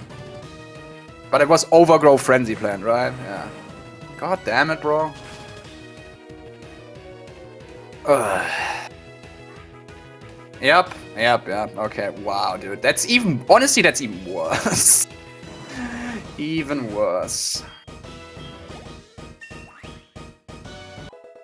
Jesus, man. What did I just witness? Yeah, I'm just sorry for Gimmy, dude. It just sucks. Nothing he could have done differently there. Except getting more lucky. And obviously that's not in your control.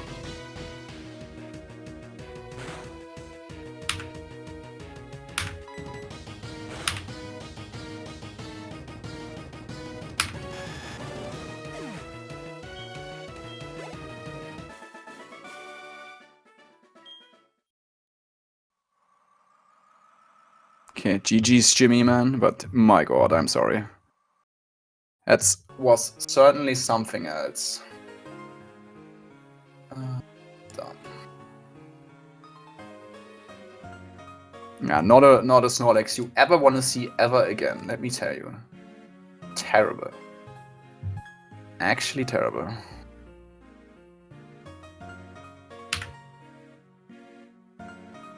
Why is his audio gone? Yo, what's up, Jimmy? I'm just sorry for your Snorlax, man. Jesus Christ. What can I say? I mean, it's not just Snorlax, also how the fight went. Yeah, I mean, you got 3 times out of 3 the Thunderbolt range. Yup, never picking Wall Tackle, never living. Could have you lived Thunderbolt? I feel like you could have, yeah. Dude, it's just like everything what could go wrong there for I was relying on that. Thunderbolt is never guaranteed. Nah. Yeah, never living, never getting Wall Tackle, dude. And then obviously the Venusaur stuff in the end. You would have still won. That's the worst part about all of this. That you still would have won. That's so bad. I'm just sorry, man. But yeah, it was a lot of stuff going on that for sure. But yeah, I wish I maybe wouldn't have. Huh? But, yeah. Jesus, not sure what else to say. It was a really good race once again from you. Yeah, I mean, I played decently. I can't say much. I mean, I had bad luck with the carp split. Yeah, that was also, yeah, you had like such a big lead going into carp and then Paraz caught up. Then also trash cans were pretty bad. And then the rest was... Oh yeah, Surge was pretty bad. How many statics was that? 3? All of them, yeah, 3... yeah, the first 3, and then I attacked under paralysis on Electabots. Oh wow! So, I mean, what can I say? Yeah, you should have won that race. Yeah, if things don't go massively wrong there in the end, that was something. Definitely the worst red so far in the tournament. I feel like for all of this, it just feels bad. Just feels bad.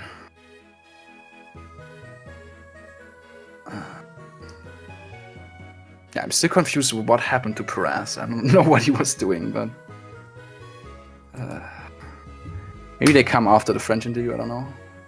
If we should wait or not. Yeah, I don't know. Galino didn't come, right? Yeah, Galino's doing on the French restream right now, the interview apparently. Maybe. Yeah, that's what it sounds like. He's coming, okay. Apparently he's coming. Yeah, I'm honestly not sure what else to say. It just sucks. Like, that was just so bad. I feel a little bad for you, not gonna lie.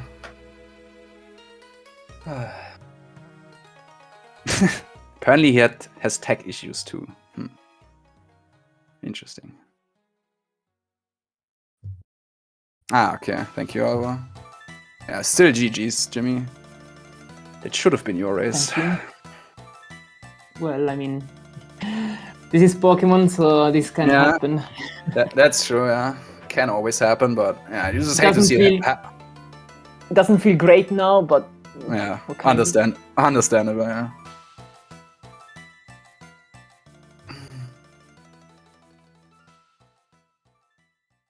Okay, I still don't understand. Why was Paraz getting Thunderbolt? If anyone saw why, I don't understand why he got Thunderbolt. Oh! What? Wait, why is he getting Thunderbolt? I'm so confused. He's getting Thunderbolt. He shouldn't be getting Thunderbolt there. Oh wait, did he double Intimidate? Did he double Intimidate?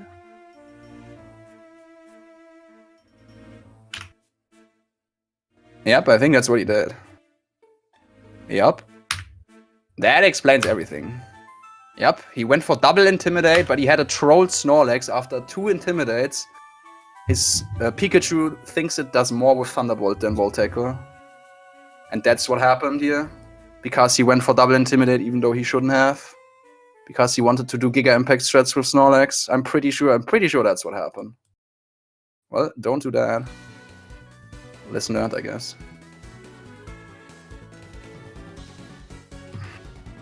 Yeah, his defense was, and his special defense was 78, 114, yep.